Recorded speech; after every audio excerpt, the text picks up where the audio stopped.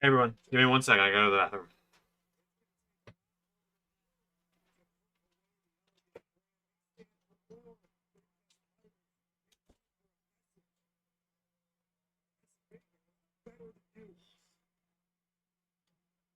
Hold on a second. Trying to set up for the press release here is Jesse McKay. And they're going to find a way out. Go for the kick. Oh, back elbow there by Jesse. Beautiful pump kick there from Anderson. Trying to recapture the titles. Couldn't hook the leg. Jesse gets the right shoulder up in time. Well, he gets brand new set the record for the longest female-only Knockouts World Tag Team title. 202 days until they were dethroned last week on Impact. Well, I was about to say they're going to beat it when they get the titles with you. Look out. That looking good right now. A tag made. Heather appears to be taken out of the equation. Okay, now I'm actually here. Sorry about that. Just had been in the car for a little bit. Inspiration win. I am officially one up on the board.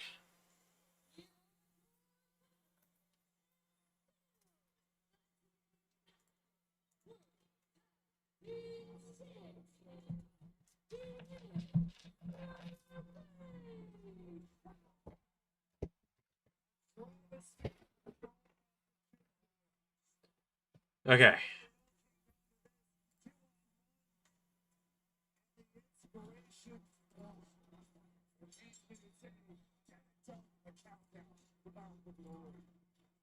Think about everything we saw in this matchup.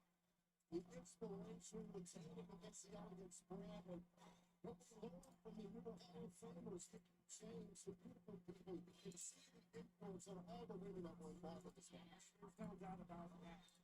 You only get so far without someone blazing the trail. Saw like the team earlier tonight. Did just that for the athletes. I've also got my dinner, so I'm going to be eating on stream. I know everyone loves it when I do that.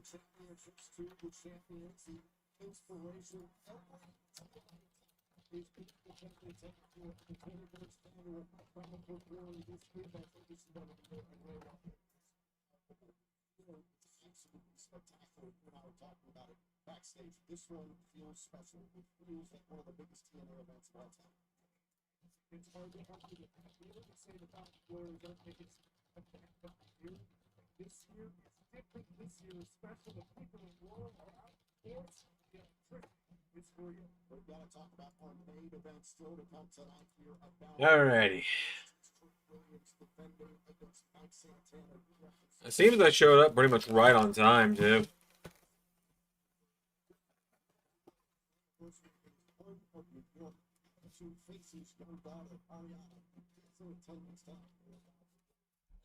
It's got to be a Mike Santana win tonight. Otherwise, what is the point of this partnership? It was crazy. It was so good. I forgot to type in chat. You're good. I wasn't super attentive to chat just because I was I had just gotten home as it was starting.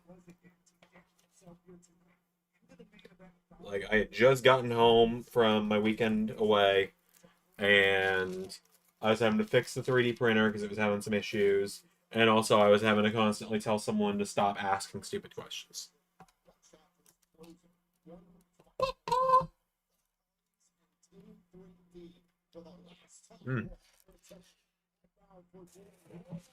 Also, some good news. We're going to finally have some news regarding LS11 AAA soon. Stay tuned for that. Ray and I had a very good meeting today about that in person. Good to see him. Had some lunch.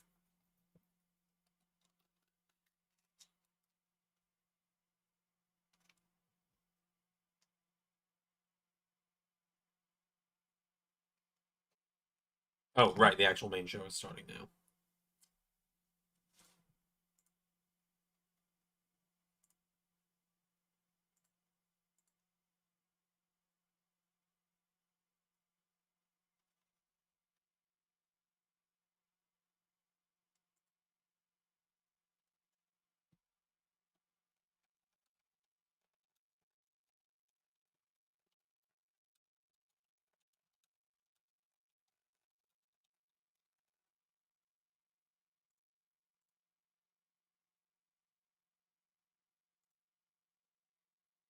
It goes for the takedown back into his attack.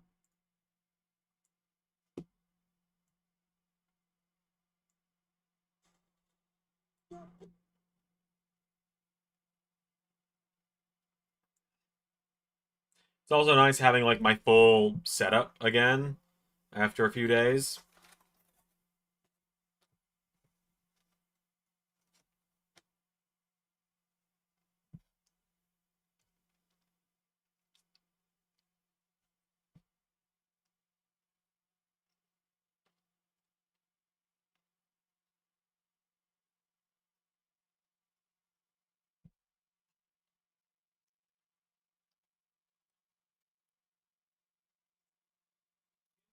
New England on the shadowed streets of Boston. February's gonna be good. I hope Mike wins the TNA. Won't tell. I do too, Brantley. I do too.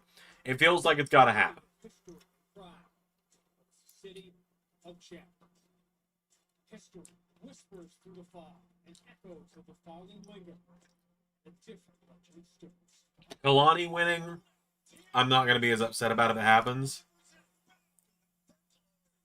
Boston isn't just home. It's a battleground where legends are made. But And in this city, some champions. what was I gonna say? Kalani winning over Indy, I'd be okay with because oh my god, do I just have one white streak in my hair pulled back that way? Fix that. But Trick, it's time. They've been building to Santana winning this thing. Indy winning tonight hasn't been super built up. I'd be okay if they kept going. Now the whispers grow louder. A chorus of resolve, a vow etched in struggle and resilience. TNA Wrestling aims to reclaim its throne. I think judging by the other chat in Discord, we need NRW versus Circus because holy shit. Yeah. We've had that before, actually. The Circus and NRW fought all the way back in 2022, I believe it was. Awesome LAW and NXT. Well, thank you, Film Shadow. Hey, Pierre, good to see you, bud. There's absolutely zero reason Trick and Kalani win. I 100% agree. Trick doesn't need to win. Kalani is the only one that I could maybe go like, okay, maybe I could see it, but I think Indy should win.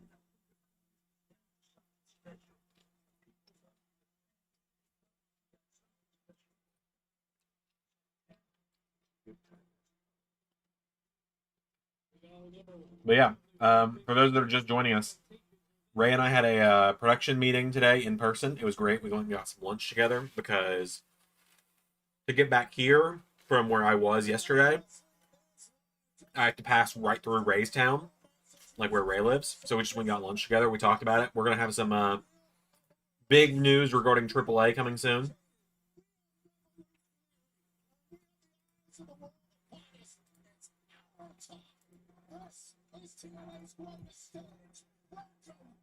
If you didn't see it in the Discord, folks, we do actually have the first kind of hint of that has come.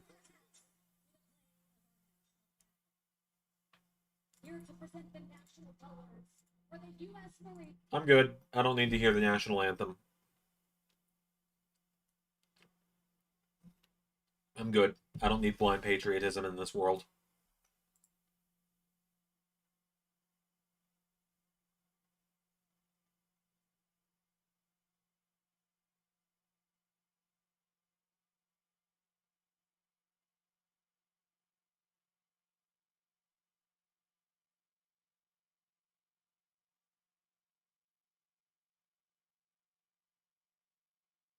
What an angle at the end of LW.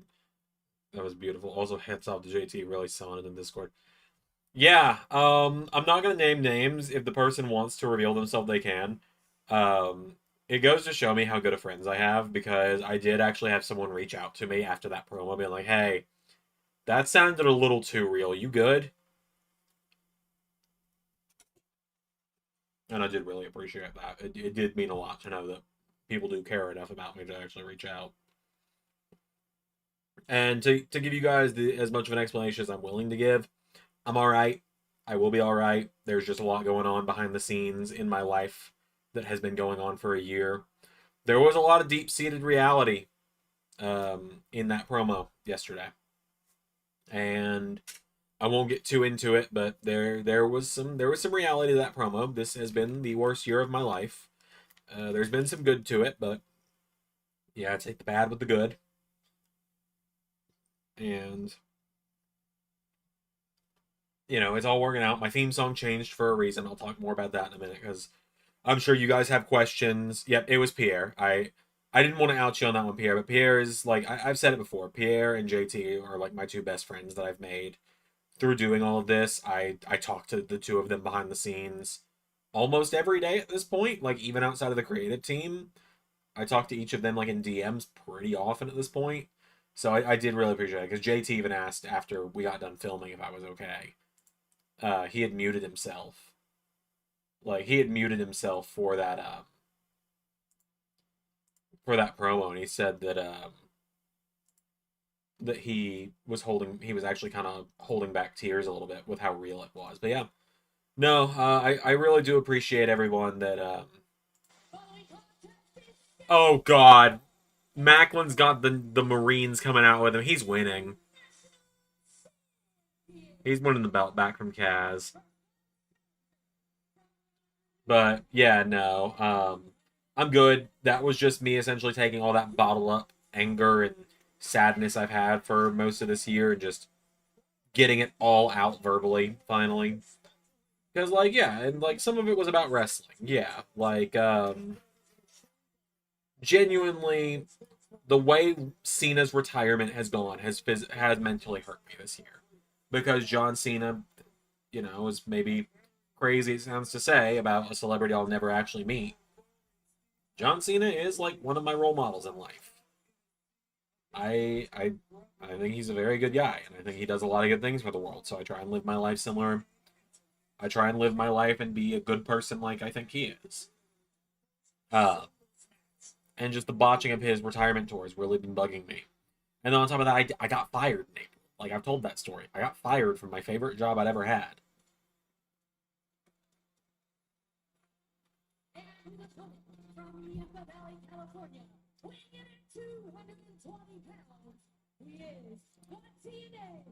Oh, that's what you're gonna see the show. I do too, and I have gone bold by saying I think Javon is winning it.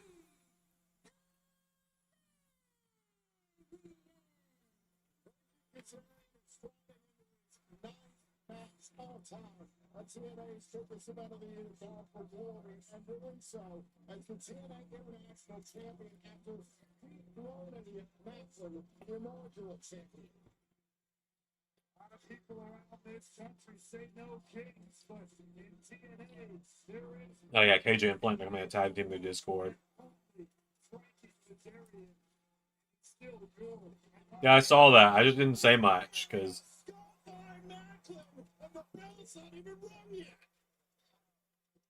Macklin gets Kazarian back inside the ring. There's the bell. This TNA International Championship match is underway. To check the back for glory. Starting off fast and furious. You notice the hot button of the house down and losing that championship.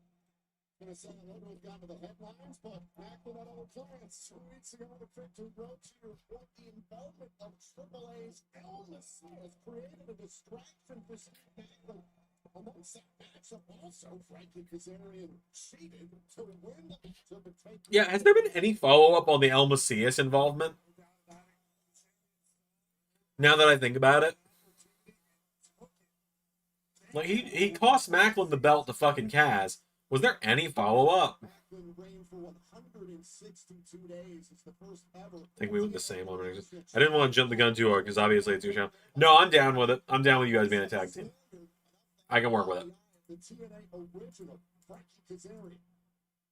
It's good to see people willing to take the tag run. Because there's a lot of people who have submitted their characters before that I've then put in tag teams and they've gotten butthurt about it. So, no one actively in the chat right now, but most of those people have left at this point. Funny enough, Colton and Shinobi as the NRW tag team, that was neither of their ideas. But then they become friends behind the scenes. This one might be over before it really gets started. Cass could take a count out here, but no. Choosing to go after Macklin. Here, how do we have the exact same predictions down to AJ Francis? Wait a minute. There's Steve Macklin's mother, Annie.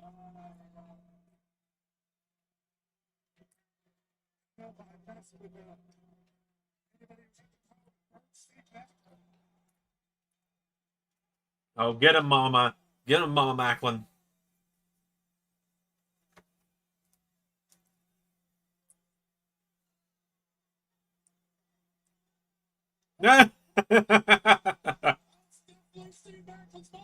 These are breaking when you're attacking. Exactly. And Macklin kicking the hell out of Kazarian. Wow, like a mother crowd. You do not insult the Marines, Mama. Very true. Kazarian now trying to gather himself back inside the ring. That's press. And here comes Macklin. Remember, the title can only change hands. We have pinfall or submission in the ring. With count out or disqualification. I have a good feeling about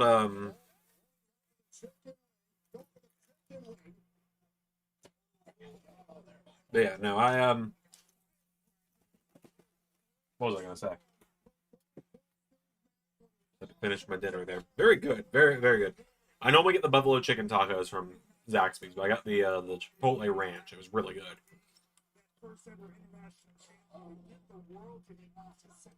A certain Spartan is here tonight. Even though I bet good money that Ollie's the one that dethroned Santana.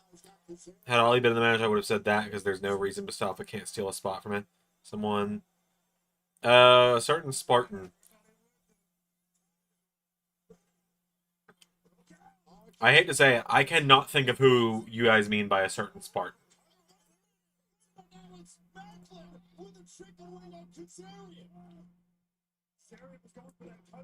Is BDE the Spartan? I need to record promos for him, but I was having a blast in my apartment doing promos about our team. Hey man, look, there's been times where I've considered asking people, or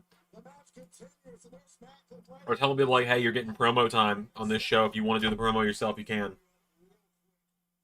Brandon Collins, gotcha. Yeah, BDE. I know of him.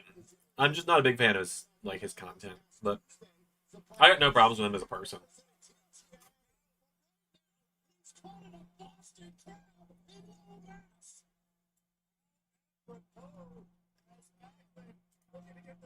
But I know you guys are probably pretty excited knowing that there is AAA news coming tonight.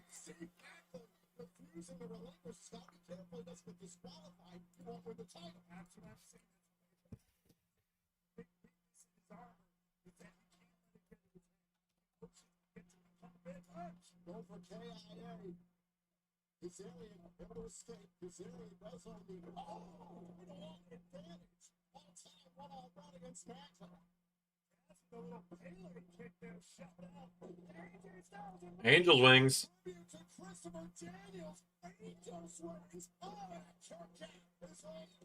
Also, for members that are wondering, the reason you didn't get Raw early yet, you're gonna get it. You're just not getting it right this minute. The reason you haven't gotten Raw early yet is because after what happened on LAW yesterday, I needed to double check when I got home today. I had Raw ready to go and uploaded. God, my hair is... Hold on, my hair is tied up in the hair tie. Like... Oh my God, hold on a second. Is Kazarian thinking about fade to black from the second row? He thought about that for dance for back, but saw it coming. There we go. Hold on. Much like yesterday morning, you guys are going to see me take knots out my hair this afternoon.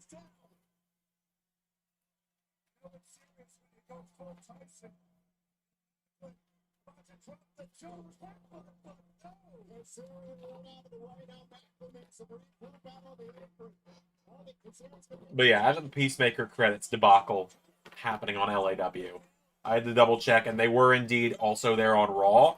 so I had to re-edit Raw today, and I took those out, so it had to get re-uploaded.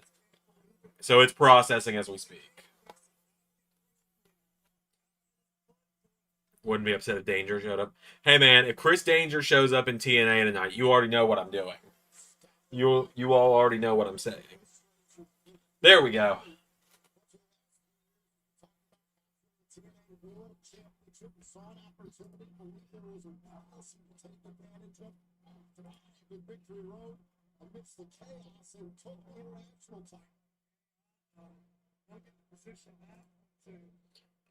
When's the comb going to be a weapon in 2K? We need it. Hey, JT.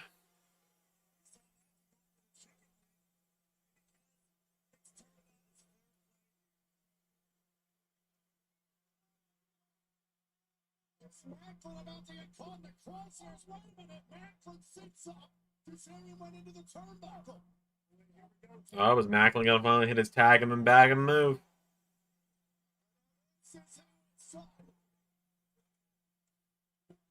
Kazarian gets caught in the crosshairs. And now Macklin trying to set up for a guess. KIA. And Macklin gets the belt back. Why did he lose it via Mil Muertes 2 weeks ago? Was it because Frankie was going to be in the match on... It's got... They had to... Did they put the belt on Kaz because he was going to be on NXT as a... as part of Team TNA?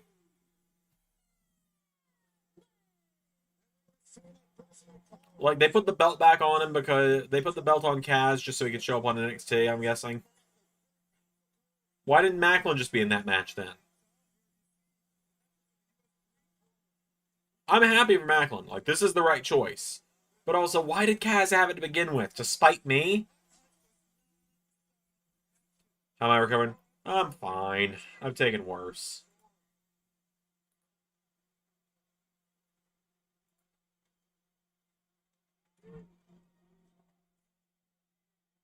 Good to see you there, JT.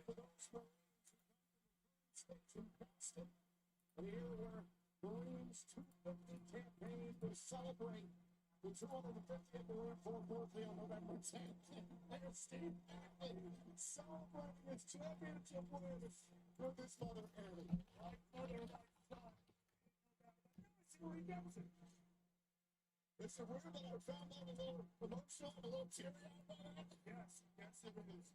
A great start to the night for bulletproof Steve Macklin.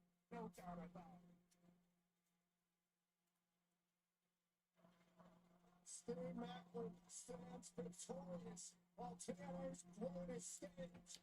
We're playing and we are just getting started. Welcome to the evening hydration and express. He's the Drama King Matthew Waywalt. I'm Tom Hannaford. We're off to a hell of a start, Byron. That match is non-stop and the night is just beginning. But right now, course, we're being seen around the world in 175 countries, 5 on pay-per-view and TNA. That was rough to watch, but glad you were right. The show was great. I'm very happy with how the show turned out. And you and Doc absolutely killed it on commentary. Just for that, like when Wentz was X Division champion against Wesley. Who do I want to see and call your shot? I want to see an NXT cameo or two in there. Give me...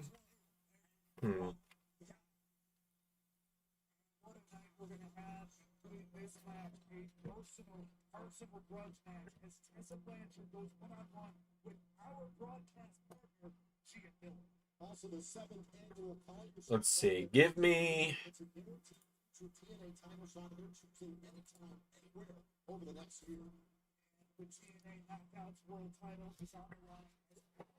Glacier would be fun. If I'm picking someone from NXT to show up...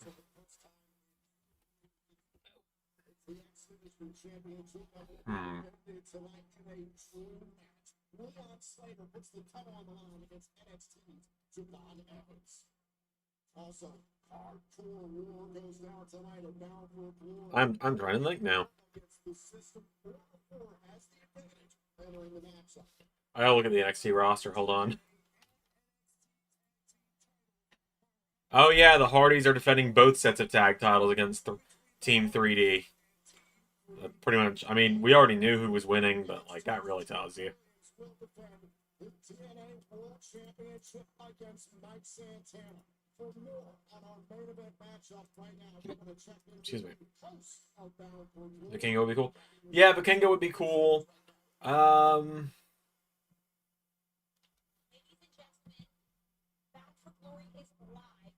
Petrovic could be fun.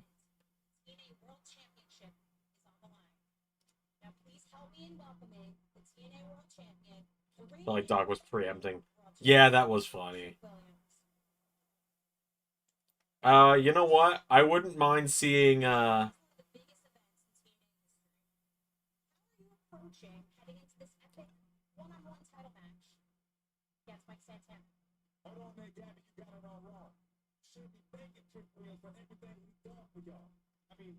Zarya and Call Your Shot could be fun.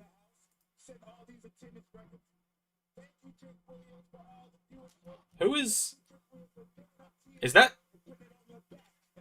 that Brad Baylor with Trick?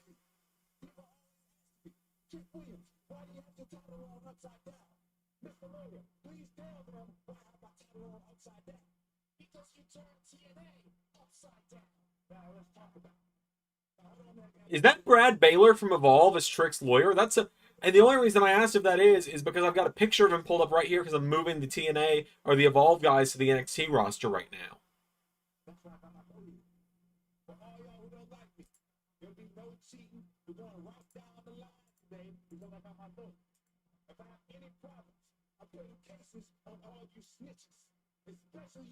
It looks like him. Which is crazy because he's part of Vanity Project, right? Like it's him, Jackson Drake, and Ricky Smokes, right? And they've been on NXT TV before.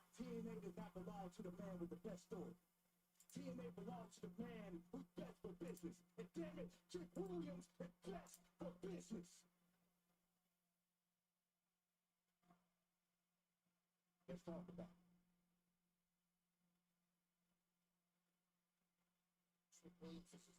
Afoot tonight at Battle for Royal from one World Championship matchup this evening to another. The TNA Knockouts World Championship is on the line. Here is TNA's Indy Hartwell, who is undefeated in singles competition. Imagine a coward heel having a run in the gauntlet and Zarya comes out. That would be great.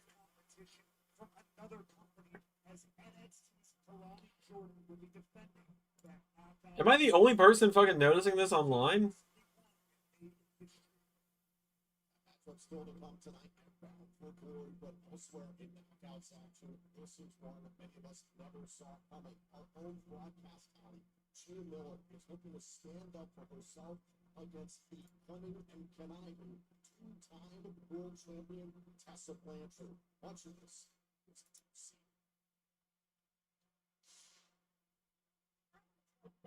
Story about Gia Miller and Tessa Blanchard.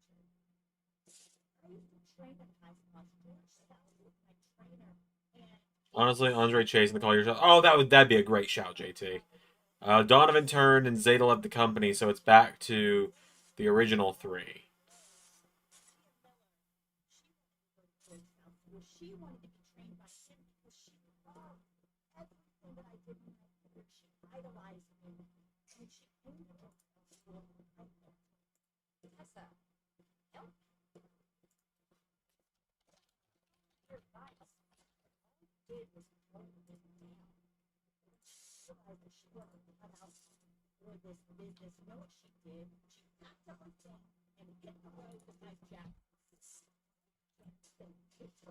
Someone that's been a commercial jobber his entire career.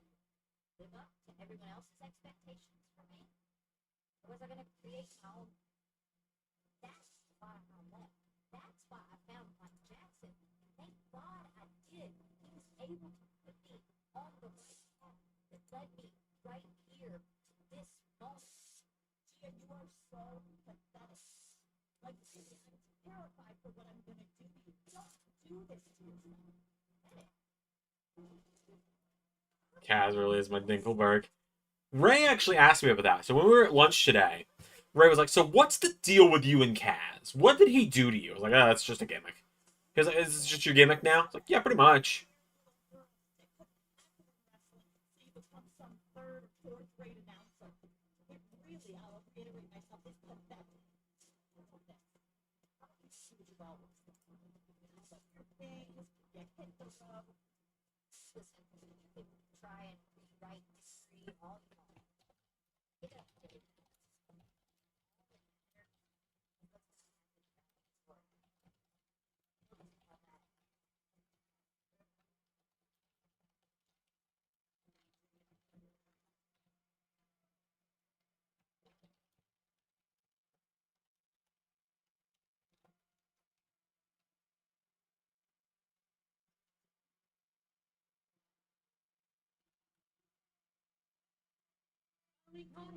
Oh, I have no desire to see her on this show, but here is Tessa Blanchard, the queen of the blacklist in the LS11 universe.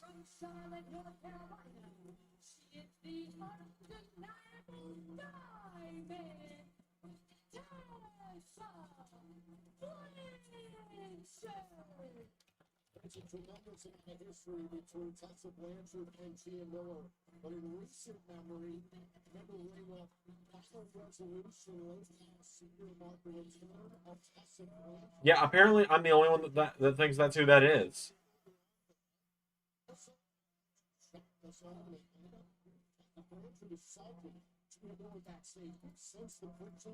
Weird. Also, Alicia Fox is just kind of here nowadays, and 4 of my Sinister Six. That was intentional. That was 100% intentional. I'll tell you why. That was intentional because I didn't want anyone to know what was going to happen at the end of the show. I had all 4 of them show up because Sephiroth and Homelander weren't going to show up.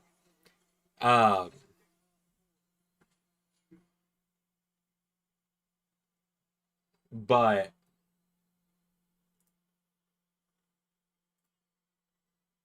I had 4 of the 6 show up, the 4 that could, because I wanted everyone to think it was going to be one of them that crashed the main event.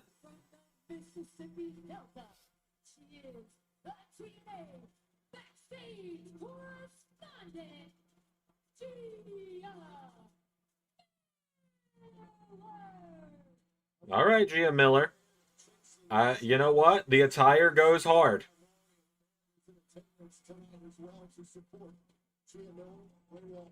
The attire goes hard. She's not going to win.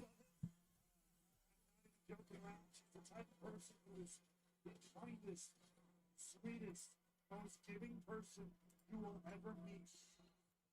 But I have seen her wrong and heard her talk about people who have wronged her, and they are instantly burned. So, but yep, then it was revealed to be my former new friends. Yep. I thought it was fitting. We've been planning this pretty much since we all met.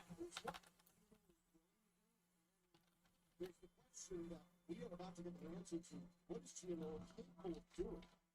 Blanchard, you can see the way that she was sitting here casually at ringside. Blanchard is a 2-time world champion. Let's not forget she is the first and only woman to have captured our men's world championship. Tessa Blanchard, talking to the Maroon Twins, big YouTube stars out there, Brett Oakley as well, joining us at ringside. Tessa Blanchard doesn't look like she's taking this seriously. Quite frankly, if you're Tessa Blanchard, as she just She should, because fuck racists. Yeah, no, I agree. 100%. Gia Miller should beat her, and Tessa should never appear again.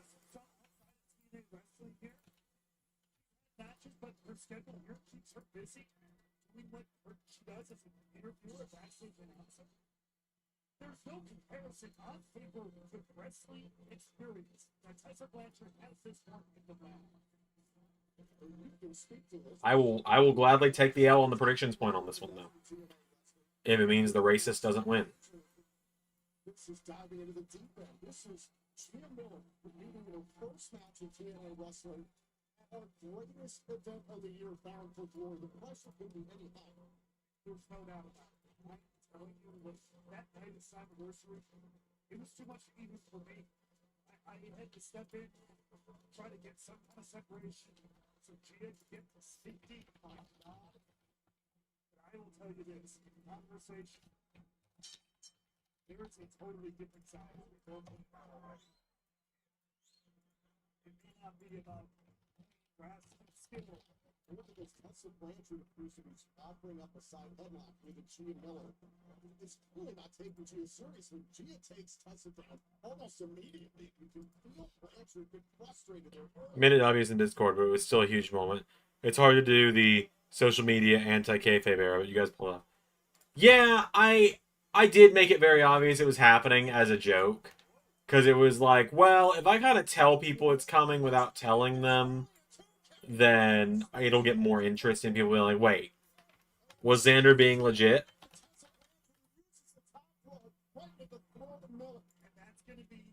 But also, like, the four of us, me, Krim, Liam, and Rick, kind of all mutually agreed behind the scenes that, like, we would make sure people know this is a kayfabe thing because we didn't want anyone... We didn't want to start any fan wars. We didn't want anyone thinking we had legit heat between the four of us. Like, this is... Make no mistake about it. This is 100% a way of working together. And also me trying to give my new friends some exposure as best as I can.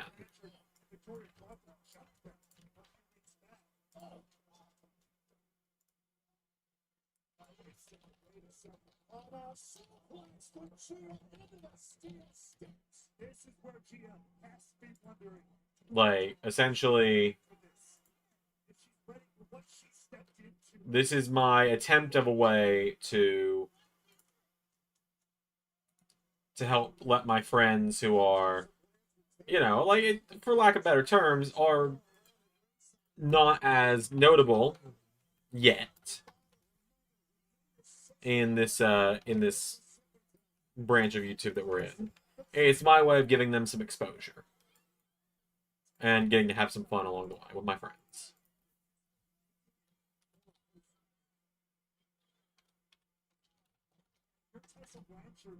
Look at the year she's had. She's loaded onto the scene here with TNA early last year. You wouldn't be working with them if there was legit heat. That's my argument against anyone who would turn that into a like, you say that. You say that. And the reason I laugh at that, you weren't there for the trenches of early LSWF, where there was legit heat between me and some people. But I still ended up letting them work in LSWF.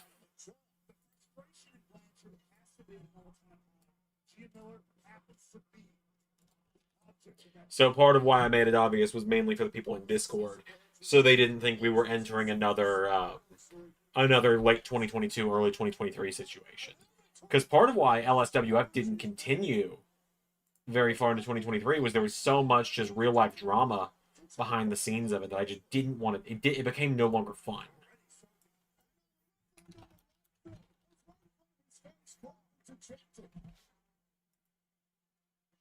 Like, it just unfortunately became unfun to do.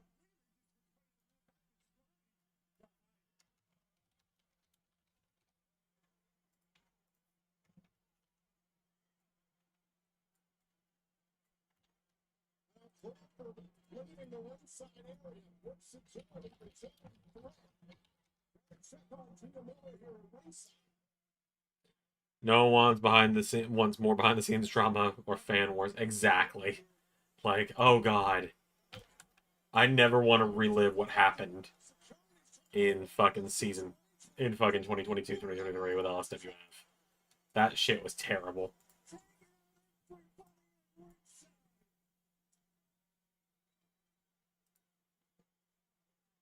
Johnny Brock just leveled the playing field to get the security, Victoria Crawford, and Tessa Blanchard.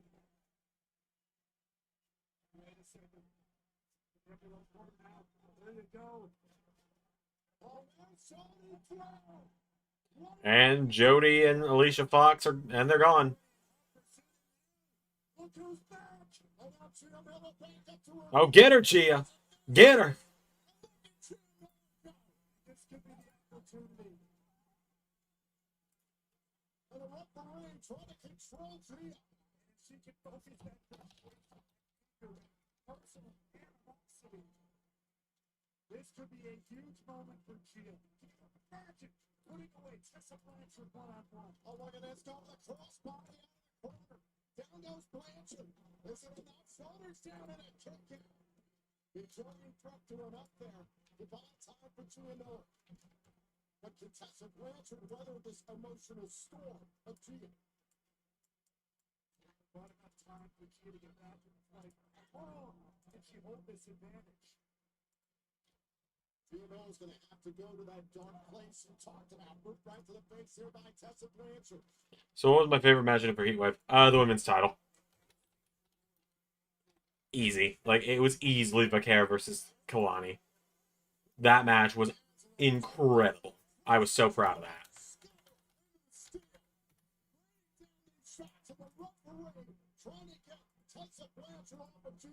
My thing with being a character is I want to be in a force. I want to be a force and be successful. I always put people over and be cool with it. I'll never be a diva and want to be all powerful and avoid dominant. Yeah, I mean, like, my thing I always kind of remind people is, like, I'm the booker and I have one of the worst records typically in big feuds. Yep, and Tessa won. Not much of a surprise.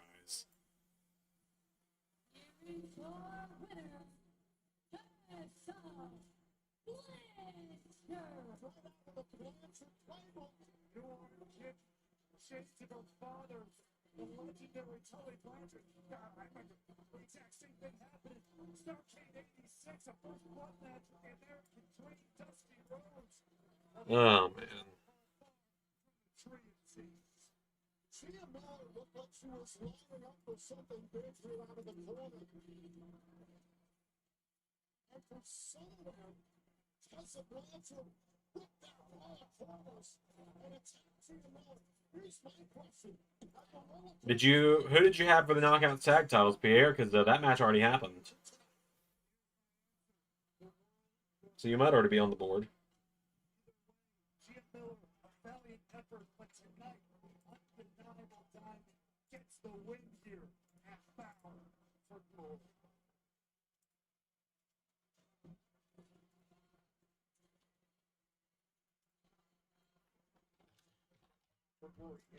The TNA injury report presented by BioFlex, the exclusive recovery partner of TNA Wrestling. Both Team 3D and the Hardys have undergone full evaluations and have been cleared to compete tonight. It's a tables match for both the TNA and NXT Tag Team titles. It's one final table. Okay, you got the inspiration. So you're on the board. Yeah, we're both on the board, Pierre. We have the exact same predictions across the board. It's 2-1 for me right now. So it's 2-1 for both of us. Joe Henson sustained injuries following his no disqualifications match with Eric Young this past week on Impact. Henry's status for upcoming events is TBD, pending further evaluation. Eric Young emerged from the same no disqualifications match, battered and bruised, but has been medically assessed and is expected to miss no time moving forward.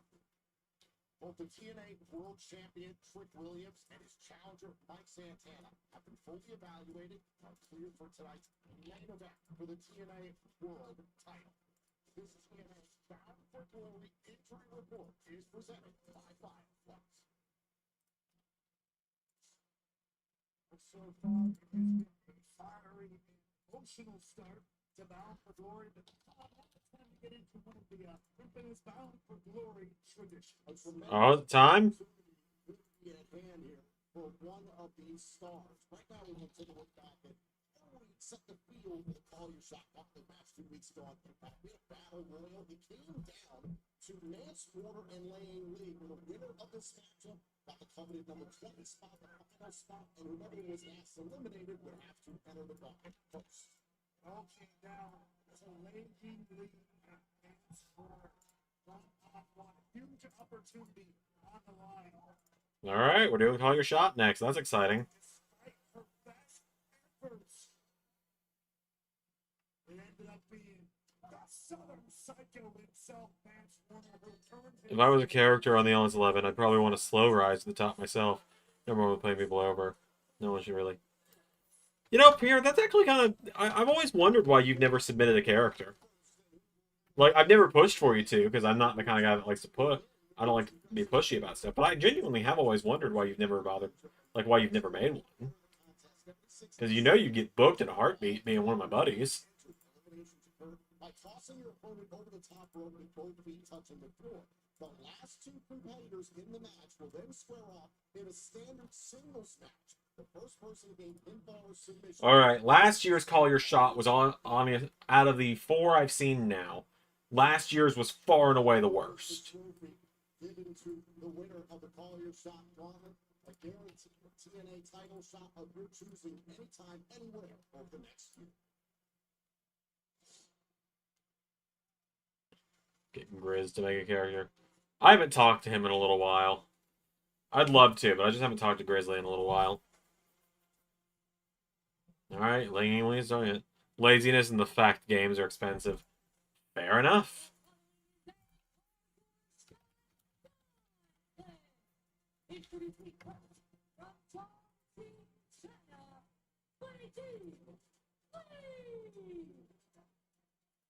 Several moments ago, Wayne Lee had to get in a close during the Call Your Shot gauntlet match. A note for tag team within the Age of Warriors. Saya Brookside was supposed to compete here in this Call Your Shot gauntlet match about Brooke Glory. Saya Brookside has been out to the Ovals and since that, so that's one less ally in a matchup where you understand you use it.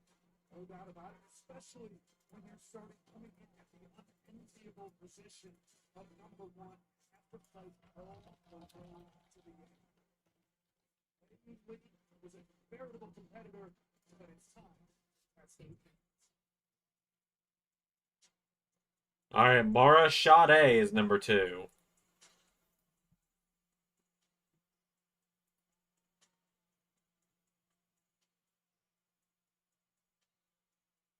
Why Kaz winning? Also, it had like 3 women in the entire thing. Kaz randomly just kind of won from number 1 with no real substance to the match. And like the final 2 were Kaz and Zachary Wentz.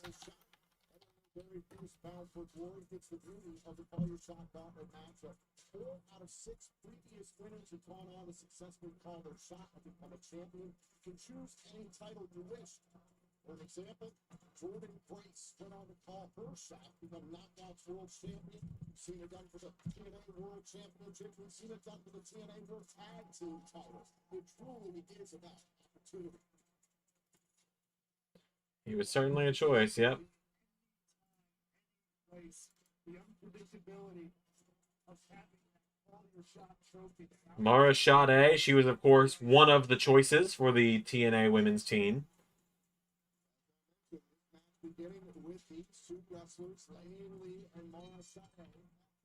2 minutes. Another person will enter the matchup. A sign of sportsmanship. This is the beginning of the 7th annual Call Your Shot gauntlet match here at Bound for Glory.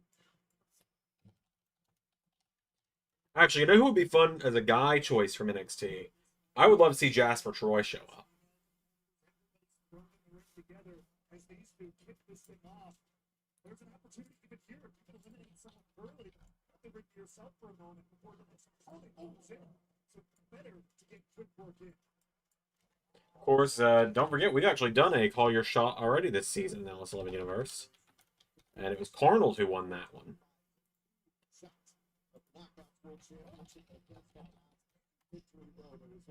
Very sharp for both. Those aging strikers we talk about it all the time. Best experience outside of it. It's martial arts as well. Do not fail. With Lady Lee, who's in a dangerous spot. And leaving it on the top rope has got to be careful. Back in, eliminations occur by going over the top rope with both feet touching the floor. Sometimes it's a tough thing to adjust to in matches like this. Jasper winning would be awesome. Fuck it, why not let him have a TNA run? I don't even necessarily see need to see him win it. I just think him being in it would be fun. use it early. Good strategy, trying to do eliminations as quickly as possible by Saturday. Our strategy was always to up the bottom rope with both my legs and arms. Me and Flame as a tag team could make some waves at LAW tag fairly early. Any singles division, whether it be TNA or LAW, I'd have a tough time cracking. Exactly. Like, and I'll have some big LAW. Like, I'll have title announcements regarding LAW soon.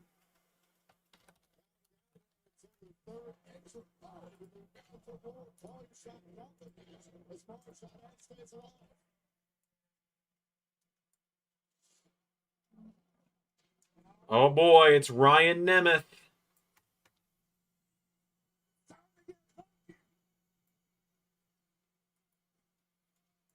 Ryan Nemeth's so good that he doesn't even have his own theme. He has to use his brother's.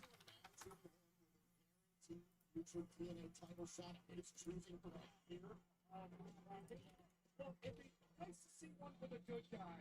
Get his win, you know what I mean? Oh, wait a minute. Lee and Sade rolled out underneath the rope. They were not eliminated, not risking elimination. Ryan Nemeth is now entered the matchup. Sade and Lee choosing to team up against Ryan Nemeth. That's not how this works. It's a way that it can work. But they're not even tag team partners. This is just bullying.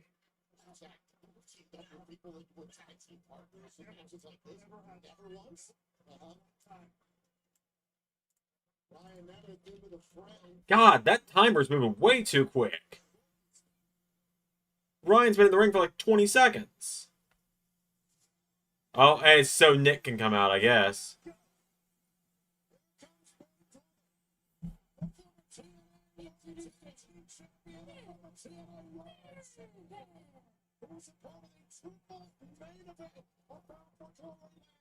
So, you know about Ryan? Yeah.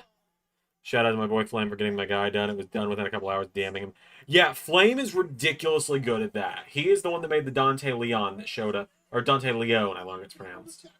The Dante Leon that showed up at LAW. I sent Flame a DM a couple days ago, and like, I went to bed and woke up, and he was like, "Hey, it's done." I was like, "Dude, what? How?"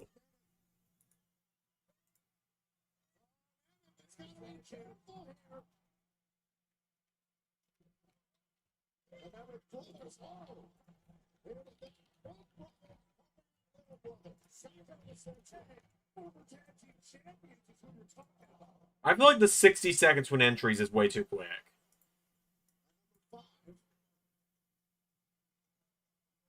Hey, it's Cedric Alexander.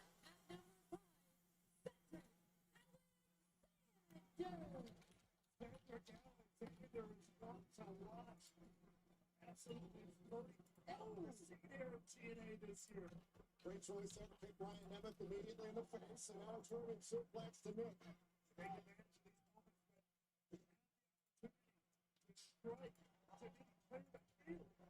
Cedric Alexander making his powerful glory debut. What a performance he had just a few months ago. Yeah, like no one really has a good chance to fully like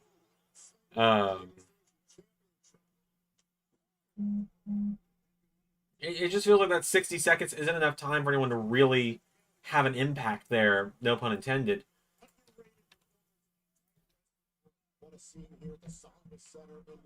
Oh geez, my phone's on 12%. I just realized that. I've been driving using my GPS all day, so that's got something to do with it.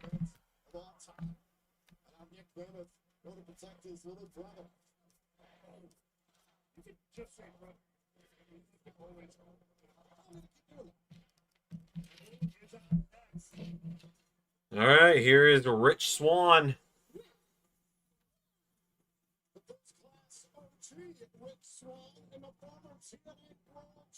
God, he was a former TNA World Champion, wasn't he? That was a choice.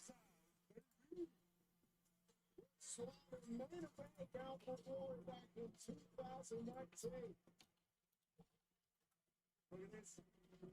Stand right in the eye to Cedric Alexander. I don't know if they're at or above 205 pounds, but these two very familiar with each other. Oh, that's right. Rich Swann and Cedric Alexander were a tag team back on 205. I forgot about that. I'd completely forgotten about that. I remember really liking them as a tag team. Rich did have a banger theme in WWE, to the point where it is the theme that is set up for him in LS11. Just Can you handle this? Can you handle this? Can't handle this. What a great theme. Oh, he's doing the dance. He's doing the dance with it, too.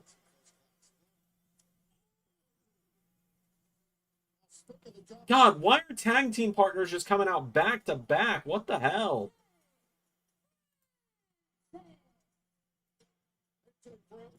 They are moving way too quick through this, and like there's no randomness feeling to it either.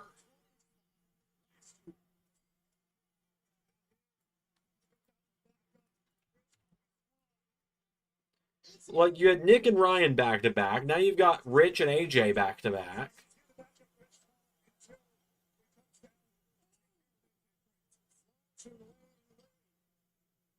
But here is my picked winner of AJ Francis. First elimination.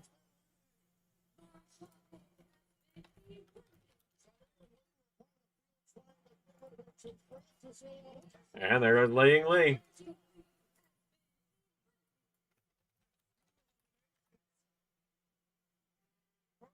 His early dominance kind of has me worried he's not winning it, though. Oh, what are you doing?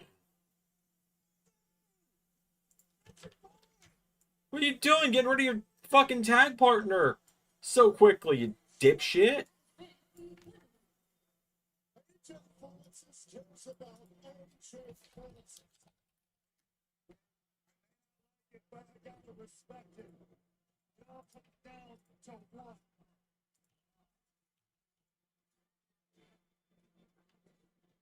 Hold on a second.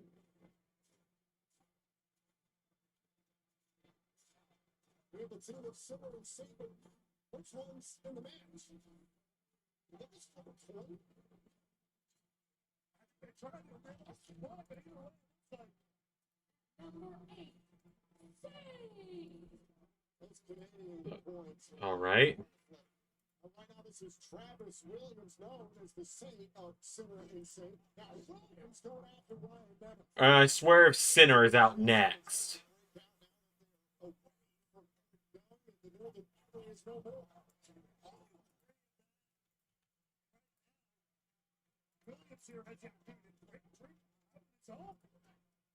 Cedric Alexander all over AJ Francis in the corner. Travis Williams taking the former TNA World Champion Nick Miller. There's Ryan Nemeth to protect his man ticket. Here's a question. What if it comes down to Nick and Ryan in the final two? 2K19 and 2K22 strategy go to your partner when you could have help. Guess so. Travis Williams trying to stave off elimination. He's taking it. Score. Three eliminations. Pretty good. See who's next. Oh, there he is. There's BD.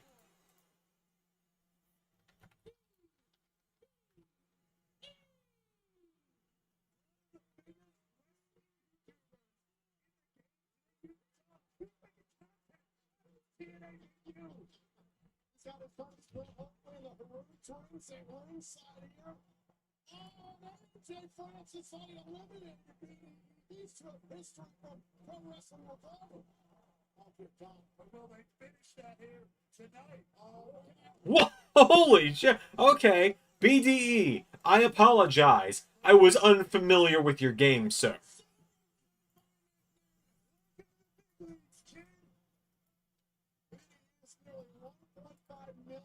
YouTube followers, and they're all going to see that clip over and over again. I was unfamiliar with your game, sir.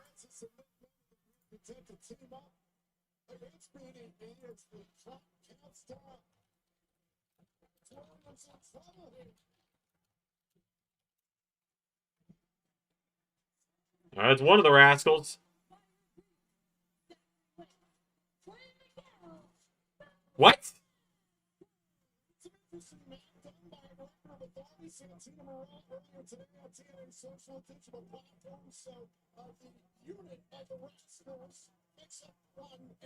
That's fantastic. The Rascals all make up one spot. I kind of love that.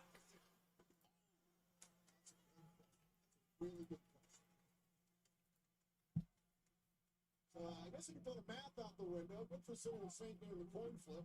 Yeah, right? Well, there goes AJ Francis. Fuck it. Now I can just go into this with no prediction. Give me Myron Reed. Give me a Myron Reed win.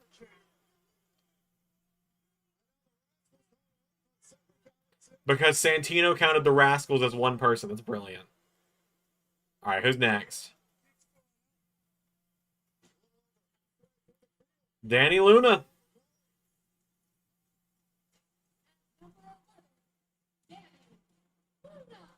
Yeah, we were wrong, but that's nothing new for TNA predictions with us. We suck at this. It's the most unpredictable company.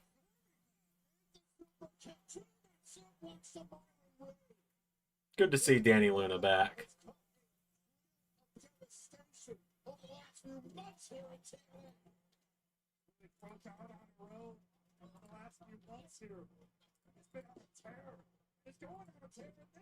Travis Williams, trying to stay alive here. This is the beauty of the Call Your Shot Gauntlet match. A great intergender action like this. Well, then we're wrong on TNA is like the most unpredictable company typically, is what I mean.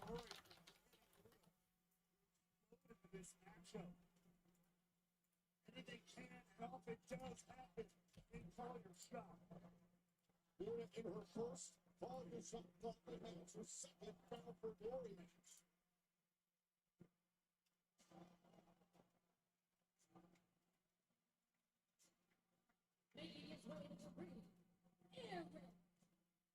Ah, Eric Young. A ghost for Travis Williams' recent pass. Eric Young, the world-class maniac.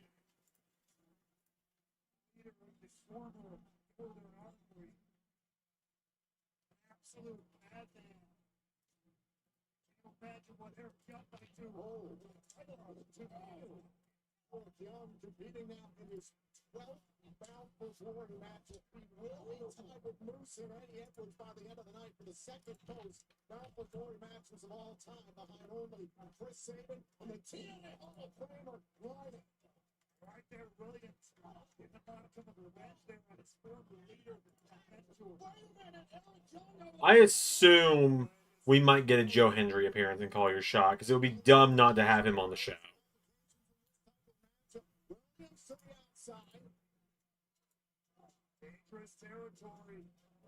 But it's TNA. When have they ever done the smart thing?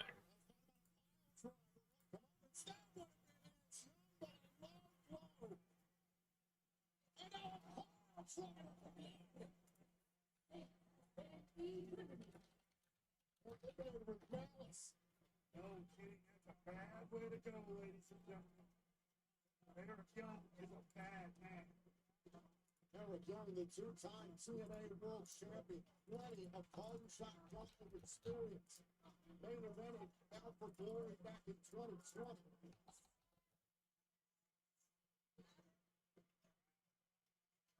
I love that Wentz beat the allegations, from my knowledge at least, since he's pretty prominent spots as he's been shown on NXT. He was listed. Eric Young was listed. Oh, Joe Hendry was listed. Oh, maybe. Oh, it's Jake something.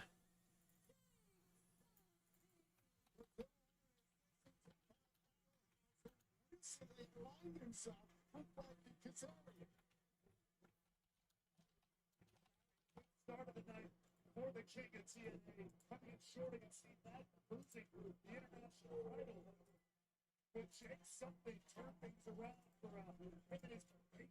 I think Jake something is very clear over recent weeks and months. This one hasn't been as underwhelming as There's not many people who can stop me. Hold on. Danny Luna, a Jake something.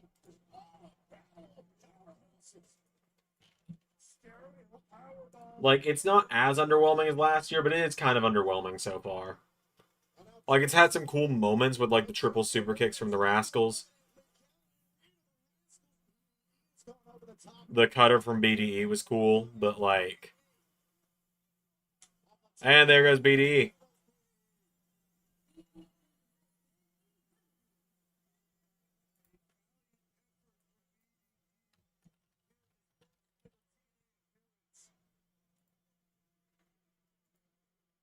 jersey to number 14.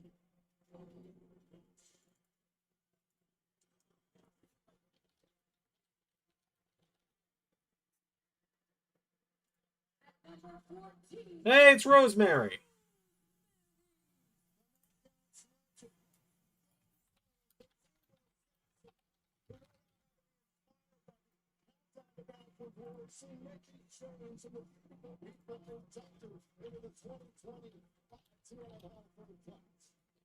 Okay, but genuinely, my question now is,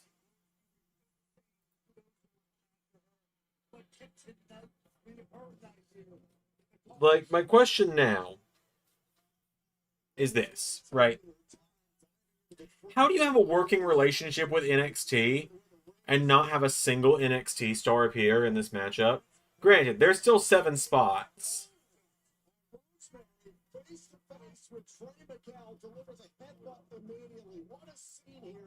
But, like, I don't know. I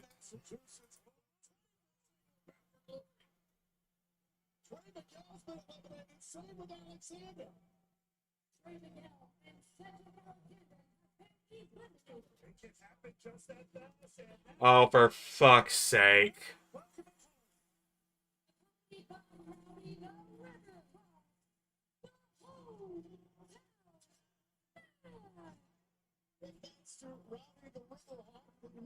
For God's sake.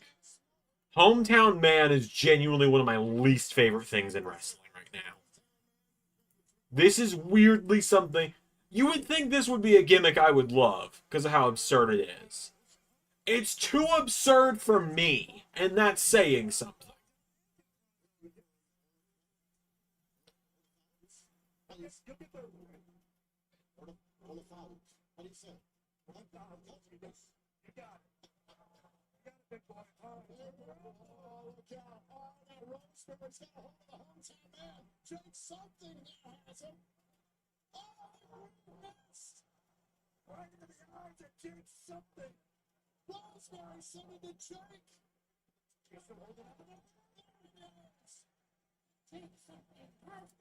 You know it's bad when I'm calling something too absurd and too dumb.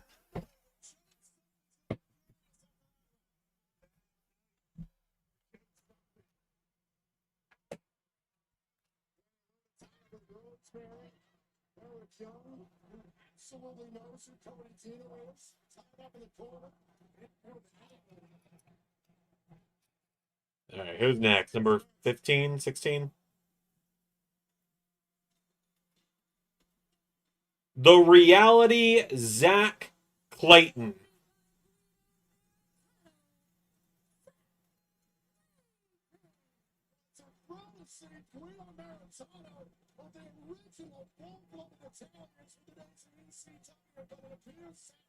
We asked for this.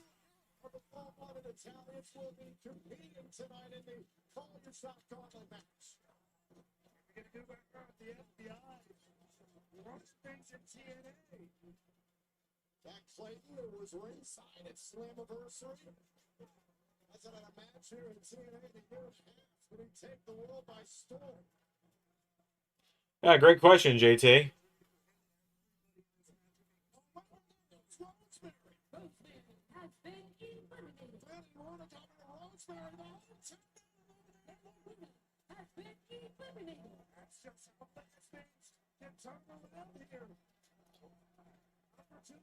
Yes.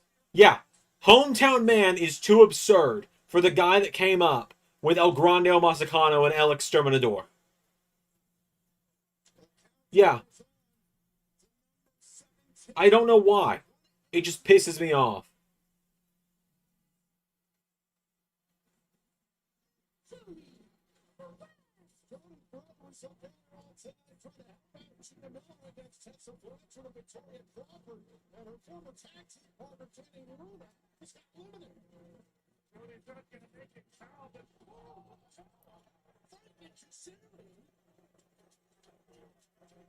Oh, for fuck's sake. No.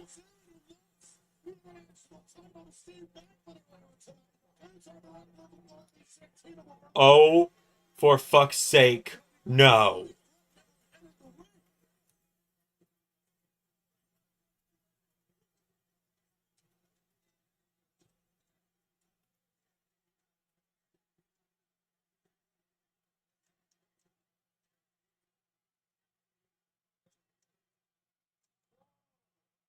Santino, get in there yourself. Take the spot yourself. Do not let him get in.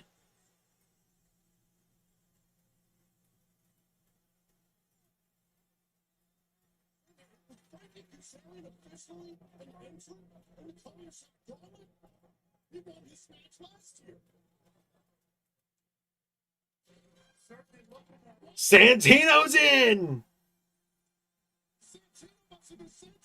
So Kaz wiped out Jody Threat and has tried to steal her spot. And he pie-faced Santino. And now Santino is entering Call Your Shot. And he's got the Cobra.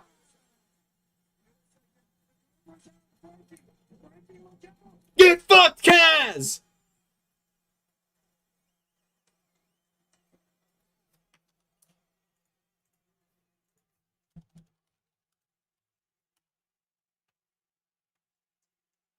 Get fucked! Santino's got a whole lot of success in matches like this. Gotta be careful. The official in. Is he gonna say the thing?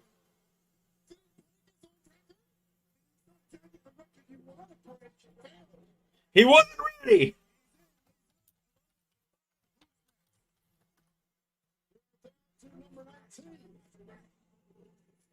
Matt Cardona's always ready, though. He could win this.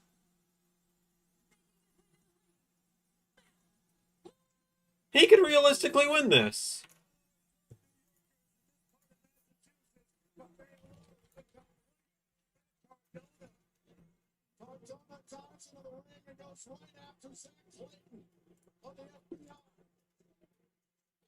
Which, that means that Mance Warner's next.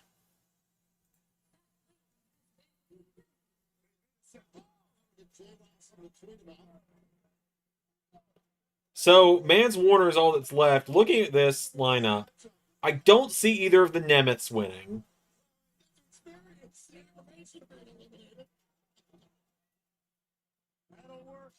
Like, I don't see either Nemeth winning. Hometown Man better not fucking win, but it's TNA, so it's not impossible.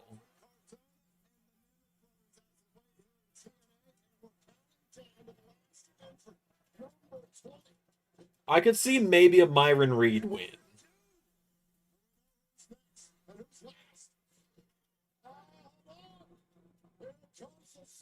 Really? No NXT stars. Well, the Rascals are no longer in it.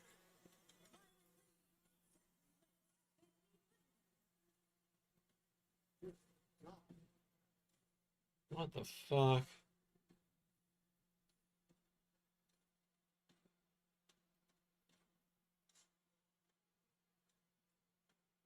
There's Mance Warner's fiance, Steph Delanis, accompanied by the Undead. Here it Bound for Glory. And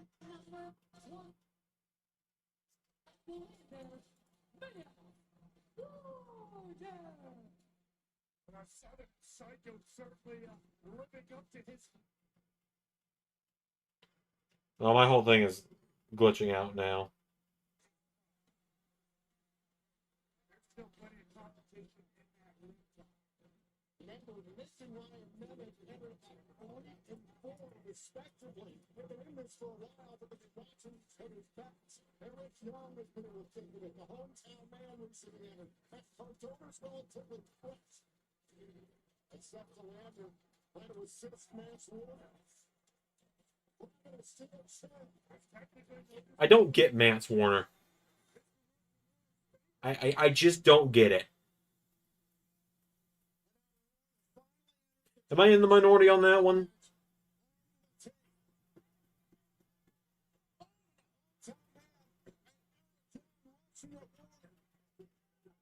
And now I'm probably trying to isolate Cardona, but Mance Warner is a one-man wrecking crew.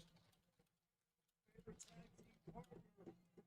The scale fair.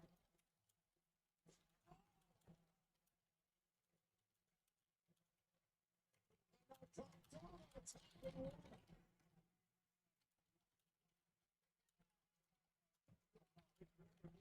This big here, TNA a prime opportunity.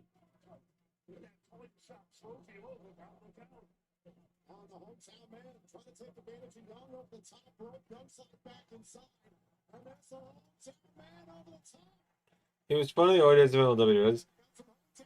He doesn't feel like a good monster heel. He's better as a goofy face.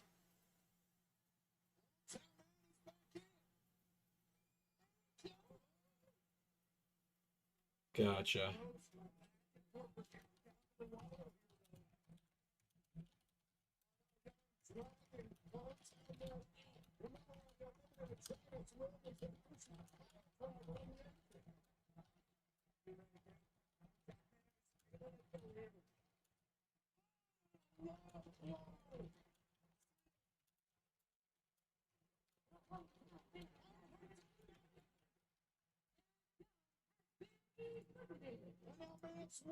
So we are down to Mance Warner, Matt Cardona, and the Nemeths. We are down to Matt Cardona and the Nemeths. There's one good option here and two options that are named Nemeth.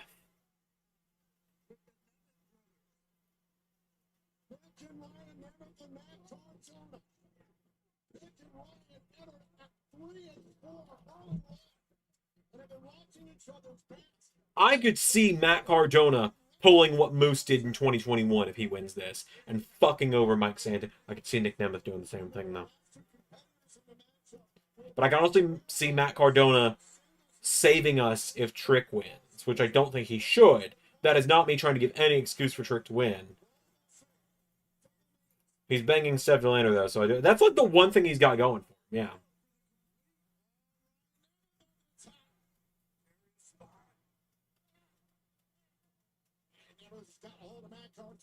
Ryan's about to get super kicked by Nick, isn't he? Matt Cardona and Nick Nemeth.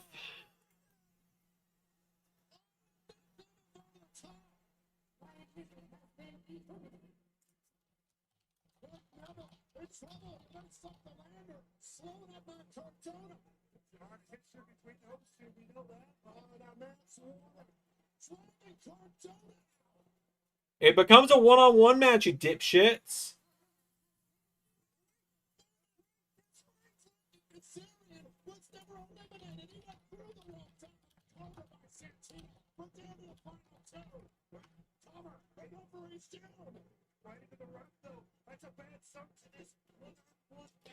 Fuck all the way off.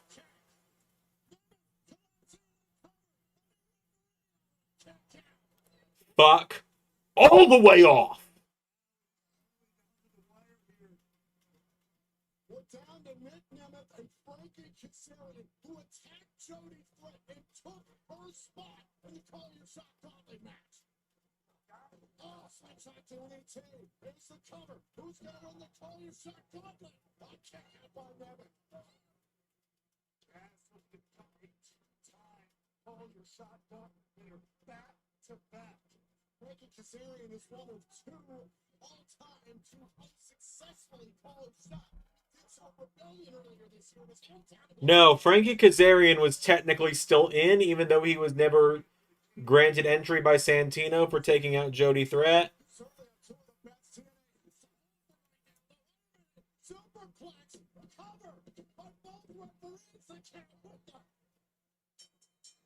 What the hell just happened?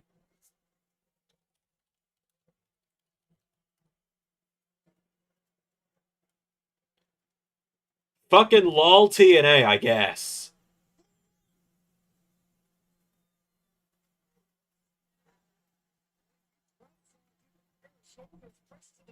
And they just did a double pin.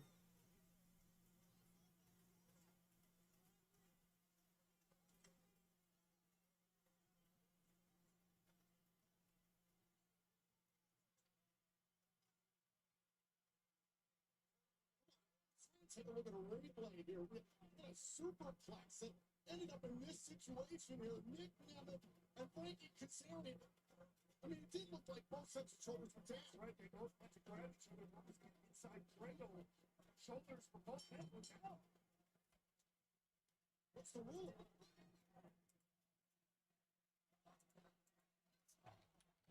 Ladies and gentlemen, After carefully evaluating the situation and comfortably with conclusion, for the first time in the history of the Color Shot Brothers match, we will have two winners of the tournament match. Fuck off.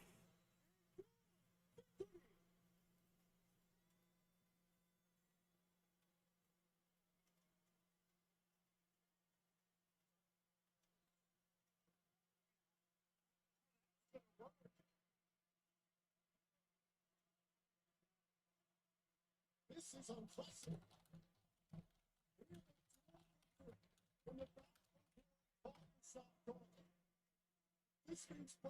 Just restart the match, you dumb fucks.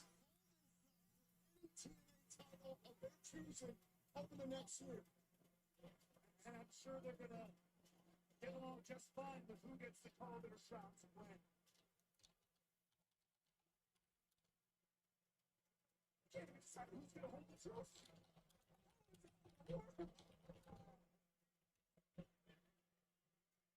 This is one of the damnedest things I've ever seen.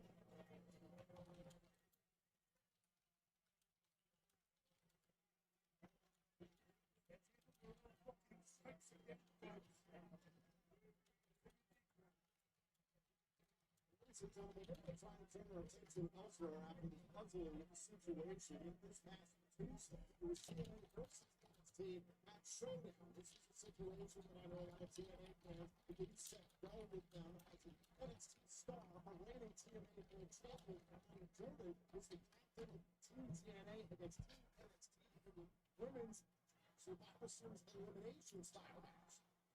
Everything was stand out in this ongoing conflict with NXT. However, at one time, perhaps it was that led to some of the dissolution of Team TNA at Showdown. So now, Kalani Jordan will be defending the Knockouts World Championship tonight, but right now we're going to take a look at the Extreme Fan Cam. Shout out to our fans in section 114 here inside the Saga Center. What the fuck?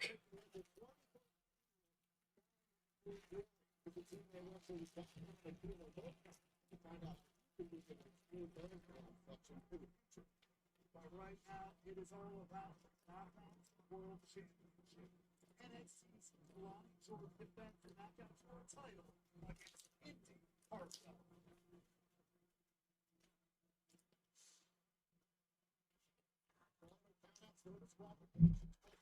Pinfall submissions in the ring is the future #1 contender to the Knockouts World Championship. Come back for more.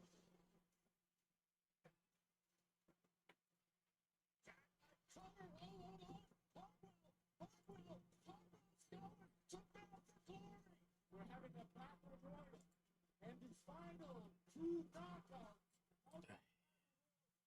to crown a new TNA Knockout World Champion.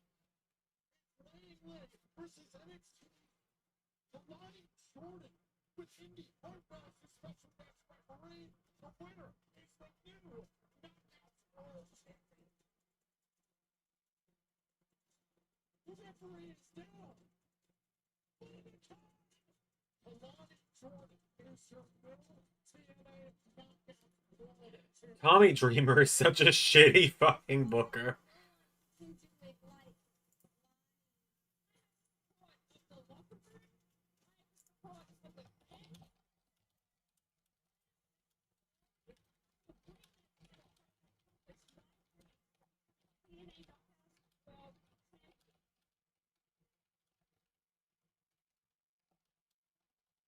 Right now, let's take a look at the tail of the tape here and bound for glory of this World Championship. But what's Kalani Jordan, a woman representing two brands and questioned by two rivals, Jordan found himself within and without. Meanwhile, former Knockouts World Championship being reclaimed for TNA Wrestling. Tonight, will the girl of this dream come true for Indy Hartwell?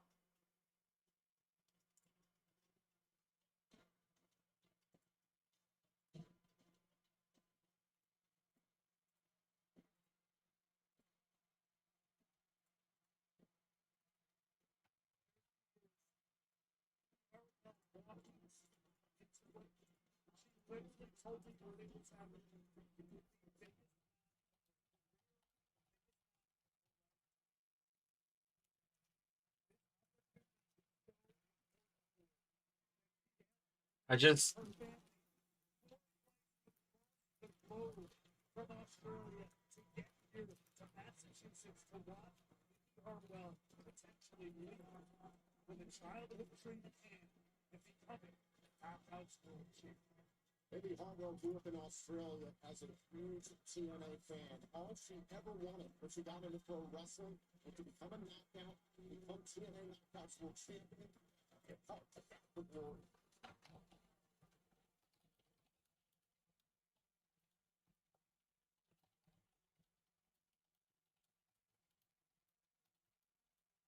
Moments of the highlights from Showdown this past Tuesday. It's a complicated situation with Kalani Jordan. On one side, I can absolutely respect a competitor and an athlete who took advantage of the opportunity at Victory Road a few weeks ago. But you could feel how uneasy it was between Jordan and her fellow NXT stars who were her opponents and her own teammates who were obviously operating well.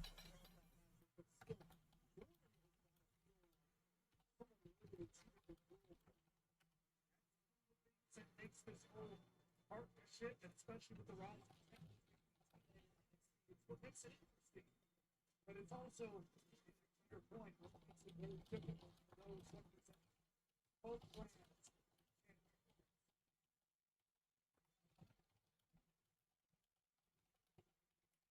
The Knockouts World Championship is at stake tonight at Bound for Glory.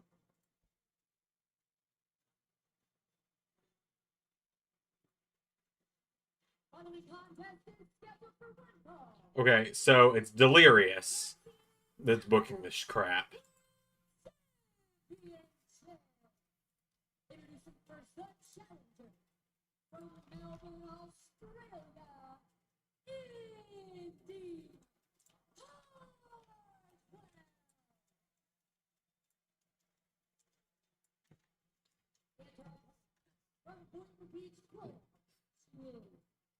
Yeah, Tommy Dreamer's got to be a sleeper agent somewhere.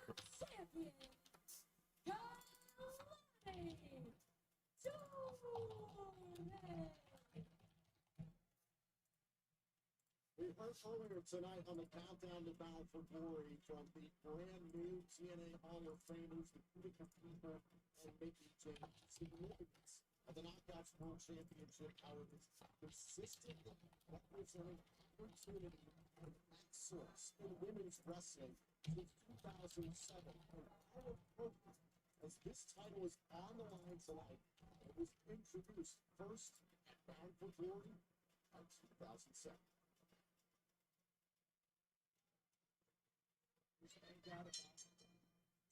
Wrestling has been the hotbed for women's professional wrestling for decades now. Now these two are fighting for Rich's prize that entire game. If you're Indy Hartwell, how do you compartmentalize all those emotions, those thoughts that are ringing around in your head since you were a teenager? You take that, let's forget, Hartwell is a former champion. She's not some ingenue off the block here. She's been in this situation. Shoulders down, kick out. And she can do it again. Oh, Jordan with a crossbody. Hartwell rolls through. Here's the cover. Here's the cover. The referee counted two. Oh man. Jordan just got off the mat. Oh, I don't know if you guys have noticed it. I have a new little thing on my desk here. It's Shadow as Batman. My favorite Sonic character, my favorite DC character, or one of my favorite DC characters.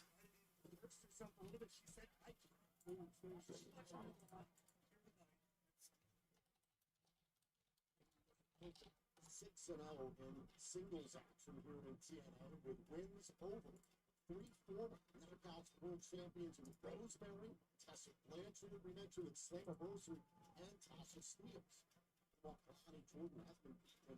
Even worse than "Ow, I tore my quad," coming up with a good idea and Kevin Nash. Yeah.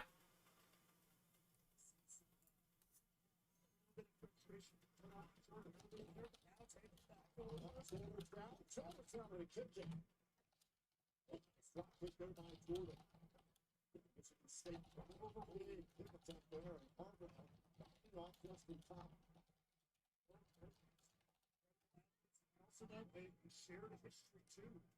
PR talked about it. On TNA this past week, she was in Toronto for the first matchup. So,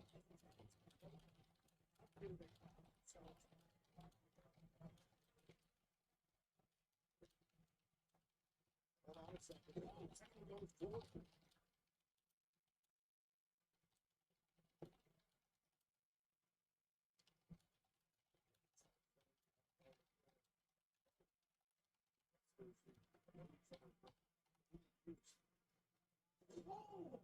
The leg drop out of the corner. Jordan stacks up Barnwell.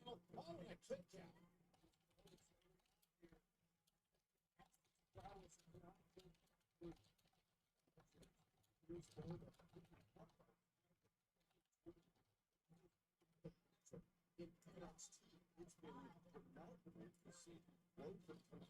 Oh man. This moment was Harbaugh literally helped Toronto acclimate to the rest of the world to NXT at the time. A little bit of that. What does TNA have against popular faces having their moment when they fucking need to? The world may never know.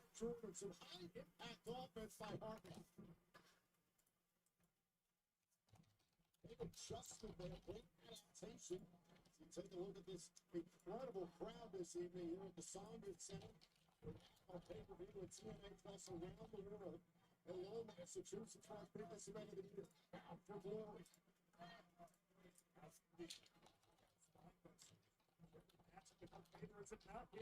Shoulders pressed down and a kick out there by Jordan. See the pressure.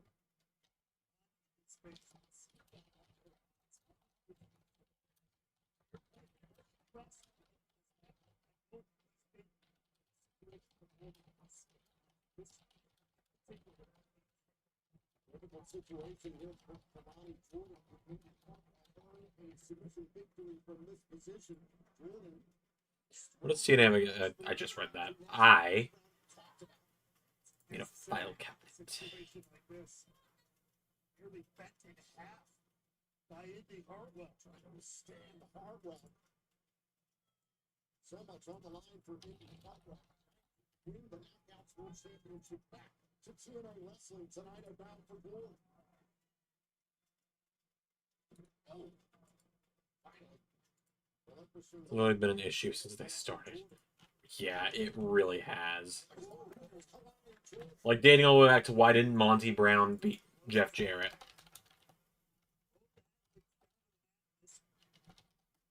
First that we've seen from Kalani Jordan, first meeting in TNA or NXT. I certainly admire the way that she's handled this situation. It's not great. Meanwhile, she just wanted to win a championship, and she captured one of the most prestigious titles in women's wrestling. And for the crowd, you're going to have a lot of people looking to take you down. And that's exactly what you get as a champion. No matter what brand, I don't care what company you work for, you have people coming for you. Your loyalties will be tested. The uppercut. Hartwell trying to pick up the pace. There's a forearm shooter by Kalani Jordan. Now taking down Hartwell. Control of the matchup, maybe. Maybe you think it hurts, don't it? Jordan clearly did her homework. Great scouting there. Hartwell back elbow. Now Jordan's starting to come alive here.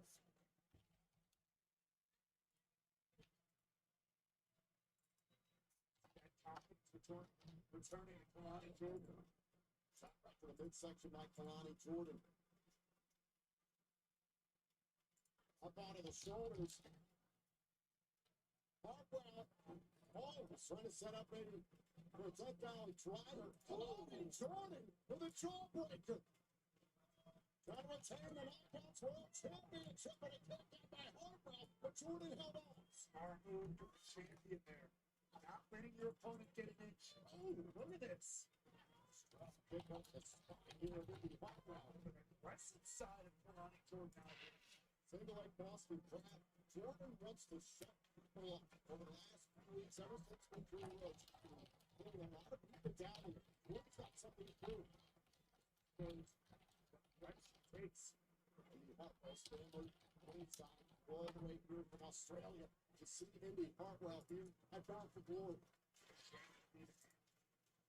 Heartbreak for Indy Hartwell. Toronto dead set. Indy Hartwell out.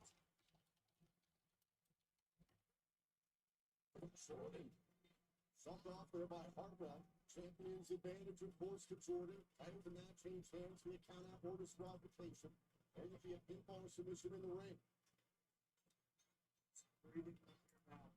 Both competitors, but Jordan backups are on the ropes. It wasn't the mind of an Knockouts World Champion. Not in Jordan. A cross body off of the top. Hartwell rolled through. Look at the strength. Monty Brown, Christian Cage, Jeff Hardy both had to turn heel. Saban had it for a week. Alexander had it for 3 minutes. Waited too long on Hendry and probably more I'm blinking on. No, I think you just about nailed it, yeah. Trying to gain control here against Kalani Jordan. Granted, the way over there, Knockouts World Champion on check. Frustration continuing to mount. AJ turning heel midway through his for some reason. Yeah, Prestige of the TNA Knockouts World Championship. This company. Over this matchup, first captured by the TNA Hall of Famer Gail Kim.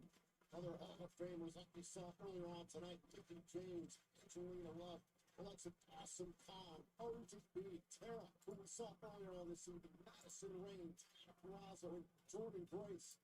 See the defiance in the eyes of Ronnie Jordan. Oh, beautiful time. That was incredible. That was outstanding. Completely. Could be lights out here for Indy Hartwell. Hartwell's down. It should be in position for Jordan. Now Jordan going up to the top. Watch who's going to go for the one of a kind. Swelling a moonsault, but instead of frog splash. Enough to retain? No. Another cover. Ref, the fuck? Again, third cover. Hartwell still alive. Ronnie George really trying to keep Indy Hartwell on the back foot here. Force her to keep kicking out, keep adapting, keep changing. Hashtag TNA Bound for Glory is trending on social media. Oh, man. Pay-per-view and TNA Plus for our biggest event of the year. Jordan, the outside. Oh, face first. Good counter there by Indy Hartwell. On the door, going back to the finish here by Hartwell. Jordan's down on the outside. Now look, Indy Hartwell starting to pick up steam. She gets this confidence going. She can really take over the matchup. She has to rise above that pressure. She has to build some momentum here against Kalani Jordan. It's been very evenly matched for much of this bout. 50-50, don't win title. Right to the spine. Trying to shoot the half. Hook to the leg. It's the Knockouts World title. Come on, Indy. We mentioned in the past, Ray, we'll hold 3 TNA titles on the line tonight that could go home with NXT stars. Take another look here. Almost bringing it home with that elbow to the spine of Kalani Jordan. But Jordan finding a way to dig down deep and stay in this matchup. Wait a minute, going for Herb's donut once again. Jordan had an answer once again. Shoulders down. Kick out. Now Jordan down. Hartwell can't win the title. This one out really starting to pick up steam. Ooh, they can cut her. Jordan. Underclaw. Herb's done it. Herb's done it. Jordan champion. Jordan champion. Jordan got the foot in the road. The match continues. Just barely. Second away.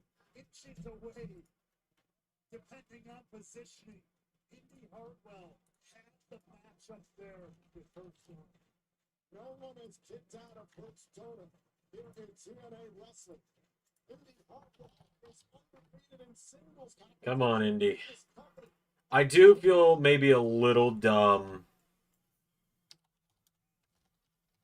picking Javon, but I don't know. They fire off the best shot in their arsenals. You've got to regroup. Go to the top rope. The reason they call it high risk.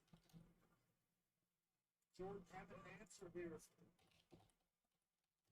Wait a second. This is dangerous. This is risky. Then Hartwell resists. The Knockouts World Champion was trying to Only Kevin put a Santana gets bent over by the fucking call your shot winner option. It is how it feels sometimes, yeah.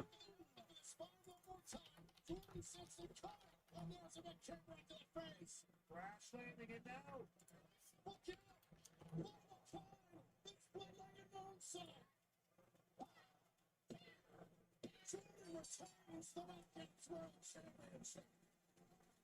Kalani just wins.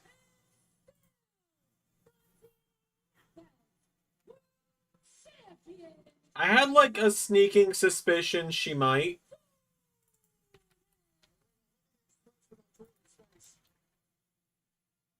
Heartbreak for Hartwell. What a message sent from Kalani towards I am no longer that kid you met day one in NXT. I am your knockout world champion.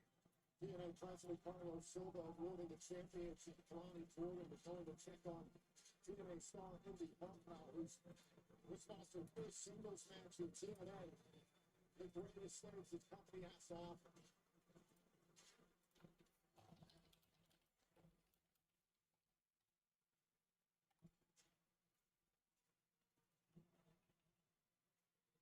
A great sign of respect between Kalani Jordan and Indy Hartwell. What a heartbreak for Indy. Dear without the glory of her family. A valiant effort regardless, but it's back to the drawing board in Hartwell. Heartbreak for Indy Hartwell. Consoled by her family here at ringside. About the glory.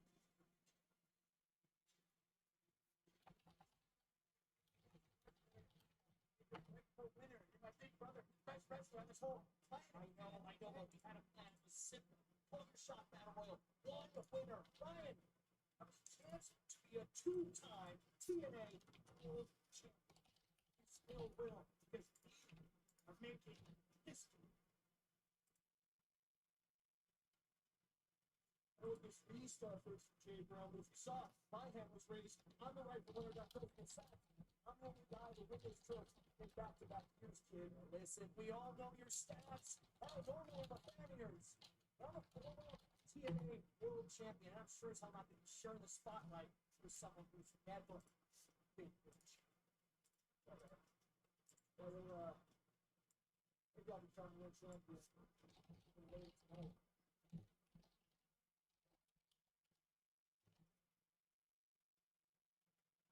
Ominous words there from Frank Kazarian. They could have some implications later tonight.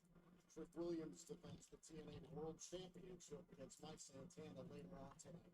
And our main event, but right now we are moments away from a matchup that has been brewing for much of this year. Honestly, I think this is the match I care the least about, the Hardcore War. I think I give zero fucks about this one. One of the most dangerous matches in TNA's history. Which faction will own the future of TNA?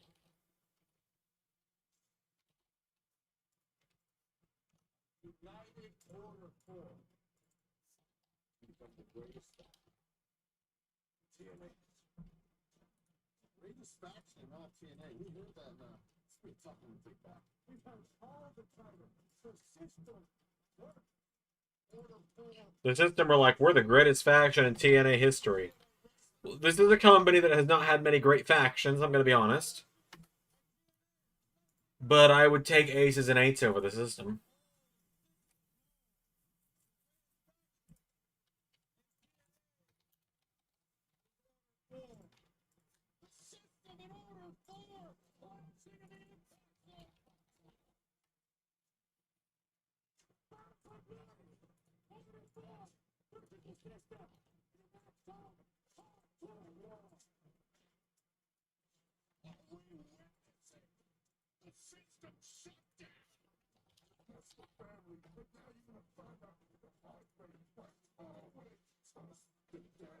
Right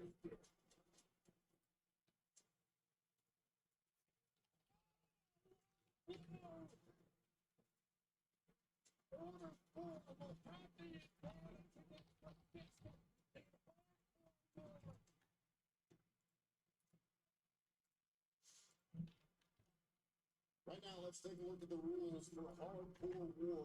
Two wrestlers start and wrestle for 2 minutes. A new member that enters every minute. Each wrestler can bring a weapon to the ring. The match can't end until all members are in. The match can only end by pinfall or submission. Order 4 is the advantage based on Mustafa's win over Moose. I've got Order 4 to win.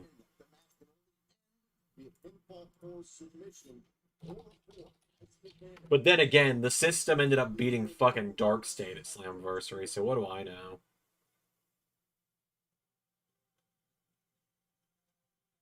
Order 4 walks into Hardcore War. United front.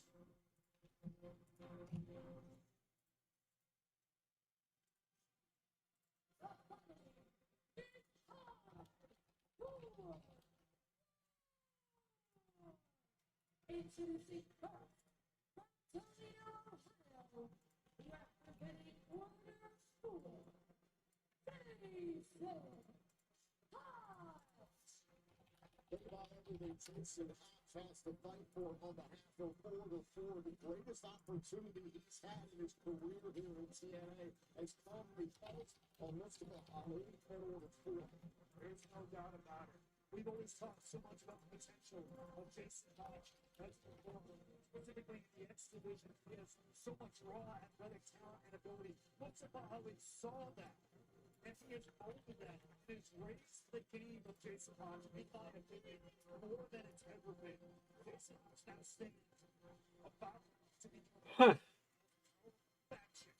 in TNA history.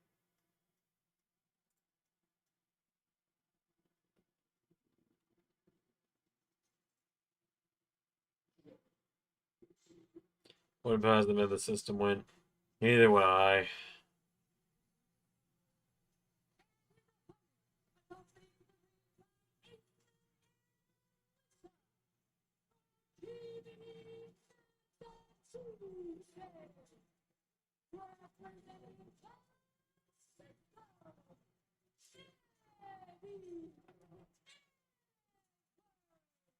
Eddie Edwards accompanied by Ryan, the mascot of the beloved Boston Red Sox. Oh boy.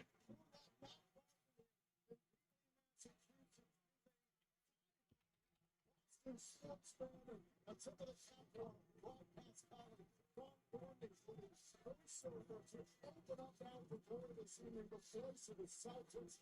This is a homecoming for Eddie Edwards in the greater Boston area. Sent off to the Royals by his wife, Alicia Edwards, and his daughter, Asa. He has to use all that emotion, all that hometown pride that he has here tonight, and he got to funnel it into carnage and chaos. Barber carrying a kendo stick to start this off against Jason Hodge. So a reminder, these two wrestlers are going to start this thing off. The next member. Maybe it was next week. All in or Clash in Paris. Clash in Paris.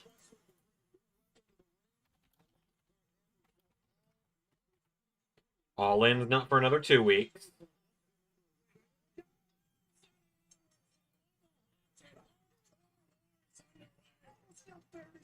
To start this thing off.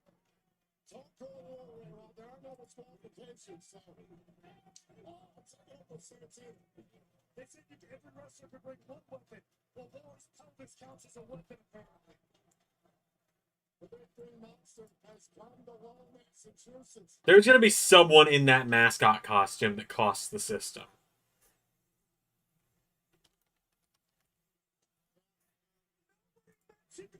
Well, the Yankees beat them in the playoffs recently. And the Fox. Big surprise. Tough season for the Red Sox. A good turnaround right here with Eddie Edwards. So right here, take down the Mono Wolves with it. Sporting Celtics colors, interesting in Order 4, used to be wearing Lakers colors. So, for the greatest rivalries in the history of sports. Good God.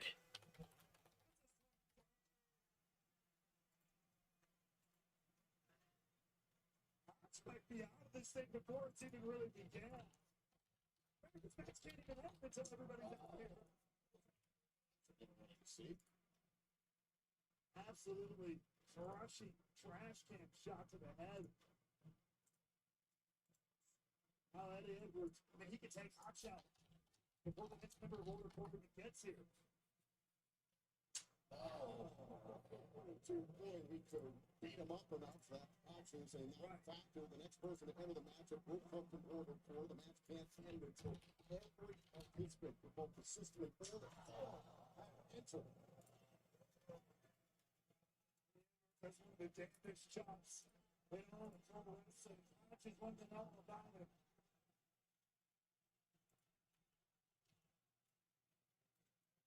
Wait a second. Might have to hold off on one. Oh boy, the other one of the hands is here.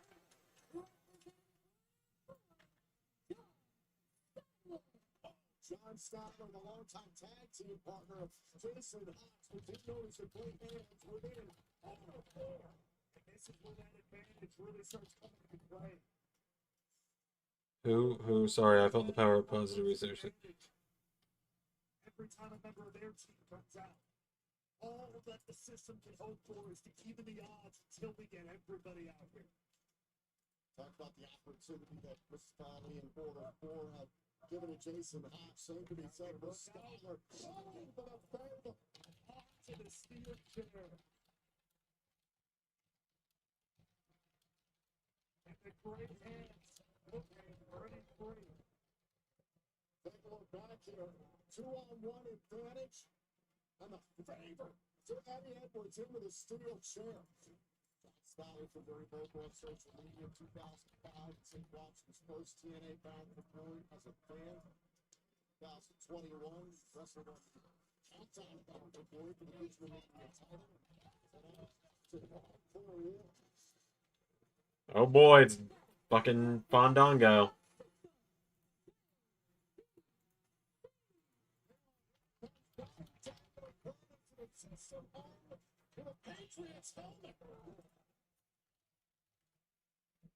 Brian himself here. Oh, no! JVC, who spent a great deal of his career competing in the Boston area, was recruited to the system by Eddie Edwards because of those shared ties from Massachusetts. Right, sending the weekend. Regardless. No, it's the wild man from Westport, Maine.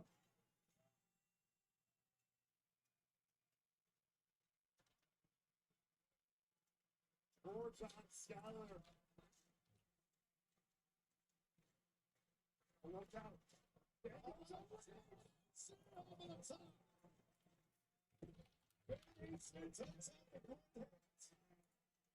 That's where things get rough. And when it's hardcore war, I guess anything goes.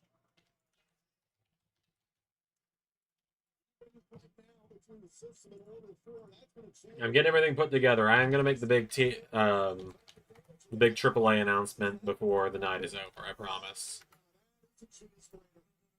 Oh no, not a fucking cheese grater. Glad I'm really not looking too closely at this match, because no thank you.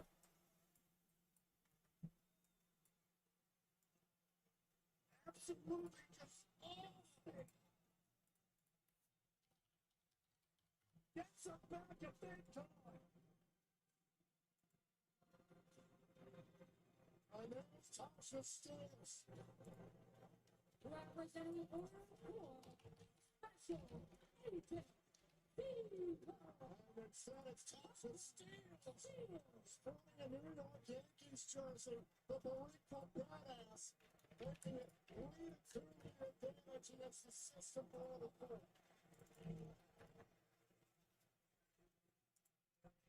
Tasha Steels heading to the advantage of Order 4. John Skyler has messed up that Jason Hawks teeing off on Edwards. That is the stars of war are already taken form here, but Skyler is a brute. He's a beast. Look at this. Order 4 has the advantage. Some teamwork here. A leg drop into the steel chair right to the eye of Eddie Edwards. Eddie Edwards does have a history of orbital bone injuries. Shout out to the death machine. Nasty rivalry they shared for a long time. And now retired Sammy Callahan. Scotland going to work on JDC. Meanwhile, the mastermind of Order 4 tops the steel. What does he have up his sleeve next? Advantage. Probably the corner of Order 4 now. Is it going to continue to be?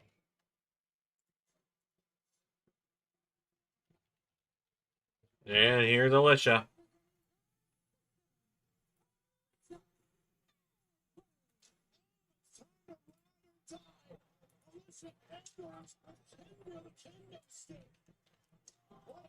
Between Steels and Edwards. And the women representing the system in Order 4 going at it. Oh, God.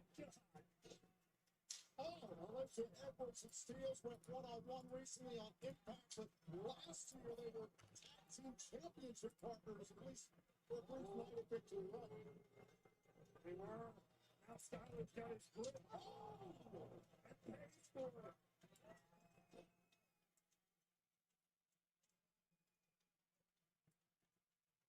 And Eddie knows very well to get out of Alicia's way. She has that look in her eye. Steele set back inside the ring. Eddie Edwards looking around ringside for more weaponry. More instruments of destruction. Why is it whatever it is not good enough? That's what's terrifying. Oh, God. No, thank you. I'm good. Don't need to see all that.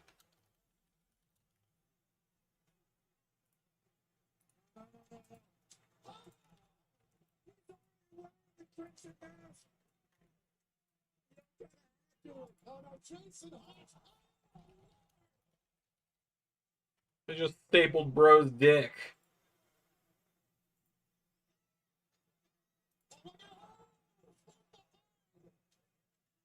They just stapled her ass.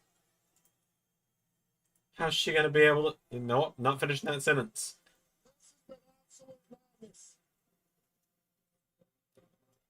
Representing Order 4, Special Agent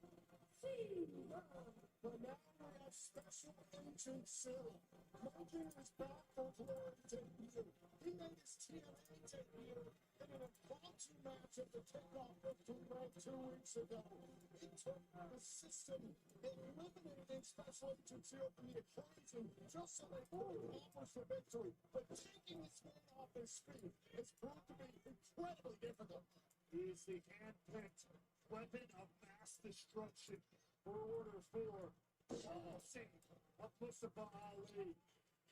Yeah, it seems so. JT's a bad influence on me. We all know this. In his mind, he's probably a great influence on me, though. Monster like that, in a matchup like this, and it spells bad things for the system. Oh, God, with a still steps right to the head of Eddie Edwards. And Edwards went down like a shot.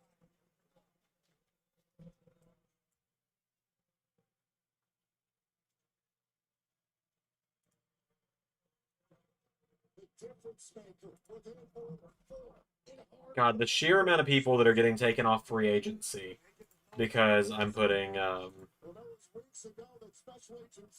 onto the website tonight. LAW is going to get added to the website potentially tonight as well. So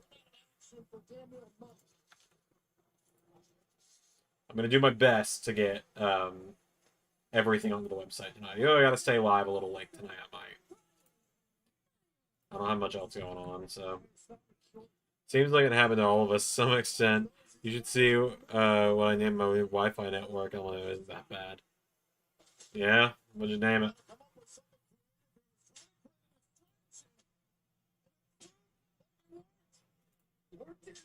Xander, what did you want to do differently with LAW this time around that we didn't do last time? I think first of all, the more relaxed schedule is going to help.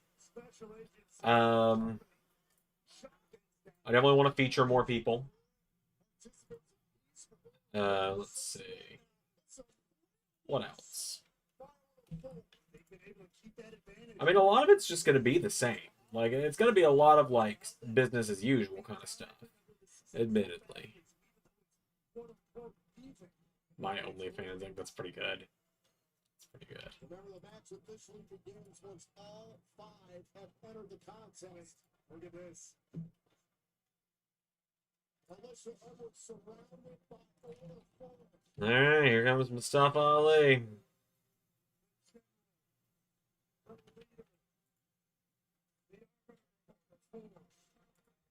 Rounding out corner 4. Mustafa Ali. It's on with a sledgehammer. Oh, that's symbolic, isn't it, Mustafa?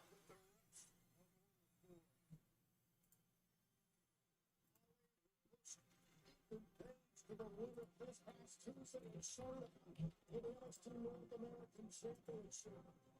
We realize the opportunity here this Sunday night for Blue. Reclaim this momentum. Reclaim dominance for all the 4 in TNA. Look at this. Oh, and Eddie Edwards here trying to defend his wife. And John Styler slows up Eddie Edwards. So it's all leading to Moose showing up, so. After the setup from Ali. The ring is filling up. I have the answers. Desperado fires the future. That's what. That's point blank gospel. Nice. Making a list of blocks as they destroy the system one by one.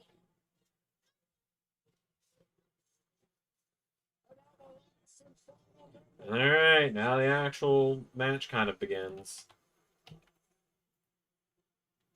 Rounding out the system. Moose here to find to even the odds and get this match officially going. Amanda's hearts start to beat. And it is already right after Moose. Trying to pick up and they're back to roll. And just like that, Moose more than even at the odds. Look at that wrap in that chain and staring a hole in Special Agent Zero. I'm having flashbacks to the no surrender matchup that went down What the fuck? last year. Remember Moose and Alex Shelley for the TNA World Championship. Use that steel chain to retain that night to Moose. Now these 2 behemoths going Special Agent Zero. Nah, you're fine, KJ. You're fine. God, if I could find my my remote for my lights, I would dim them a little bit. It's a little like intense in here. Special Agent Zero is really here.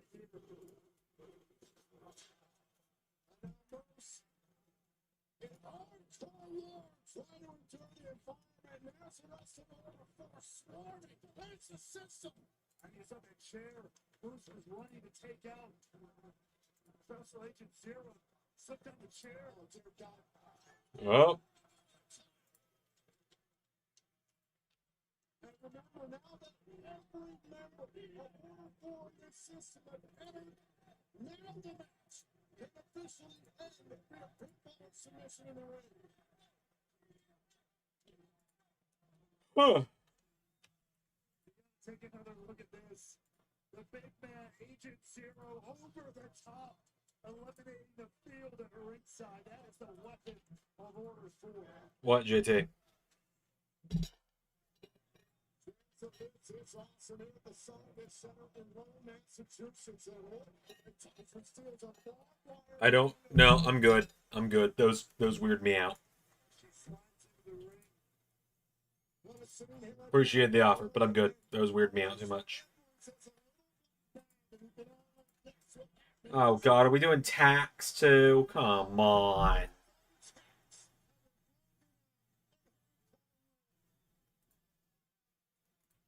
That's how serious Alicia Edwards is. Oh, Boston steals last shot with that ball by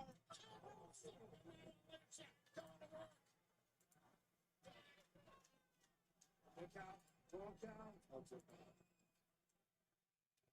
The equalizer is in the ring.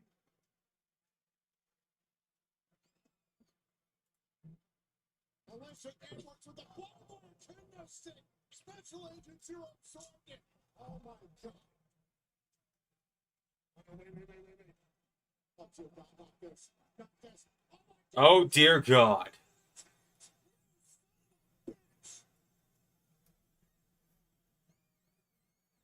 Oh, dear God.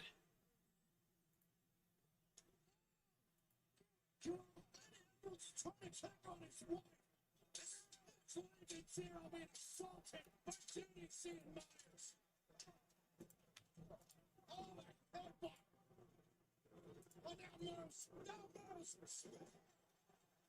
Are the System about to win this?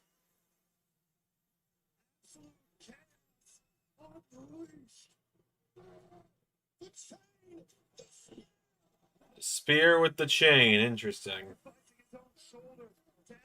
Does that really work though?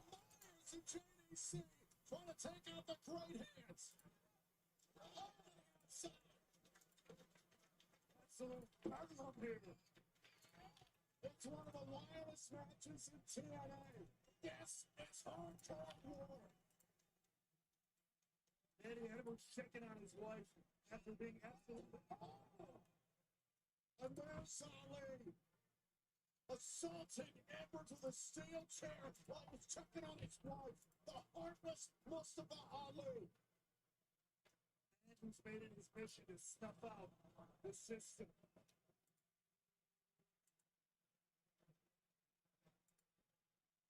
I feel like Myers is taking the fall unless Ali pins Alicia for heat. Yeah, it's kind of looking like it's going to be that.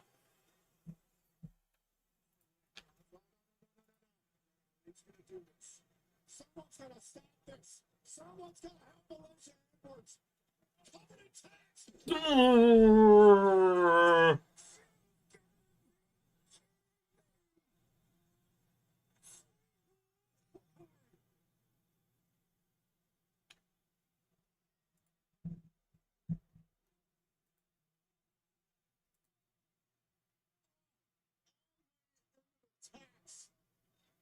Went for the ultimate insult. Paid the ultimate price. Absolute carnage. And now Eddie Edwards, in defense of his wife, dropping his knee. God, the System are about to win.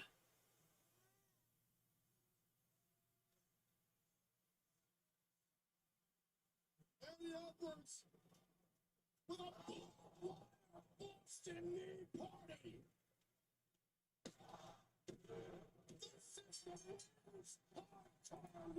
Oh my God. Why do I even try on TNA shows?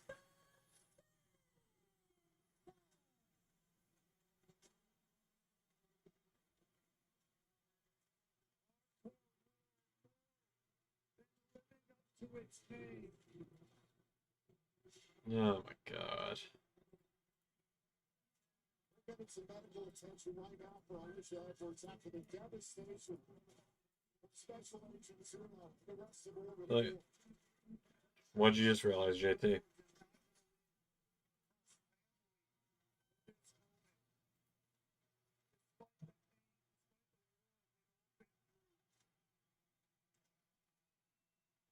This is a battle for supremacy here in TNA wrestling. I didn't press live. Well, you've been that far behind? Might be. It just is the System and control of TNA.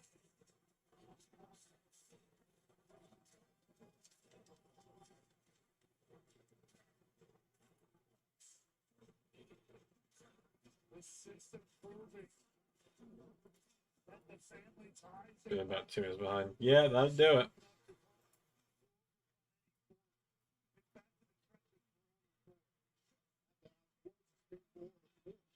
Kind of wish I would have taken Kalani so I could tie you in picks. I'm not having a great night so far.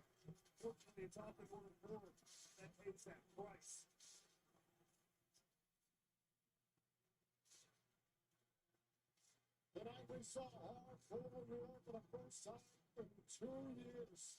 And we found out why. The system. It's over for.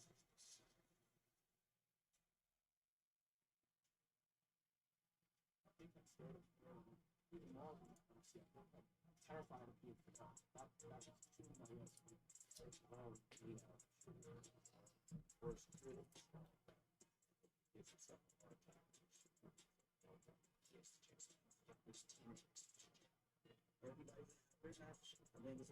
Yeah, it seems that a lot of us had very similar picks tonight.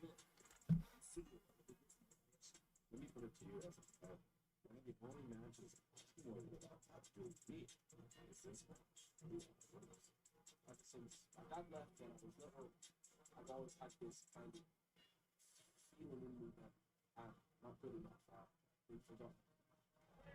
That's why I'm trying to be enough. That's why I'm doing the opponent goes better. That's why I have to succeed. No other option. I'm in that position.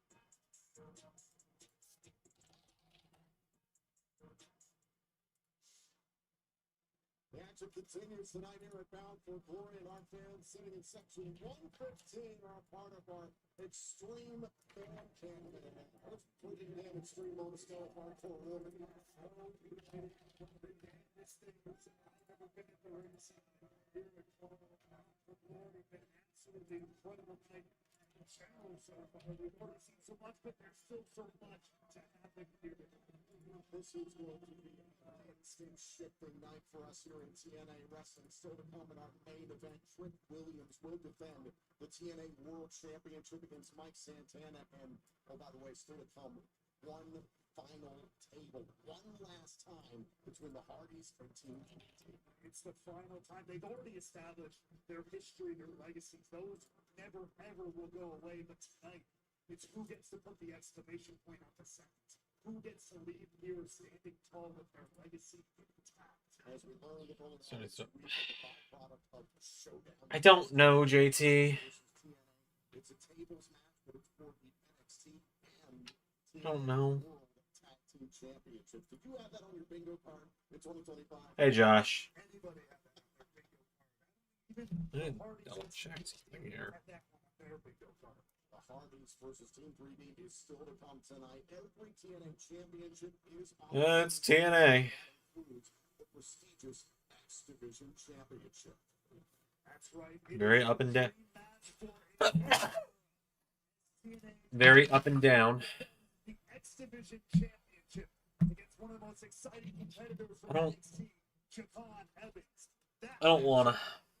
That's my answer, JT. I don't want to take a guess.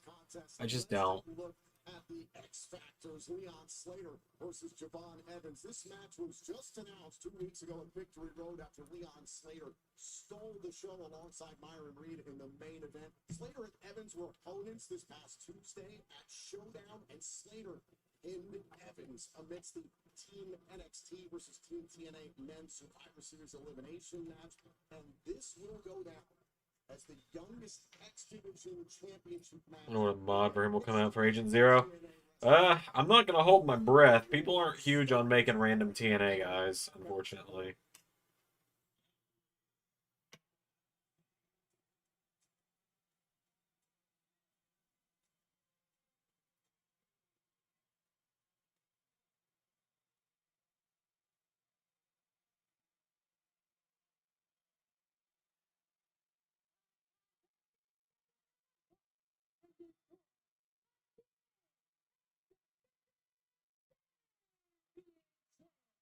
Introducing first class challenger, Concrete for Canada, weighing in at 195 pounds.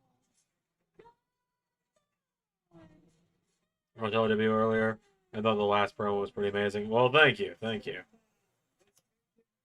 That reminds me that LAW is next up on my list of things to do with the website. He lights up any arena. He is in sports NXT every single week recently on WWE SmackDown, taking it to Sami Zayn. Incredible match. Try to catch Universe videos when I'm able to. Oh, good. I know there's a fuck ton of them, so like I believe the official term for how much content I produce is something along the lines of a fuck ton. Professional wrestling tonight at Bound for Glory.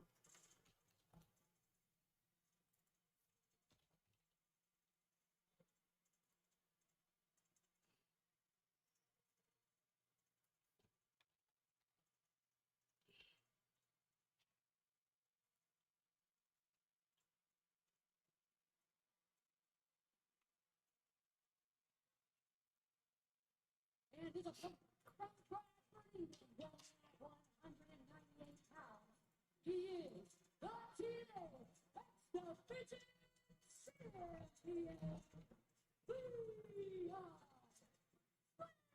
Was the second time you spoke how you feel, the one time. The question surrounding him is, when is he? The second time I spoke how I feel, like on the after party. The after party was different. Like, if you're talking about the one where I was a heel, that's very different. Like, just quite simply, that is an entirely different beast. The heel turn was not how I actually, like, truly felt about everybody. That was me calling out the people that were crybabies about how they were being booked a little bit. But this was a lot more actually how I'm feeling in my life right now.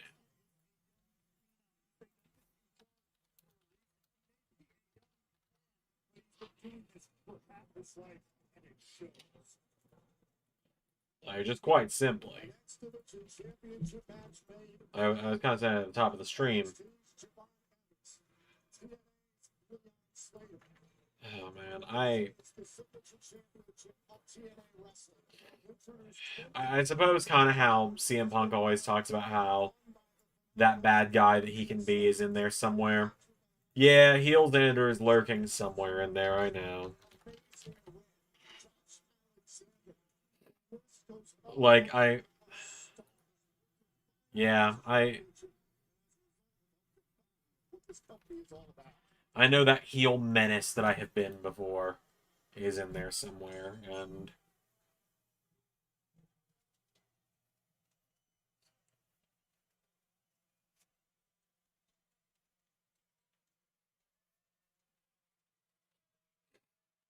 he'll come out again one day to play. He's only me starting WrestleMania Season 6 with only a random episode of LAW under your belt and being such a completionist that you're watching the acid trip that is already over. How far are you at this point on that? I haven't seen comments in a while, so I wasn't sure if maybe you were on a little bit of a hiatus from that.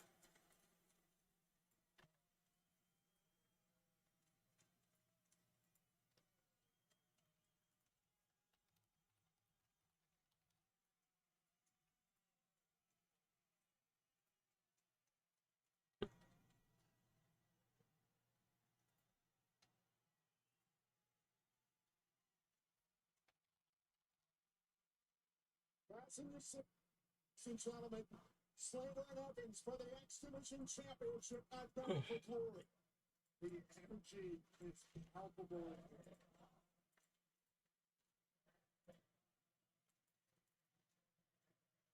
There ain't more than a handshake between them. And the crowd is all in on this one. I mentioned moments ago, Randolph, it's insane. These two are both 21 years old. We're looking at the future of professional. Those are crazy, been saying on the same episode a couple weeks. Heard Brandon was on the show tonight. Yeah, BDE, he was on the show. Yeah. He was there. He had a fun few. He was in the Call Your Shot for a few minutes. It was kind of fun.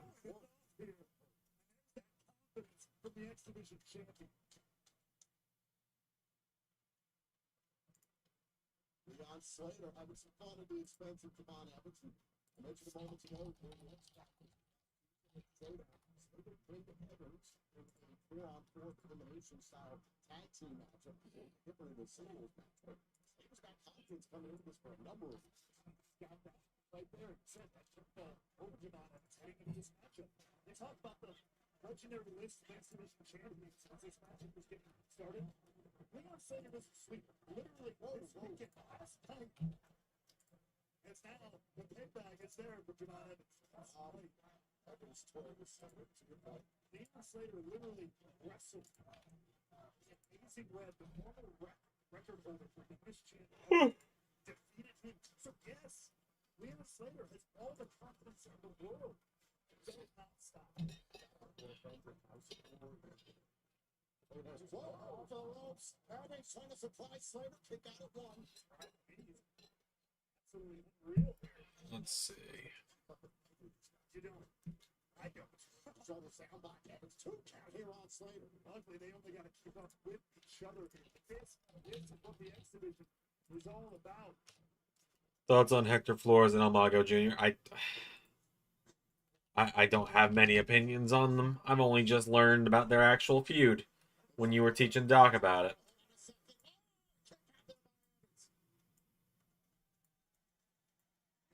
Quite honestly.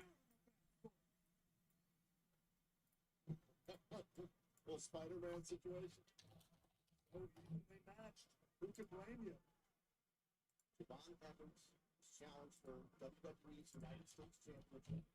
NXT title, NXT North American title, NXT Heritage Cup, and NXT Tag Team title. Add the prestigious X Division Championship. He's come oh so close a number of times. We talked about at the outset of this night.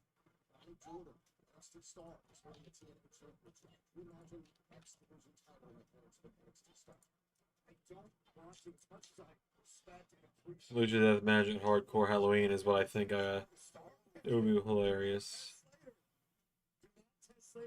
I've got the Halloween card planned at this point. If it's not obvious, it is Xander versus Rick C to crown the new LAW World Champion in a couple of weeks. There's a lot of respect. This matchup is two of the best. They got to prove Booking people on his roster, not knowing about the drama about the people's vote. Yeah, well, you know. chops back and forth. This is reminiscent of the battle we saw in the main event of Victory Road 2 weeks ago. Reed and Slater. What do you got to do? And got serious. It does. Remember, that goal was on the line. That's how it would feel when it went to NXT. It's not just any title. That is the signature title on TNA Wrestling. It would be an earth shift if that went to another company. We'll stay back there bouncing. Slater felt it coming. Evans came in close. Slater had an opportunity with a crossbody because Evans came in towards the apron. These guys were so evenly matched. Defenses for one another back and forth. He nice punch there. Like I said in the Discord, he'll get first shot once I win. Need to adapt on the fly. He's got his own stuff going on right now in TNA anyway. The crossbody. Here's the cover. Evans kicks out at 2. Now Slater swerving that bottom corner. Reminiscent of his mentors, the Hardys, who we'll see tonight against Team 3D on the final table. That's an advantage that Slater has. Ron doesn't. He's got mentors like the Hardys. Still got the experience, same age, but the experience in this business goes to Leon Slater. Oh.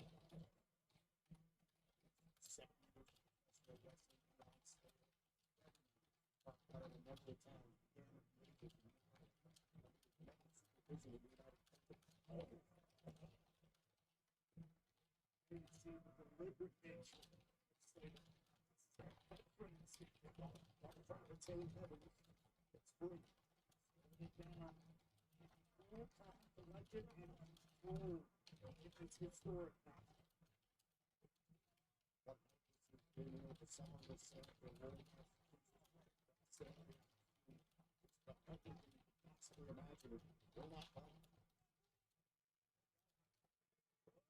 As long as one of them doesn't repeatedly hit on the other one's daughter, it should be fine. JT.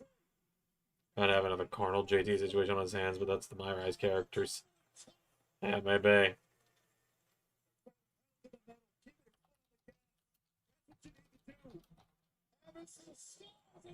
Slater inside out. Up to the head. Trying to win the X-Division title in a kickdown.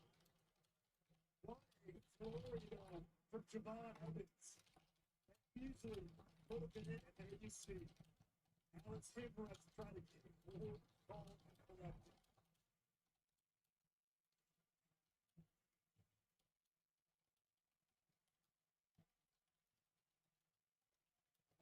Of a generation, here at Bound for Glory, for the X-Division Championship. Star. Legacy forged by the likes of Chris Sabin. Yes, the TNA Hall of Famer once upon a time. It's not about weight limits. It's about no limits.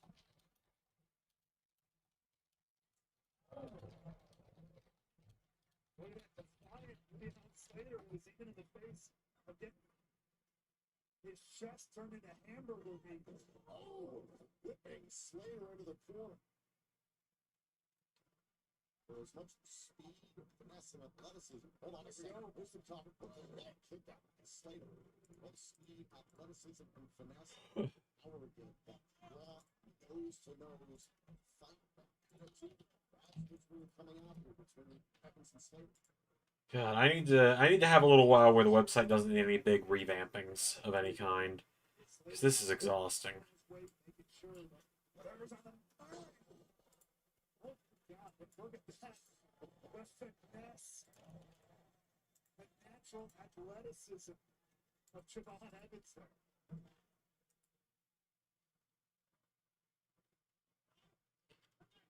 This is a really good match, by the way. Like, these two, of course, are defying the laws of physics with almost every move they make, which surprises nobody.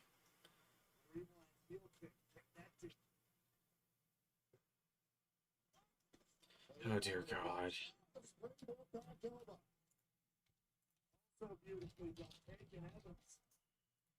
I don't know if I want to know where this is going, JT.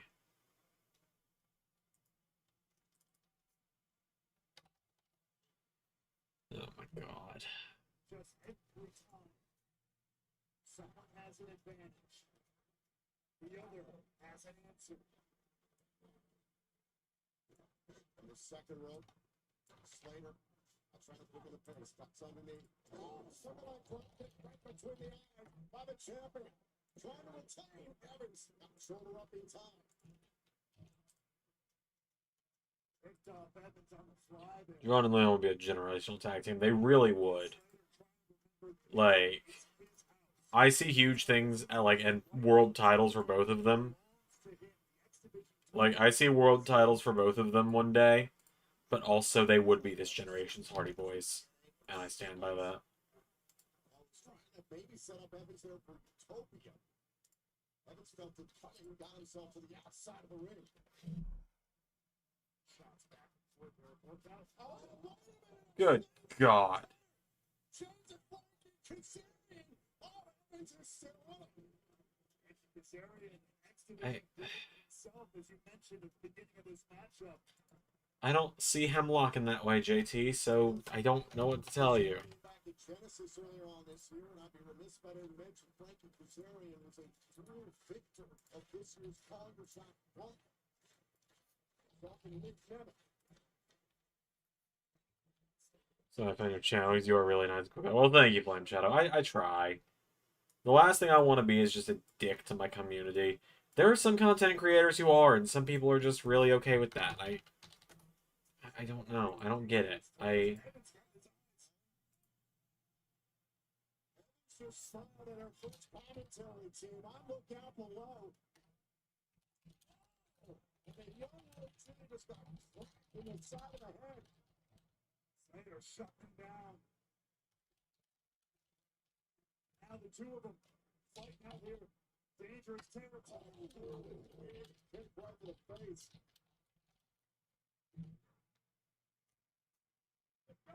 That could be a lights out shot. Okay, yeah, sure, JT. Slater back inside.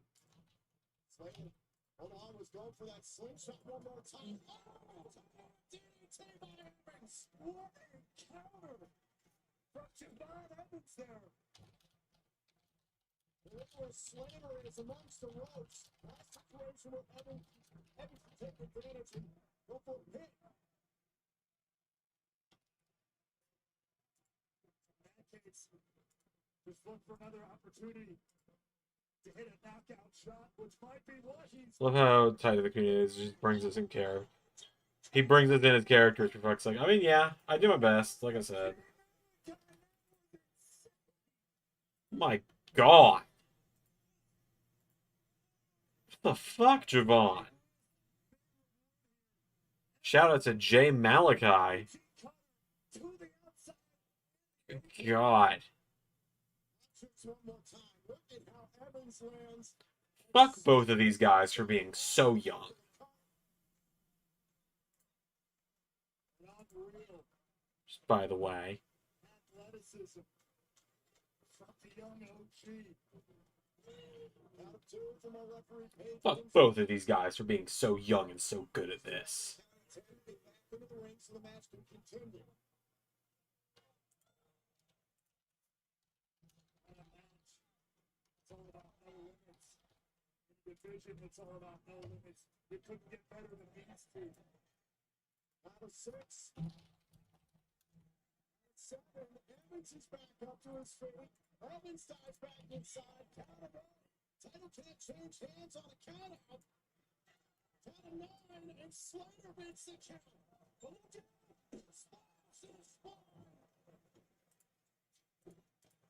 Like, I listened to the Nick Nemeth interview with CVV this week while I was out delivery driving. Oh my God.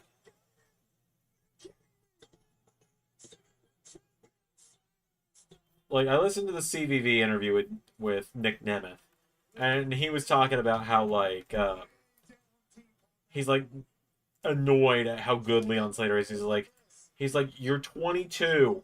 You're not supposed to get it already. He's like, we're supposed to have to teach you. Why do you already get it? We also, as a community, just have a really tight connection with each other. All said jokes. It's a very much accepted and encouraged for new people to be in on. Yeah, like, you and Flame Shadow were both fairly new. Yeah, WWE is definitely going to be signing Leon Slater. There's no hiding that back.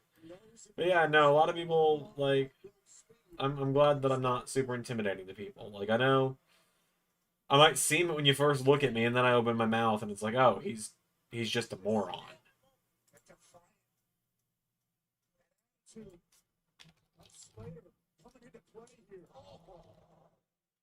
Jay responded that he was actually 20. Yeah.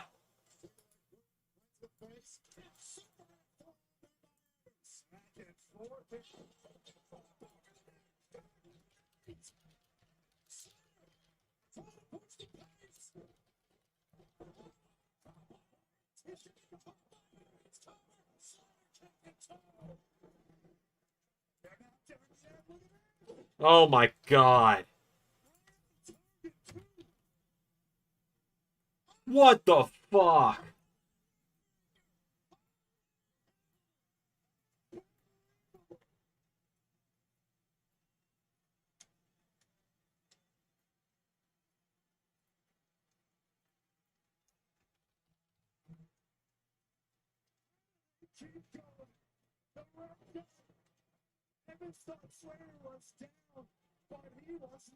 Well, that's good. I'm glad you guys. I am glad you guys hit it off the way you did, because I remember that Discord call was fun.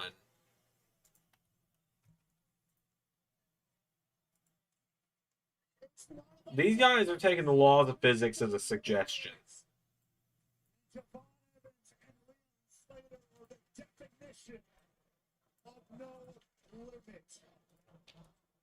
The solution is boundless.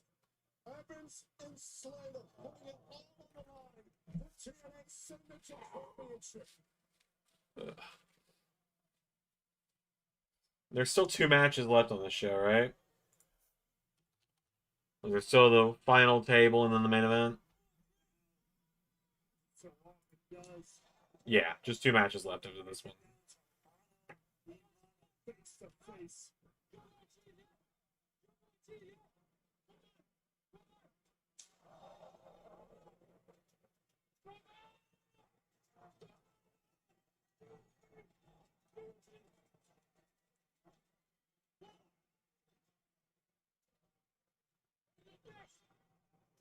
PR Slater wants the best of Jamal Evans.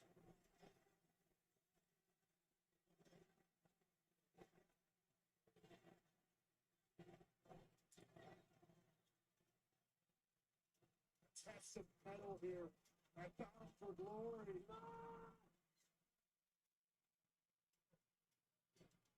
Oh! That was sick!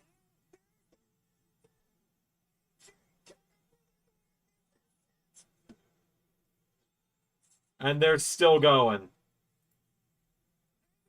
Javon, what the hell?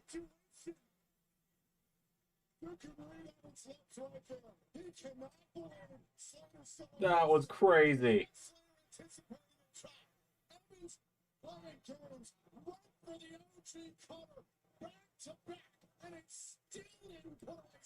Good lord, they are just tearing it up. I had to remake my characters. I didn't allow it to re-upload. I learned that the hard way. Allow re-upload. Yeah, I need to do that. I need to remember start allowing that. This is tricky territory here.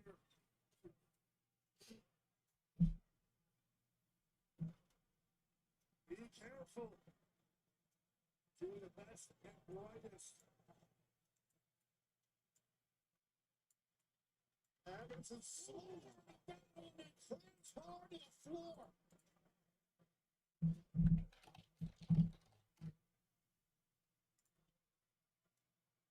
Nasty landing from both men here who have been putting everything on the line in this one.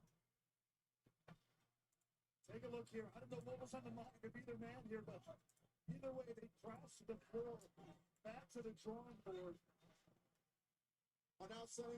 These boys are both very bouncy.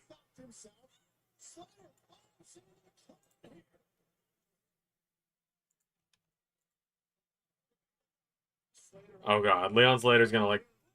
What the hell?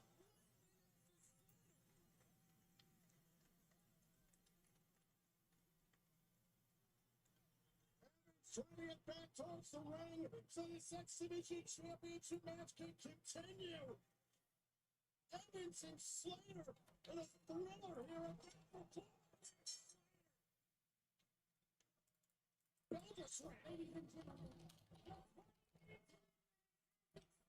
What?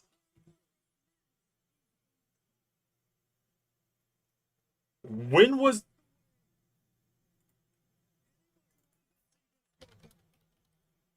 there ever mention of a 20-minute time limit?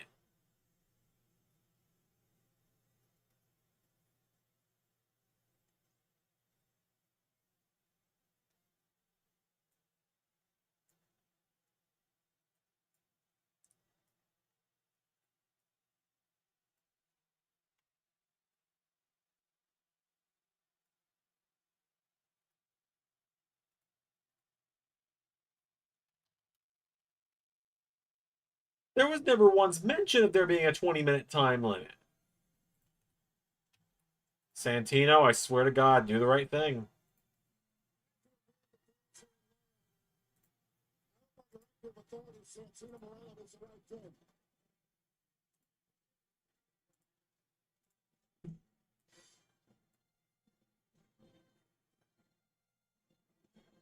I think Dom retains tomorrow. I don't even know who he's defending against. Penta? Probably then.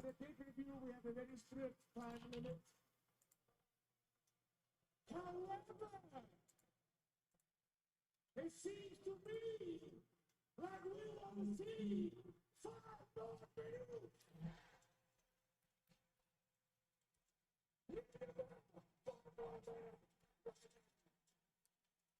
Alright, we're going 5 more minutes.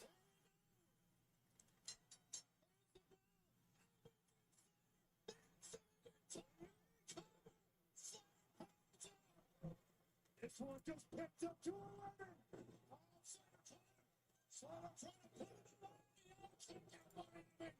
These guys are now really putting the heavy. Evans is down on the outside. Slater is up in the ring. You better look out to the Evans.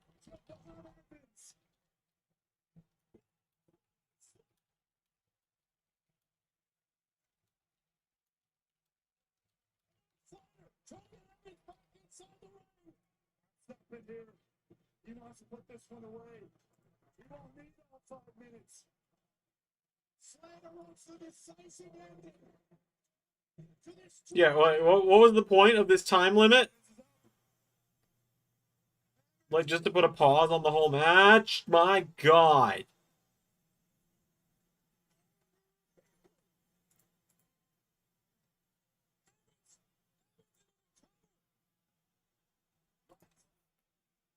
What are we doing now?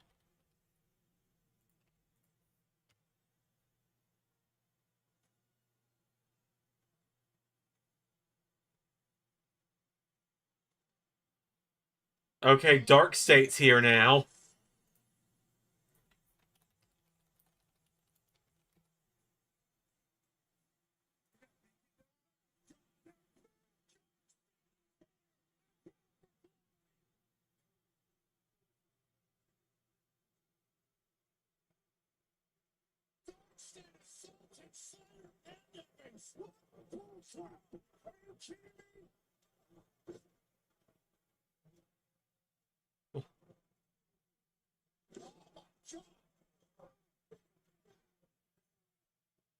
That's an absolute travesty.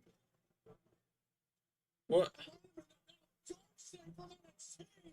Take it away. Into one innings.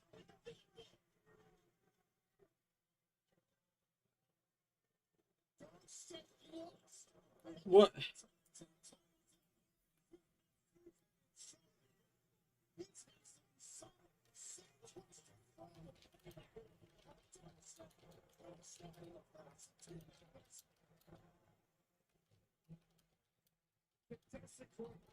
Absolute classic in the making.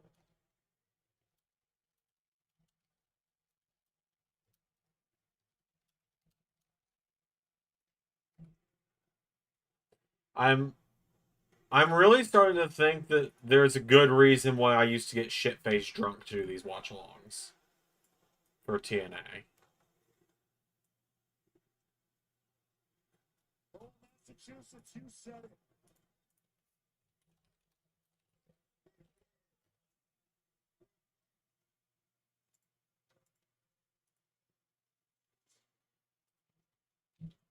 This is shaping up to be an exhibition championship match for the AJ. Yeah. Yeah, I also imagine this would have made more sense for, like, during Team 3D versus the Hardys. They ruined the work of art. They burned it to the ground, and they walked out with their heads held high. Unfortunately.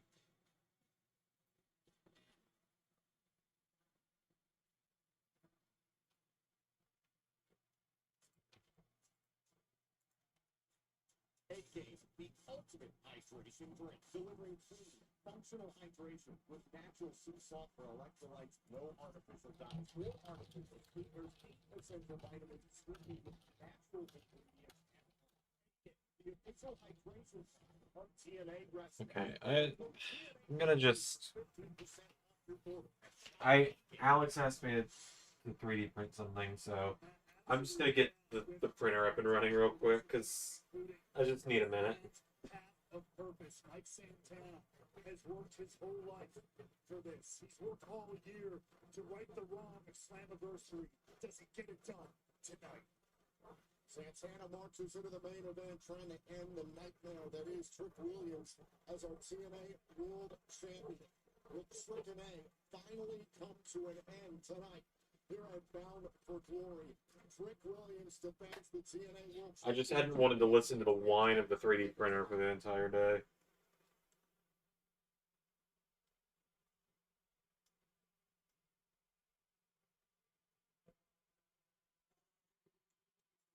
Oh, hey, Chris Bay. All right. Please welcome Chris Bay. And what a moment this is. For the first time since Unbreakable in April, Chris Bay has returned to TNA. You couldn't tell the story of this company without Chris Bay. Hold on, everybody. I'll be back at my desk in a minute here. The printer is turning back on. Hello, world. I am the ultimate finesser, your girl's favorite wrestler, Chris Bay, and I'm tapping in with Bound for Glory. Hold on, where are my manners? Bay for Glory.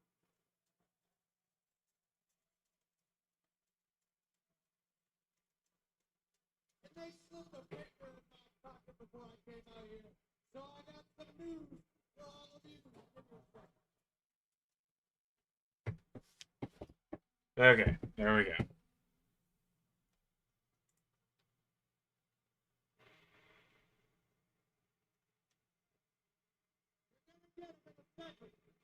Tonight, TNA Wrestling has set North American Ascending record.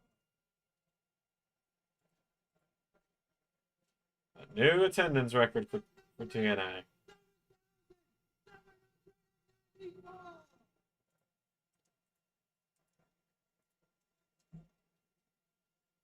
And now we see exactly what you want. You are entering one final time. The Hardy. Ghost 3D printer.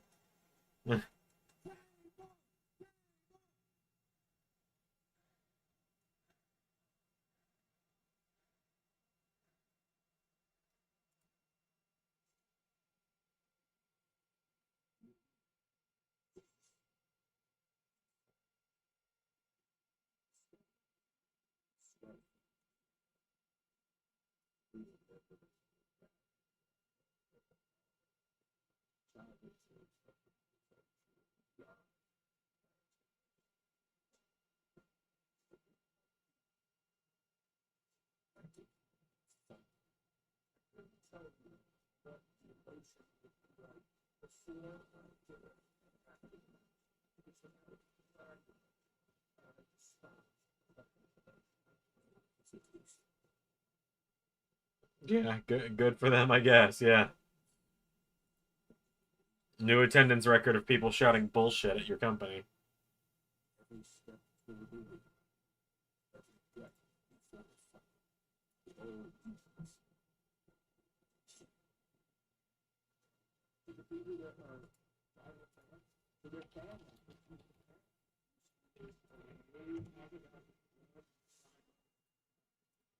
Yeah, I had to do repairs on the 3D printer when I got home today. Because my day wasn't busy enough. I had to do repairs from stupid stuff happening. It's nobody's fault, but just kind of frustrations.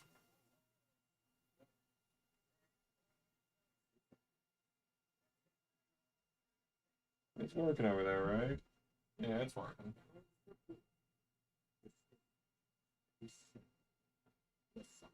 I want to know how this show has been overall. Oh, Liam. I don't. We just went from a match where the combined age of the two competitors didn't even hit 45. That was incredible until they hit a 20-minute time limit. Something that has never been established in TNA before. And then we're like, but we're going to give them 5 more minutes. And everyone was like, yes, yes, we're going to get 5 more. We're going to get a clear win. And then Dark State showed up and ruined the match. And now we're going to watch a match where the combined age of the competitors is over 200 years. We're going to watch 4 middle-aged men fumble about trying to put each other through tables.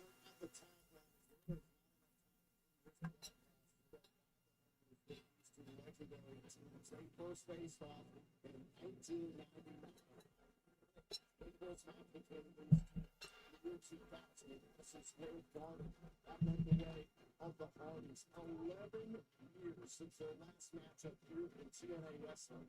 Tonight, Team 3 and the Hardys, one of the greatest rivalries in the history of professional wrestling, comes to an end.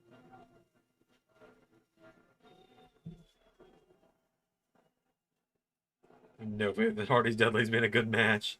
Yeah, me neither.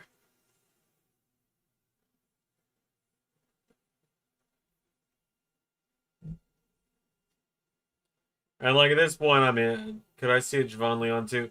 I guess. I don't really care at this point, Zach. I'm gonna be honest.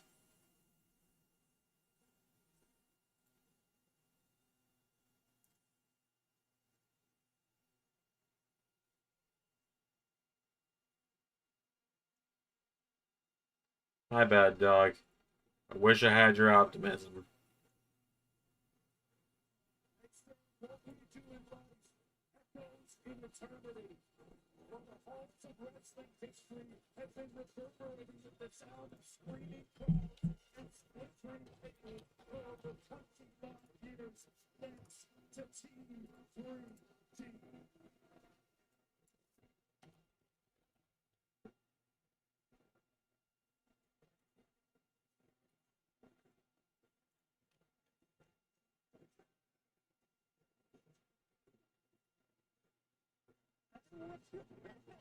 Oh my god, that's oh my god, it's Spike.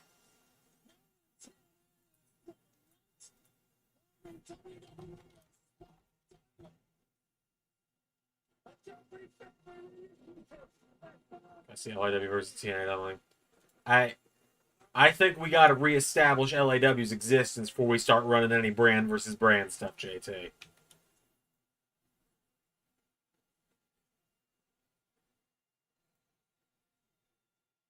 Like we got to cover some ground first before we start worrying about anything like that.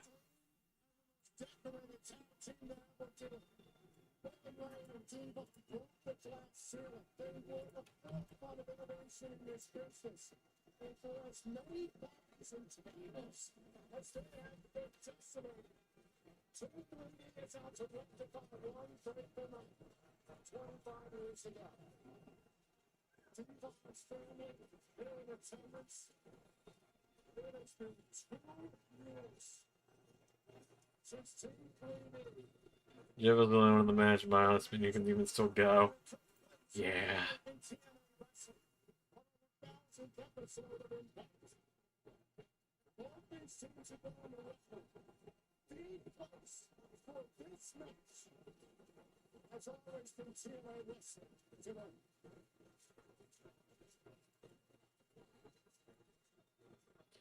TNA multiverse matches too.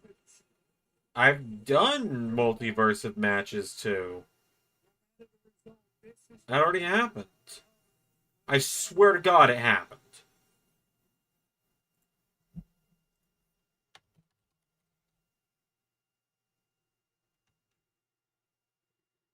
Did it not? I guess it didn't.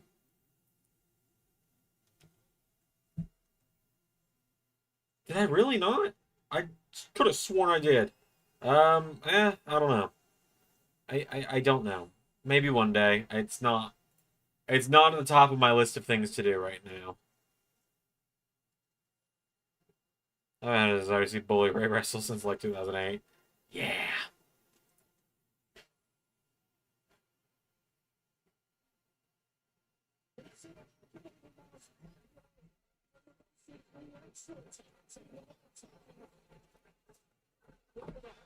How the hell is she having this thing print?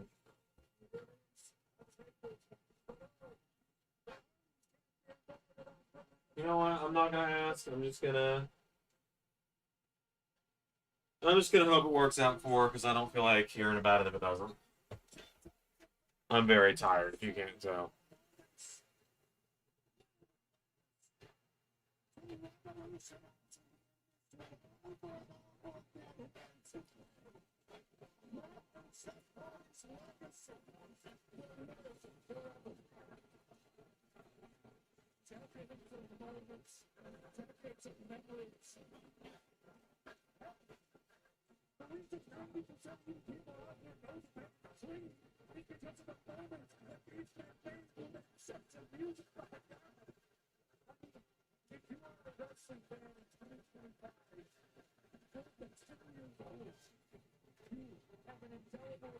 Bro's about to be even more tired of this match. Yeah. Yeah. I'm starting to think it was a good 5-year run. I'm starting to think this might be the last Bound for Glory watch party.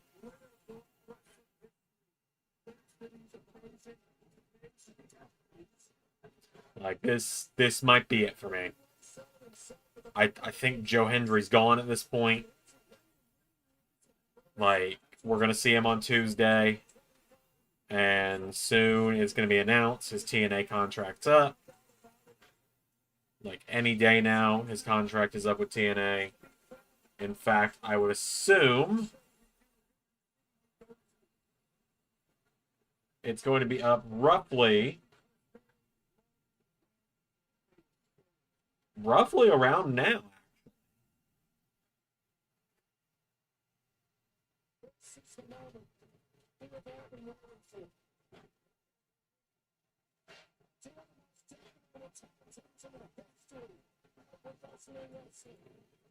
Because he signed with the company on October 7th, 2022. Yeah, how they handled World Champion Hendry was a crime. That shit made me so heated. Because that's my guy. Like,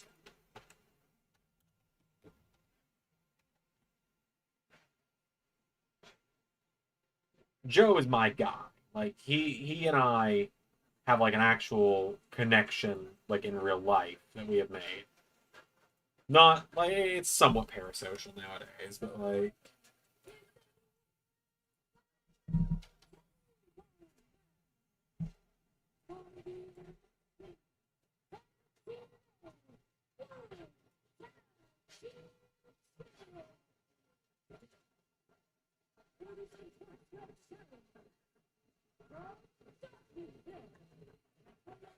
Speaking of tired, isn't it bedtime at the nursing home? The fuck are they thinking with this match?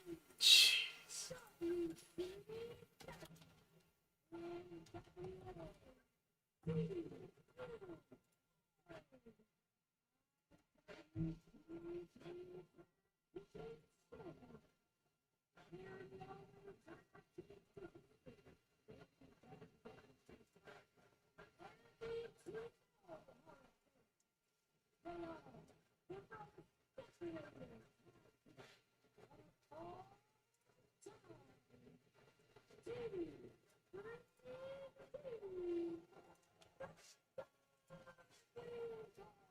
Nice WWE to let them call them Dudley Boys tonight.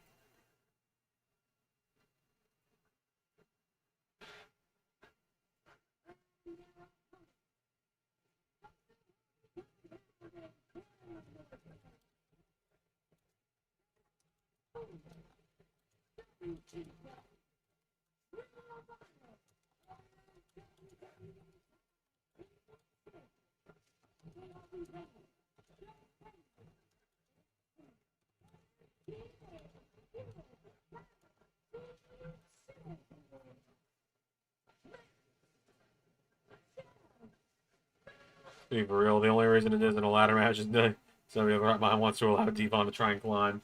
That's true.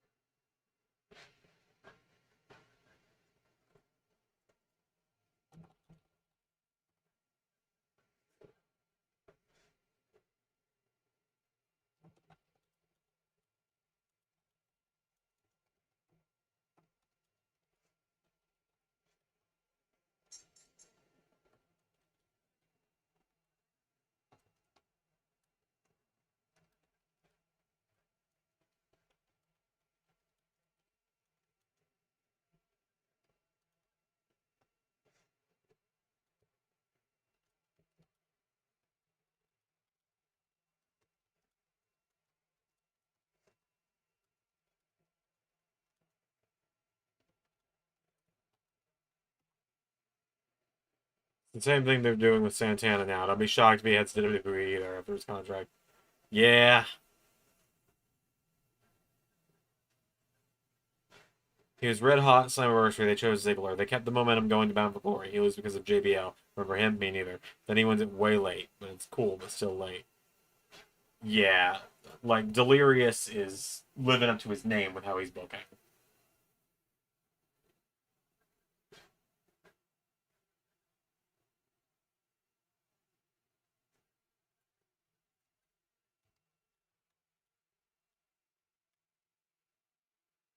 Another match from almost 26 years ago before I got yelled at. I've watched that show like 45 times. One of my favorite shows of all time.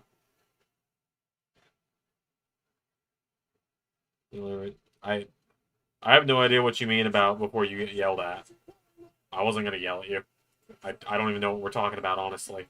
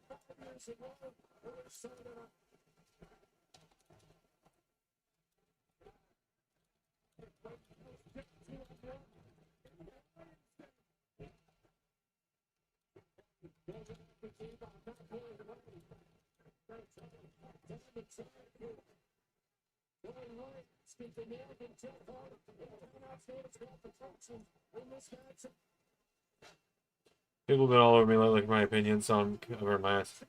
Oh, yeah, Discord. Don't. I'm gonna be so for real, dude. Don't worry about that.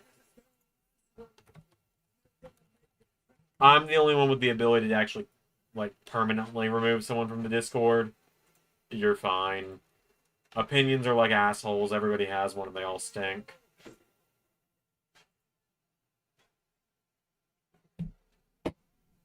It is printing, right? It's not shooting blanks over there.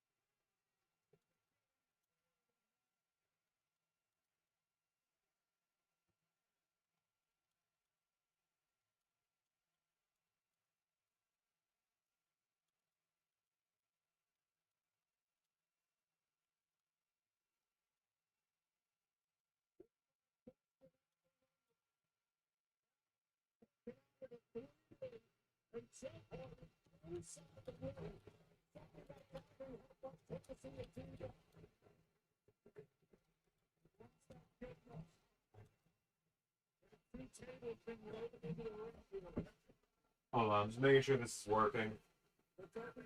Yeah, we're good. We're good.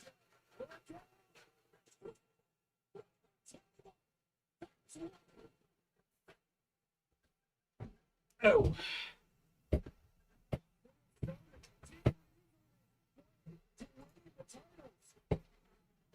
Well, Jeff's gone through a table.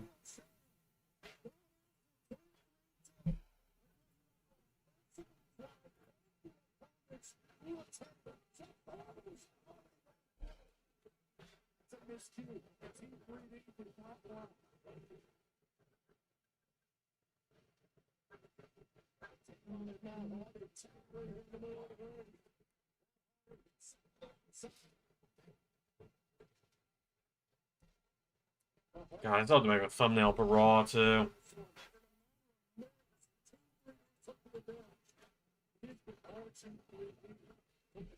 Right, is there anyone else in the free agent section? Yep, there's a couple still.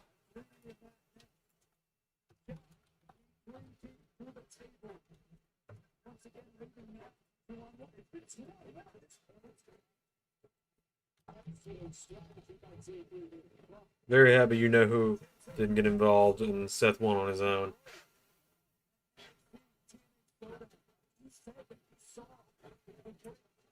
Which you know who.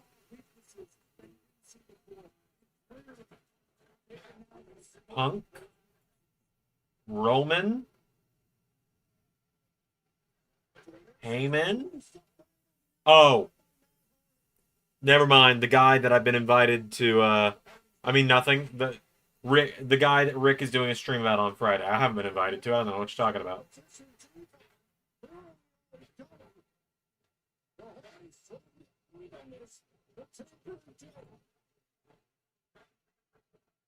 Yeah, I'm exhausted, man. To give you guys a rundown of what my day looked like, okay? All right, you guys.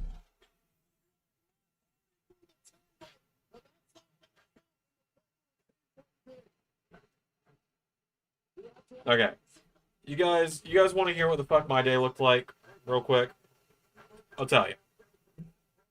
I got up at 7 in the morning at my grandparents' house, 150 miles away. Had to got up, got dressed, went and saw my grandmother because it was her birthday, and she was about to leave for church. So I tried to spend a few minutes with her.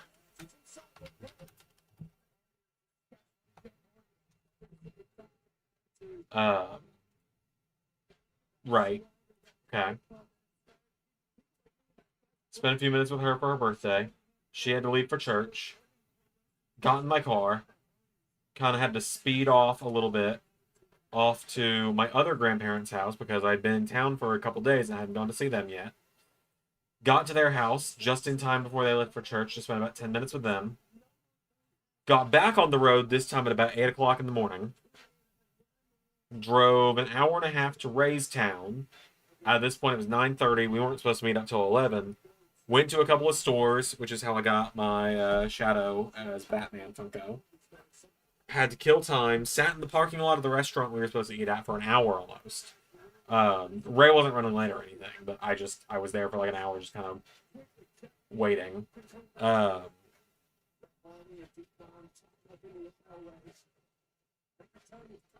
Got NXT written sitting in a parking lot. And then wrote NXT sitting in the parking lot of the restaurant. Had lunch with Ray where we sat and talked for about 2 hours. It was good. It was good. Got back in the car, drove another 45 minutes to a different store because I needed to go see if they had a specific thing I was looking for someone for Christmas. Good God. That Sable went into business for itself against Bully Ray.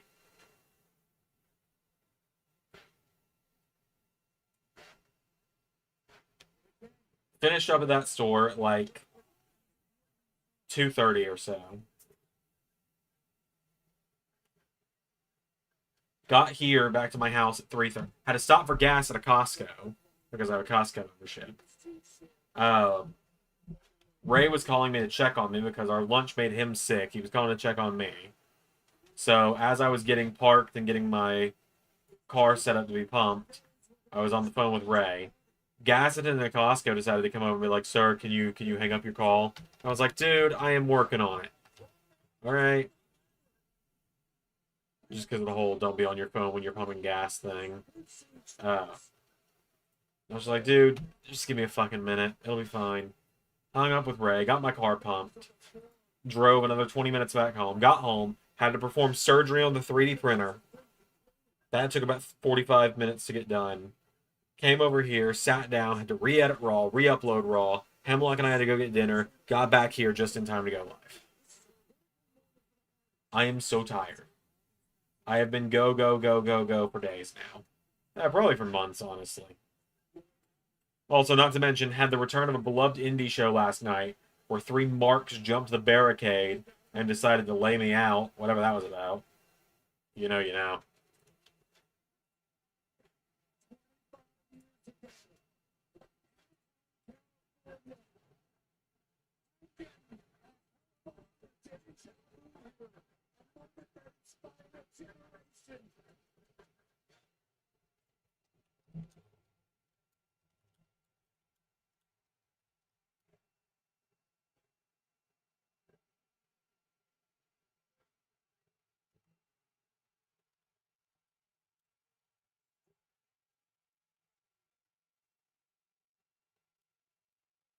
Well, what the fuck, Jeff?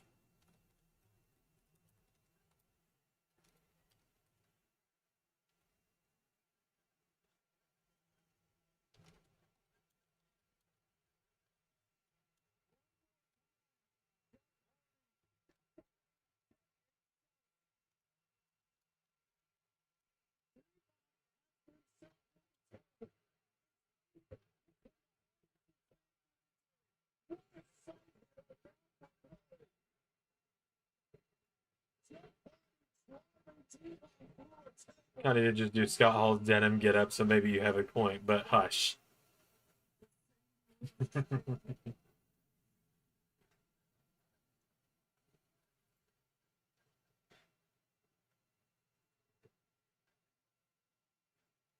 It does take one to know one, you're right.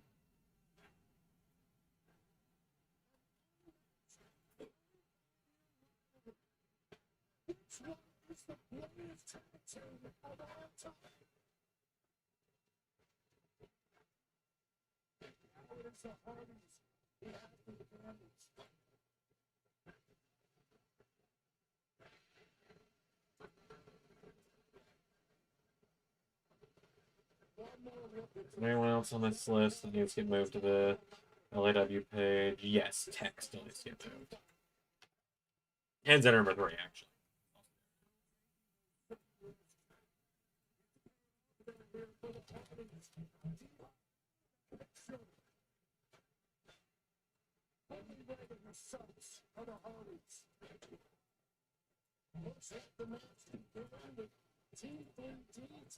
So Bully Ray and Matt Hardy both still need to go through tables.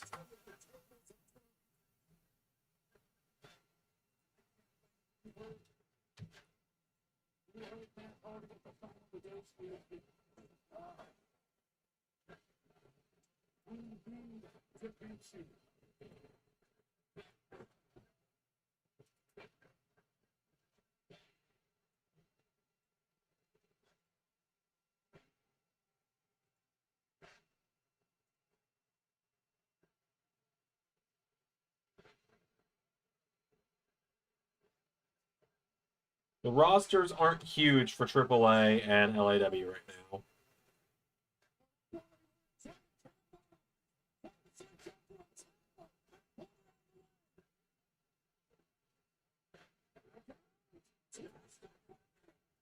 But, like, the rosters aren't going to be huge when you first look at them.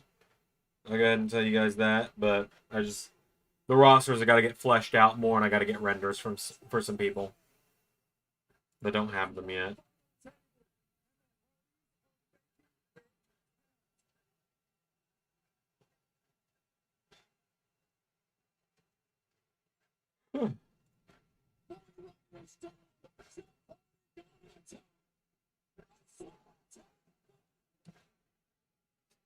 This match has been more entertaining than it has any right to be. I do worry about the health of all 4 guys, but you know, it has been better than I expected. I'll give it that.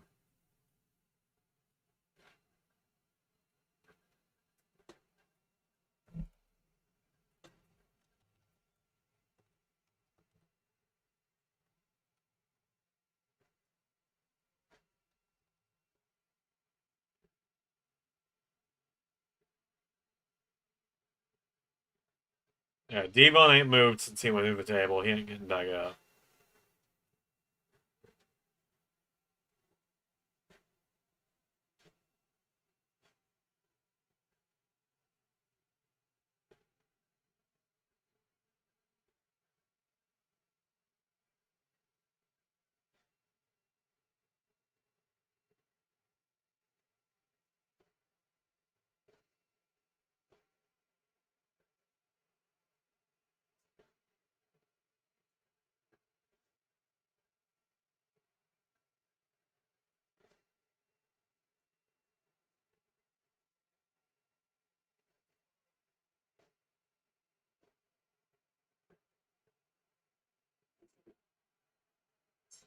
Well, that's it.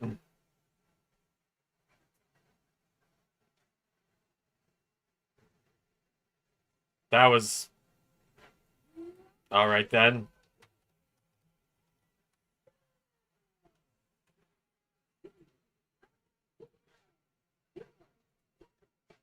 That's why Cena Orton was good. They relied on outside shit and shenanigans to make the match good. Which is a bad thing. It's the only way you're getting a good match out of those four. Yeah.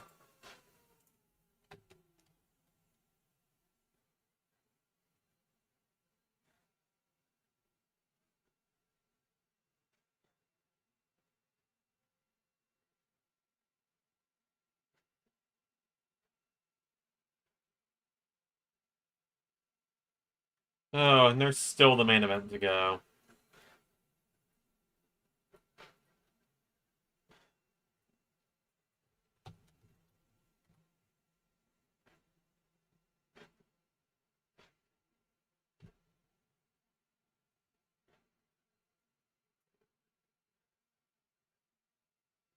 God, did she do like tree supports for this thing? Because if she did, she's gonna be having a real fun time getting it taken off. I did tree supports on one 3D print ever, and it fucking sucked. Trying to get them off because they're thick.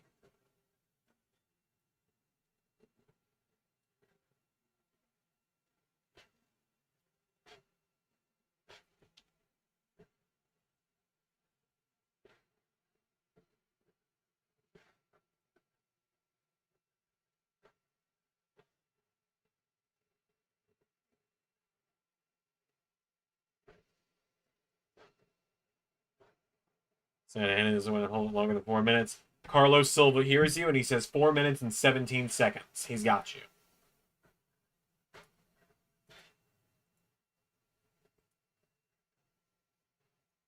So the Hardys is the next tag champions. Yeah, no, I get you. I get you.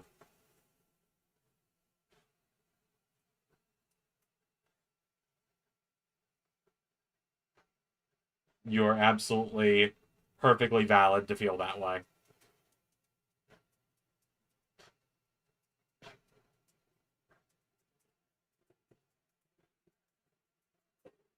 What the fuck's happening? Hold on.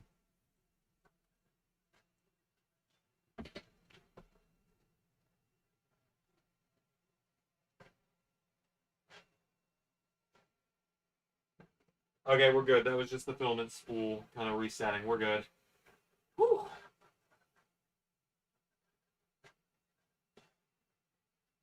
We're good. I heard like a rattling. I thought someone had just snapped on my printer or something. But no, that was the filament spool spinning. We're good.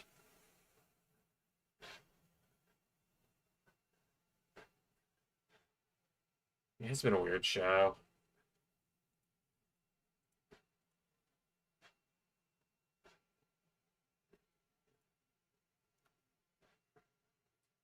Santana has to win.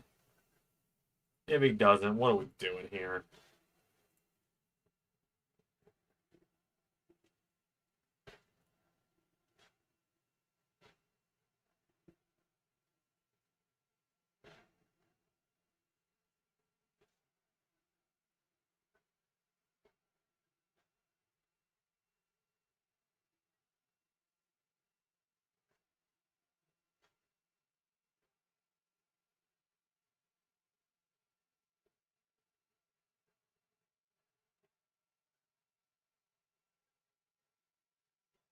Why not? The Rascals of TNA need them. Was it the last one? No, the Rascals being the NXT Tag Team Champions would have great. You're right. 100%. TNA talent had to win a title. It shouldn't have been them. It should have been someone else. And a TNA OG should have done it. The NXT tag titles have been booked weird since Frag Team dropped them. Rascals would have worked. I agreed. I agree. Oh, Team 3D taking off their boots. Is Bully Ray actually going to retire?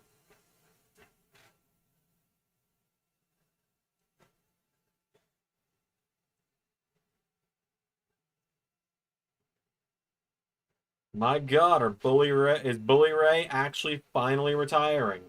I thought he had to retire back in like 2017 because of an injury, but he ended up coming back. So,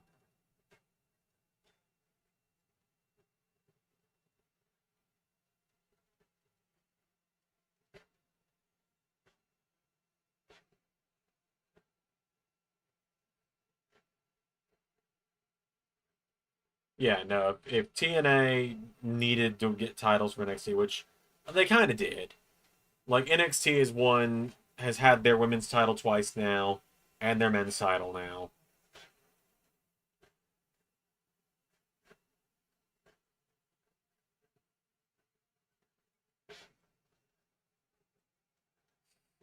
If Bully Ray is retiring, I take it. That's so fun. Y'all are fucked up for that, but also, yeah, fair enough. Every time I do one of these streams and I see just this little bit of thinning right here in my beard, I'm like, could I pull off the mustache?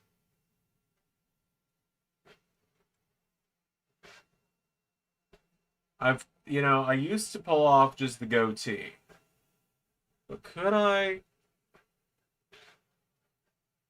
No. No, I couldn't. It would look weird. I don't have a chin, so like I've got a dimple in my chin, so it would look weird.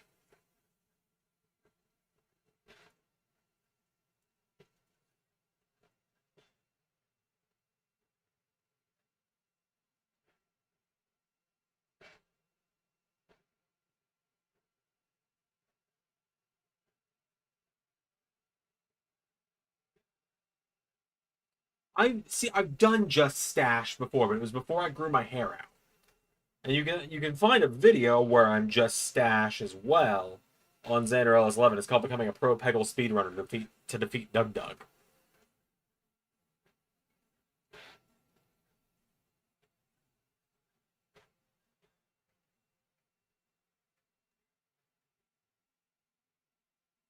Say, don't you dare betray me, KJ.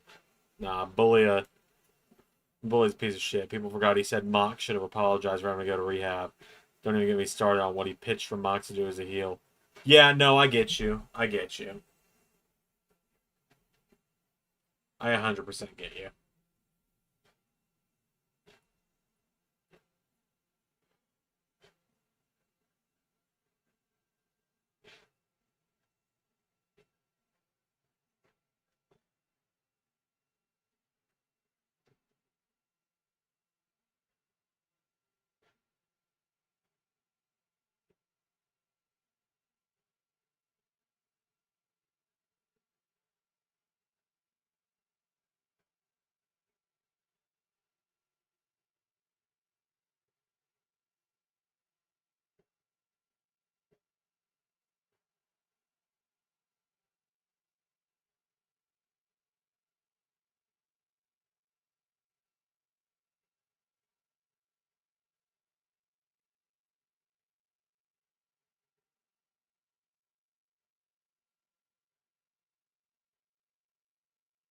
All right, can we go to the main event, guys?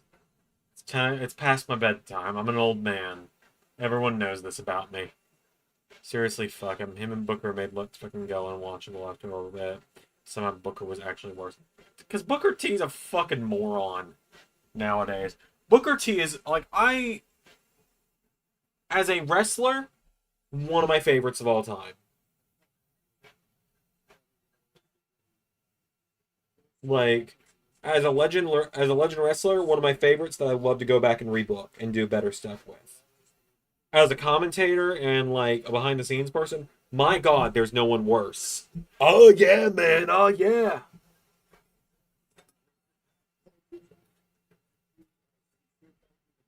Like the fucking talking over Vic all the time, burying the people that like just fucking burying people for no reason.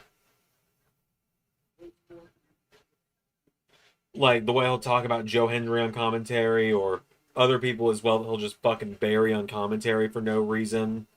All the while, like anytime Vic trying to be like, and so JC Jane, she's the rock star, man. She's the rock star. She's the current NXT Women's Champion. She's in the middle of she's the rock star, man.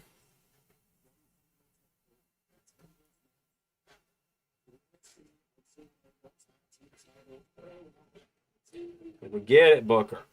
And no, you're absolutely right. Like, I think doing the with the devil's kiss is fine because I think that's fun and the crowd likes to do it. But, like, that's about it.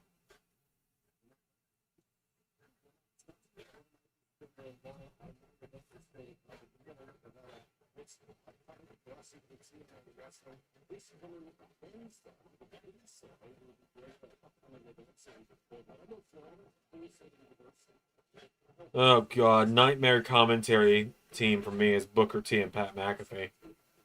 You ever put them on a show together, and I'm going to just start listening to the Spanish commentary instead.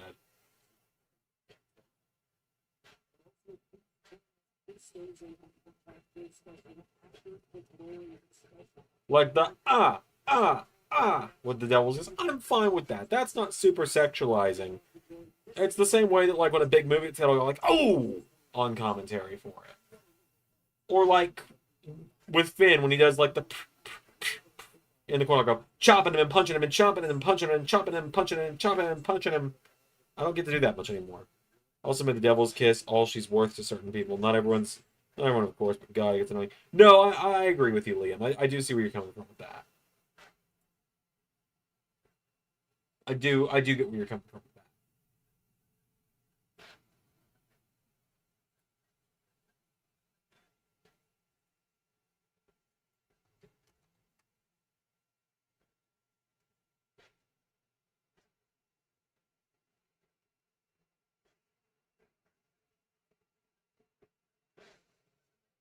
Yeah, no, I know what I get what you mean.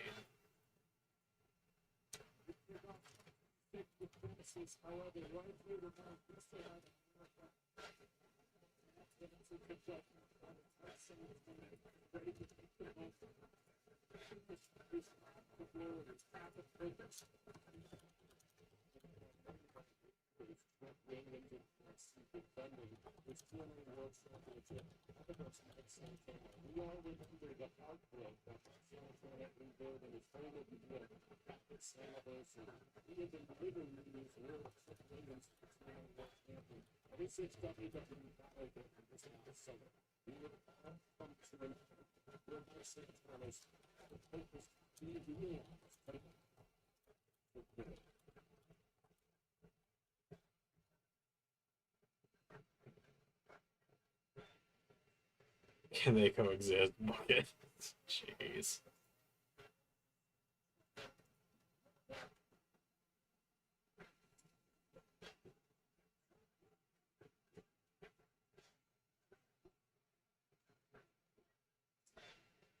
The only time I enjoyed him was when he first started doing the ad libs for Whoop That Trick.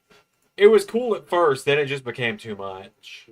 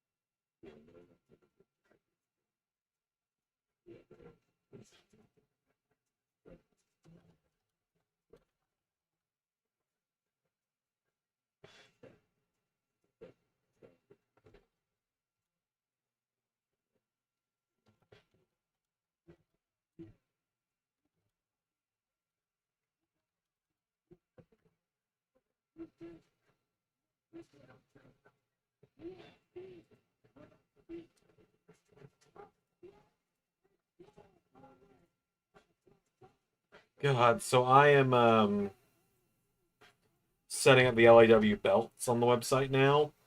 God, I forgot you fuckers gaslit me into bringing Ryback in at one point. And I put a belt on him. I think of who I hate enough to beg you to book me against on the next indie show.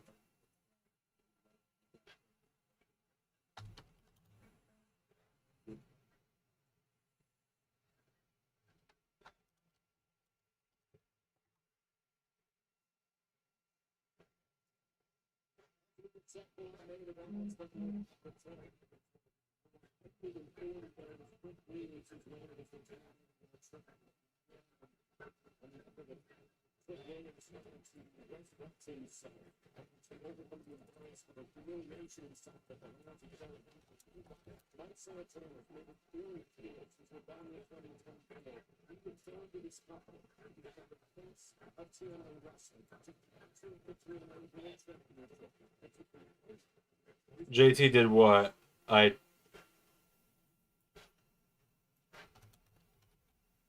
I'm so tired. Oh yeah, JT gaslit me into the Ryback stuff. Yeah, yeah. It took me a second. I'm running on little sleep, and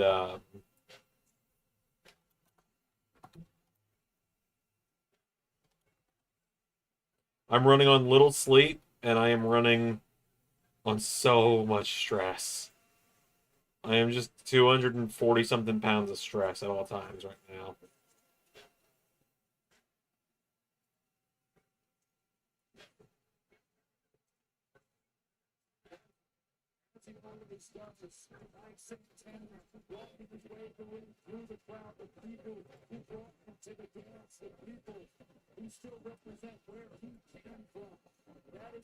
Oh God, TNA, please just do the right thing.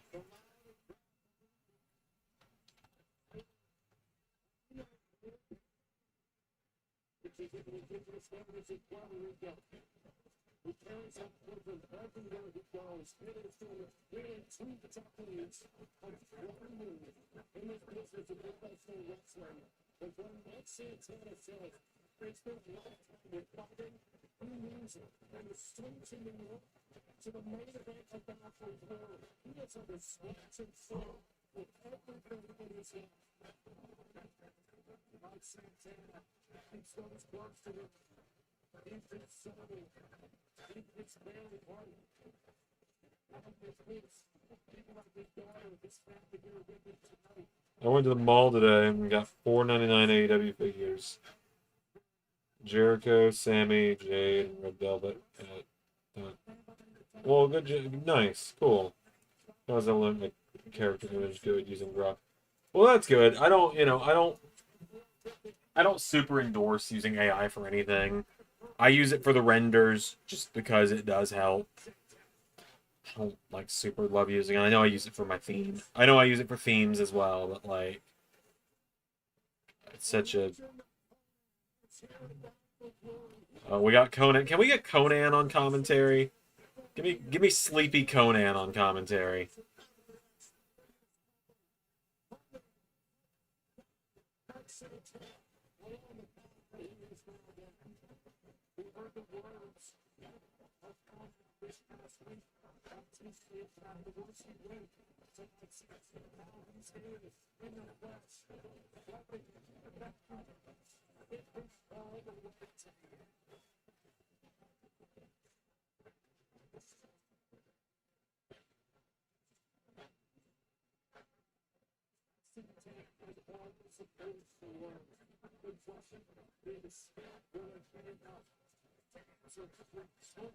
Please, just for God's sake, let this be it.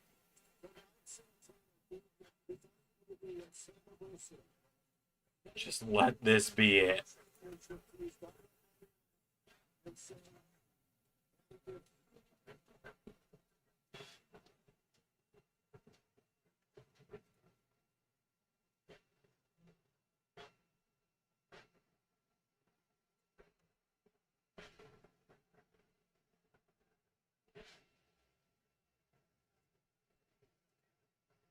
I don't hate anyone that's not blacklisted enough to beg for a match with. That's the funny thing is most of the people that I've like done my matches and feuds with, it's all been kayfabe. Gasp, shock, and all. I know. I don't actually hate Kaz. I don't actually hate Jericho. I don't actually hate Raj.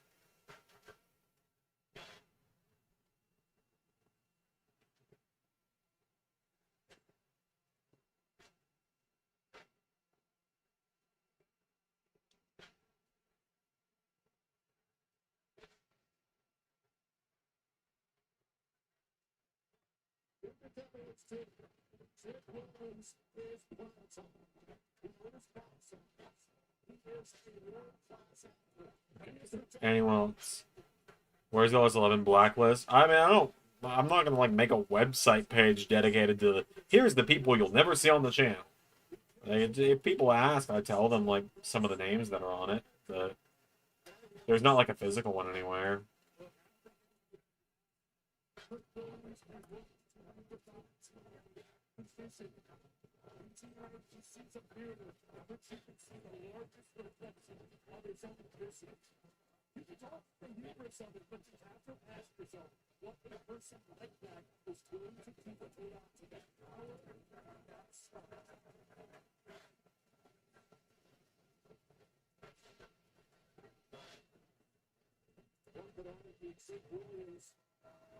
All right.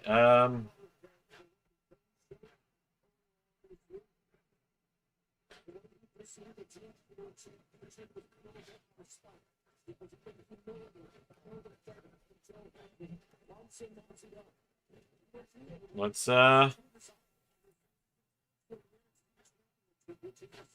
take a look at the website, shall we? Let's make some announcements, huh? And see, there's some more on here now than there used to be. First of all, any calls that were blacklisted? Just like 2.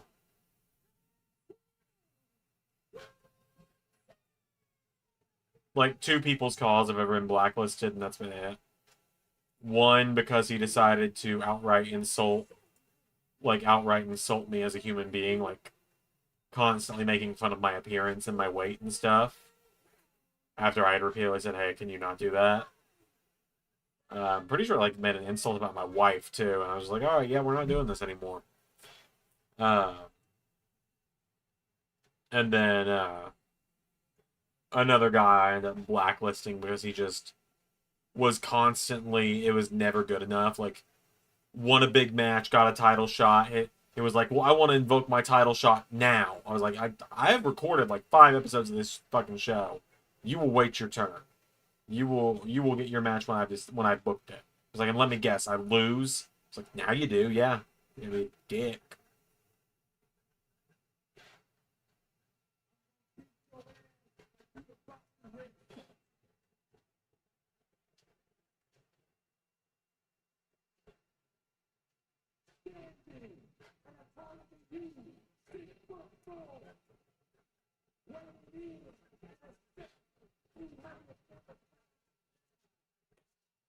All right, so you can see some of the evolved names have made it now. They are here on the NXT roster.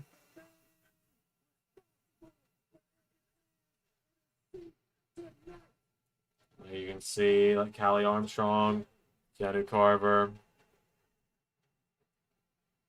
Layla Diggs is here now. Stone is here now. Shawn Legacy's here now. A lot of Evolved names. Yeah, I know, but she's the Evolved Women's Champion, so what are we going to do? Yeah. I haven't bothered to move anyone else around. I'll do, like, actual record updates on Tuesday and, like, title change updates. Like, because, like, yeah, I know Kalani doesn't have the belt anymore. The Guns don't have the belts anymore. I ain't doing that tonight. I ain't got that in me tonight. But, we're going to save the big one for last. We got the LAW stuff is back.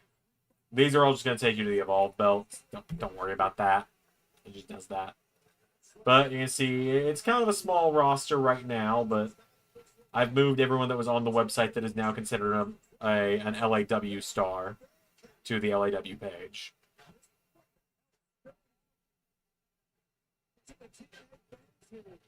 But now, are you ready? Are you sitting? You better be sitting because it's gonna knock your feet out from under you. First of all, AAA is going to have 6 championships. The AAA Mega Championship, the Reina de Reinas Championship, the Latin American Championship, AAA Tag Titles, AAA Mixed Tag Titles, and the Lucha Underground Gift of the Gods Championship, renamed the AAA Gift of the Gods Championship. And here you can see some of the roster you can expect to see. These names, there's going to be more people from other shows that appear on AAA, Like, you're going to see some guys from Raw, from SmackDown, from NXT, from TNA, from AEW, Ring of Honor, etc., etc. You're going to see more than just these guys on AAA. But these are like the wrestlers who call their home base AAA now. You got Atlantis Jr., Carlito. Chavo is considered the American ambassador. You got Cybernetico, Santa de Oro, Jalisco, El Hijo de Dr. Wagner Jr., El Macias, Grand Metalik, Hechicero, La Parca, La Catalina, Mystico, Santos Escobar, Samurai del Sol, Templario, Teneblas Jr., and Titan. And again, there's more that you'll get to see soon. There's more that are planned already. But it's really exciting. And the other thing about AAA I can now confirm, you might wonder how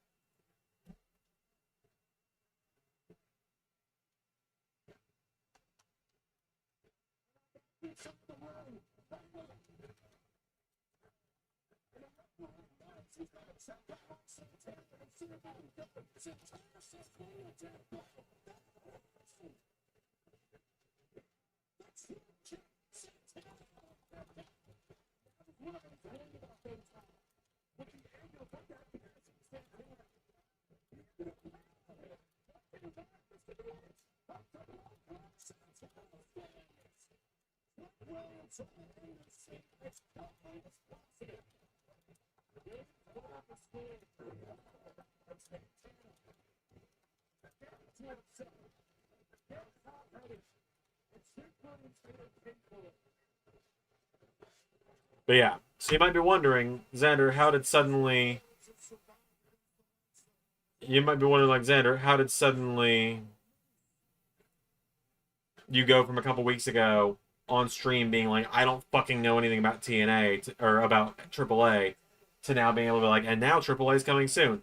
Well, the meeting Ray and I had today,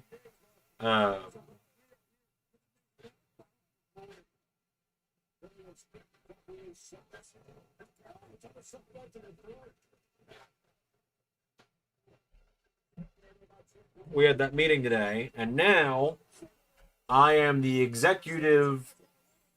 We didn't give it actual. We didn't give an actual. Ray and I are co-writers and co-runners for AAA. Like, we're both gonna write it. We're both gonna produce it. And the way that's gonna work is we're gonna probably do one show a month, and you're gonna have contributions from both of us to it. Similar to those that have been around long enough that know the G1 Supercard show we did, where I did the Ring of Honor parts of the show and Ray did the New Japan parts of the show. That's how AAA is going to be running from here on out.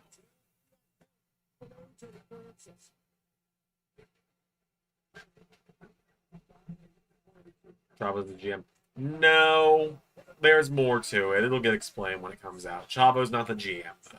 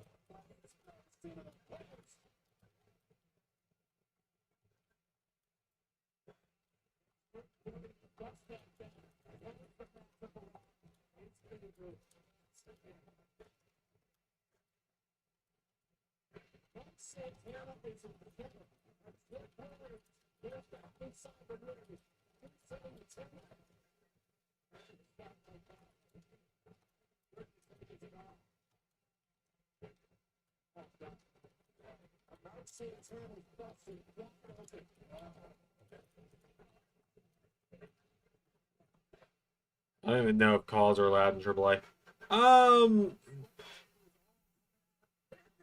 It will happen sometimes.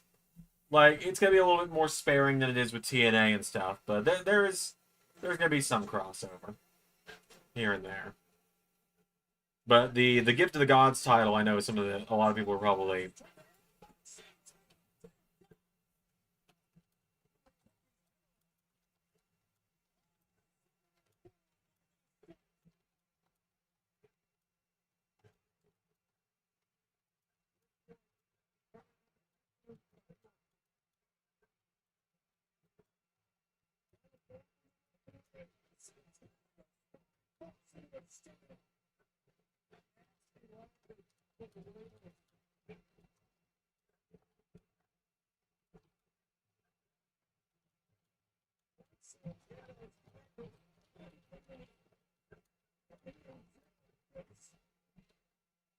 Triple's gonna pop off. Yeah, it's gonna be fun. And so like the way it's gonna run is I'm really excited about it because I didn't want to just take it from Ray because that would have been mean. That would have been inconsiderate as well because I know he's excited about it. But the original plans, and I don't think he'd mind me saying this, is that the only belts he had plans for originally were the Mega title, the Gift of the Gods title, and the NWA tag titles. Were going to be like the main selling point. I was like, this guy get fleshed out a little more. Let me help. And I was like, I'll come in, I'll handle the Reina de Reinas, I'll do the American, I'll do the Latin American title, I'll do the mixed tag titles because I'll do the mixed tag titles because I always wanted mixed tag titles to be an LS11, and we can work together on the tag division, and then we'll work together on the mega title. Kind of like how I still run in SmackDown with Ray pitching with the 6 when they were still a group. Yeah, kind of. Except now, like, Ray is going to record actual parts of the show as well, I believe. We haven't fully worked that out yet, but I believe that's how we're going to do it. But yeah, like that, and this is also what the thing on Raw a few weeks ago about Omasa Kano getting time off to go down to Mexico is about. You can expect to see El Grande Omasa Kano in AAA. I can't tell you if his new rival Carlos Zanzanegger is going to follow him there or not. I haven't heard. It wouldn't shock me though. He seems to find his way everywhere. I got to get a render. His mixed tag title is going to be like floating belts. I mean, you will see them pop, like all belts, and like every belt has popped up on a different show at some point by now. It's not going to be floating guaranteed, but like AAA is a floating brand in a way. Like, just for example, like you're going to have AEW guys popping up there, TNA guys popping up there, so pretty much anyone that wants a shot at those titles can just pop over to AAA.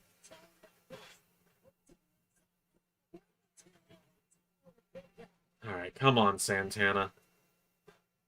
Get it done so I can go to bed. I guess I should also get Raw set up for you guys.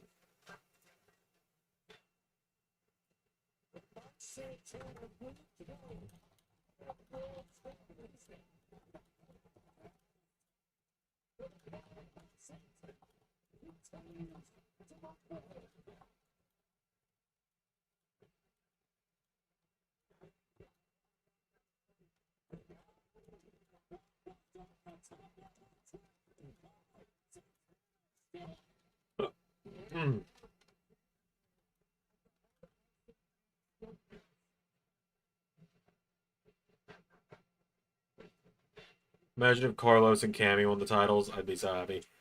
I would not be shocked. I would not be shocked to see those two pop up together in AAA at some point. I'm sure Carnold I'm sure even Carnold would love to be tag champions with his daughter. So, say the Wyatt 6 wants the AAA tag team titles. They can come over. Yeah. Yeah. Exactly. Exactly.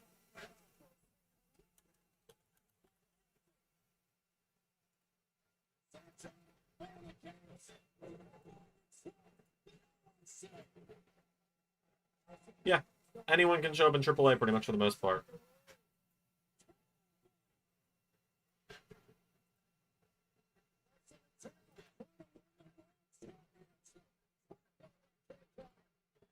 Come on, Santana.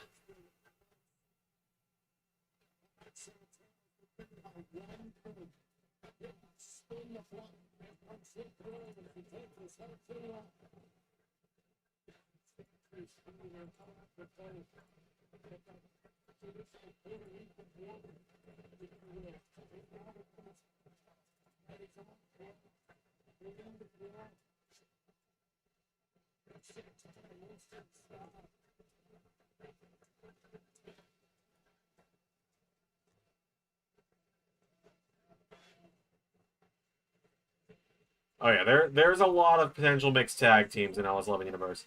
Oh, you could see me and Elizabeth Bell. You could see siblings team up at long last for those belts. You could see, God help us all, you could see Nathan Frazier and Liv Morgan show up. See, who knows?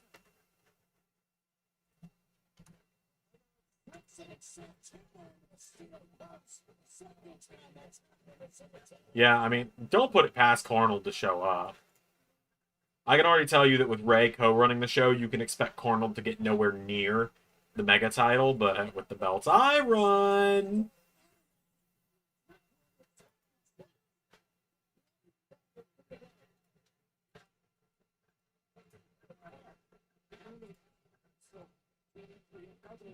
Scapegoats in general, it's true, yeah.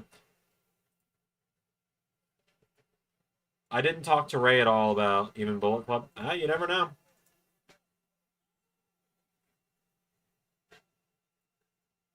You never know. Alright, there we go. Members got access to Raw now. It's set up for everyone to see it on Monday, though.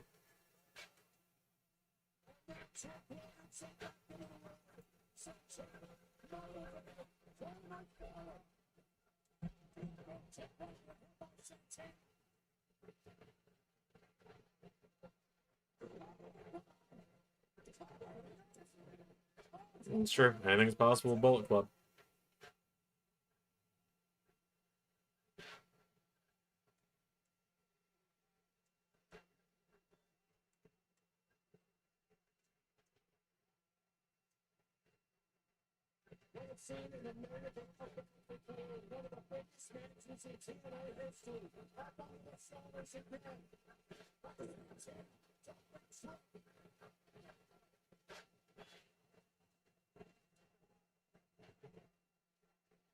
Bullet Club show up in LAW, you'll go insane.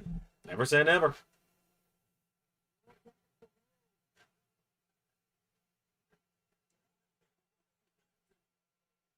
Oh, like 4 shows. Yeah, they are on 4 shows already. You're right.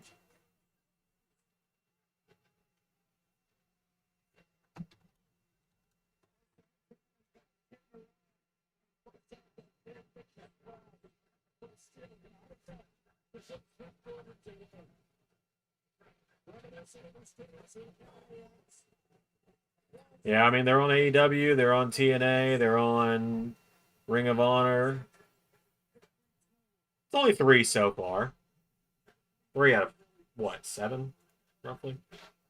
1, 2, 3, 4, 5, 6, 7, 8. 3 out of 8. So not even halfway there yet. Keyword yet. I know Ace Austin wears the jacket, but that's just because of his mod. Or is it? Alright, come on. Who knows? A Mike Van Zander. Let my girl into LS11. We'll take him. Kidding. I won't push it more. Hey, look, man. I let people bring in more than one character. Fucking Triton brought in a whole ass faction, dude. Has Gato been in LS11? There hasn't been a mod for him or anything. Well, club have shooters though. Kenny said he didn't want to spoil any surprises. It's true. He said that he had some secrets he wanted to keep. I hear the secrets that you keep. Dun, dun, dun. When you're talking in your sleep. That song followed me around on Friday, by the way. We went to Augusta, Georgia on Friday. And we went to 2nd and Charles. And as we were going to the checkout line, the 2023 remaster of Talking in Your Sleep was playing on the overhead.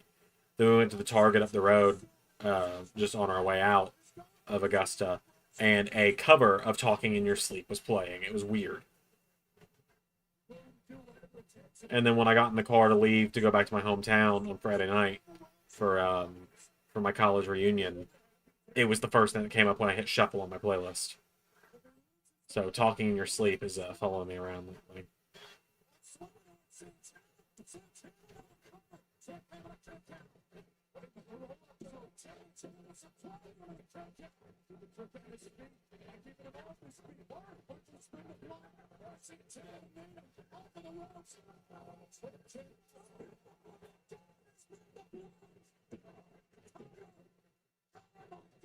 Oh my god, they're stressing me out here, man. Stressing me out. You may even try out. It's gonna be like, yeah, the referee's AI fucked up that entire finish. Like, referee was supposed to be fixing the turnbuckle. Ethan was gonna low blow Jimmy and then hit the pair of Ego's edges, but like, the referee just didn't do it. So I was just like, all right, fine. He'll just bounce him off the turnbuckle a couple times. That's fine. But whatever. Referees are incompetent in these games sometimes.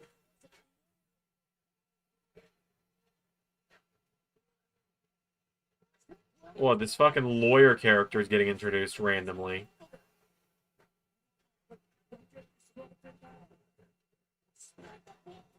I swear to God.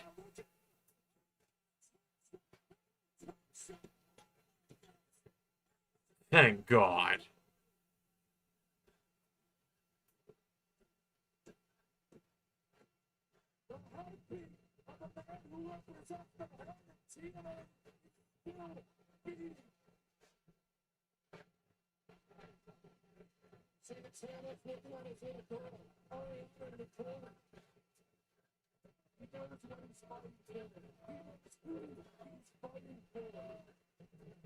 Yeah, I know Hendry was Rusev's lawyer at one point.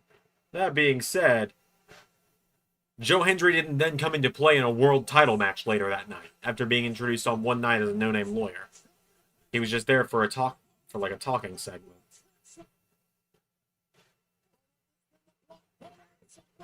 Oh, oh.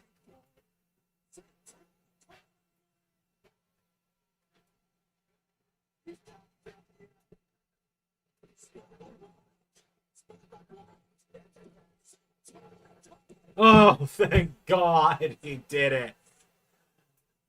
Oh my God, he did it.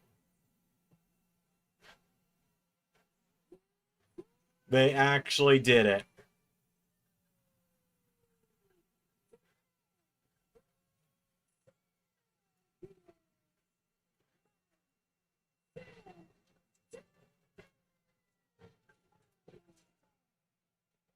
Thank fuck.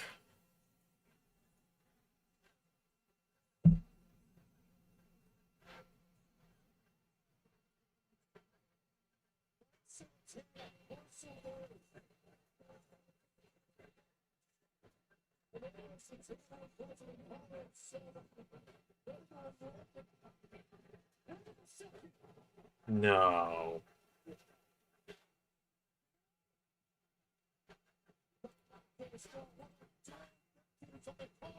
Oh, dear God.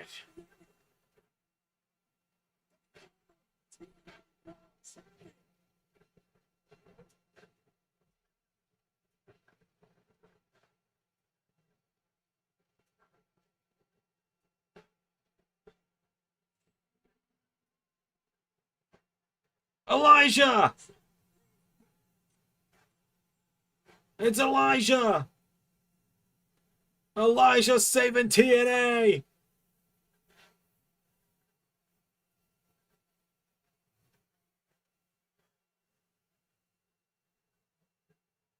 No! No! No!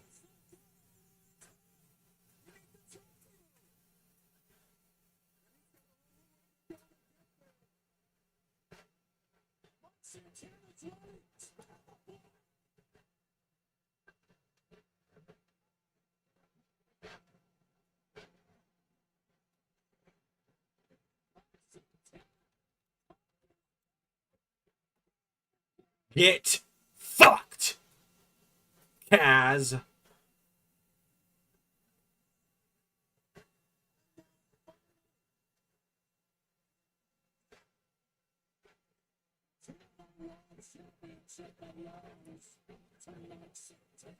Oh my God. They had Nick Nemeth come out there with the trophy. The lights went down. Elijah returned, broke the guitar over Nemeth's head. The trophy was laid outside the ring. Kaz got in the ring, tried to cash the trophy in, but can't because he didn't have the trophy in hand. went to grab the trophy, and Santana laid him out. And then Carlos Silva handed Santana the belt, and now Santana and his daughter are celebrating with it, which is really sweet. Oh, we love to see that. He's putting the belt on his daughter's shoulder.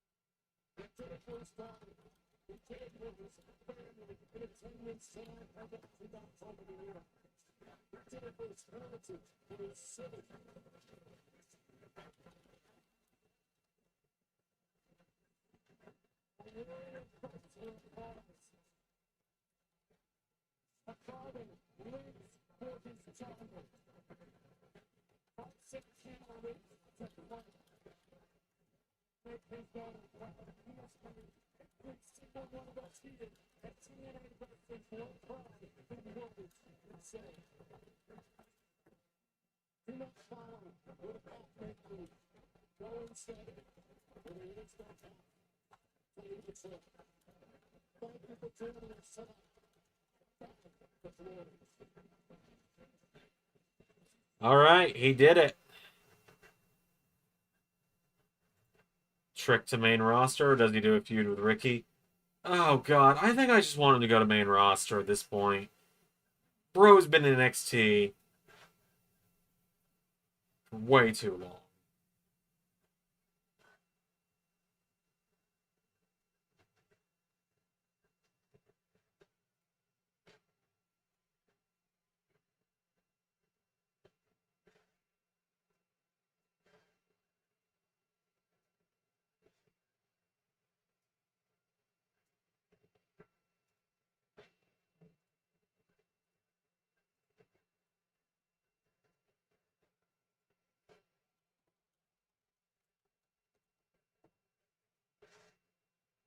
All right.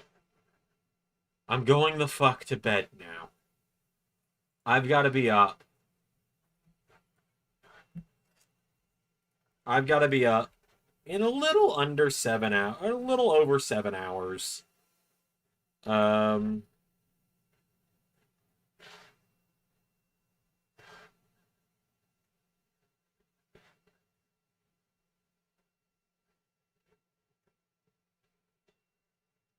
I gotta be up roughly. What time do I have to get to work? Do I have to get to school tomorrow?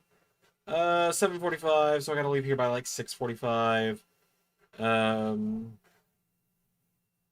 Yeah. So I gotta be up in 7 hours 45 minutes, and I still have to actually get all my stuff together for work tomorrow because I've been out of town for a weekend and I've been off for a week.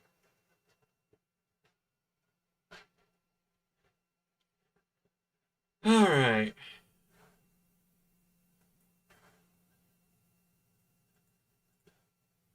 I gotta get Bad Dog the subscriber roll in Discord real quick. What's on my mind? There we go. Been forgetting to do that for months. Okay, 3D printer's running. I'm going to bed.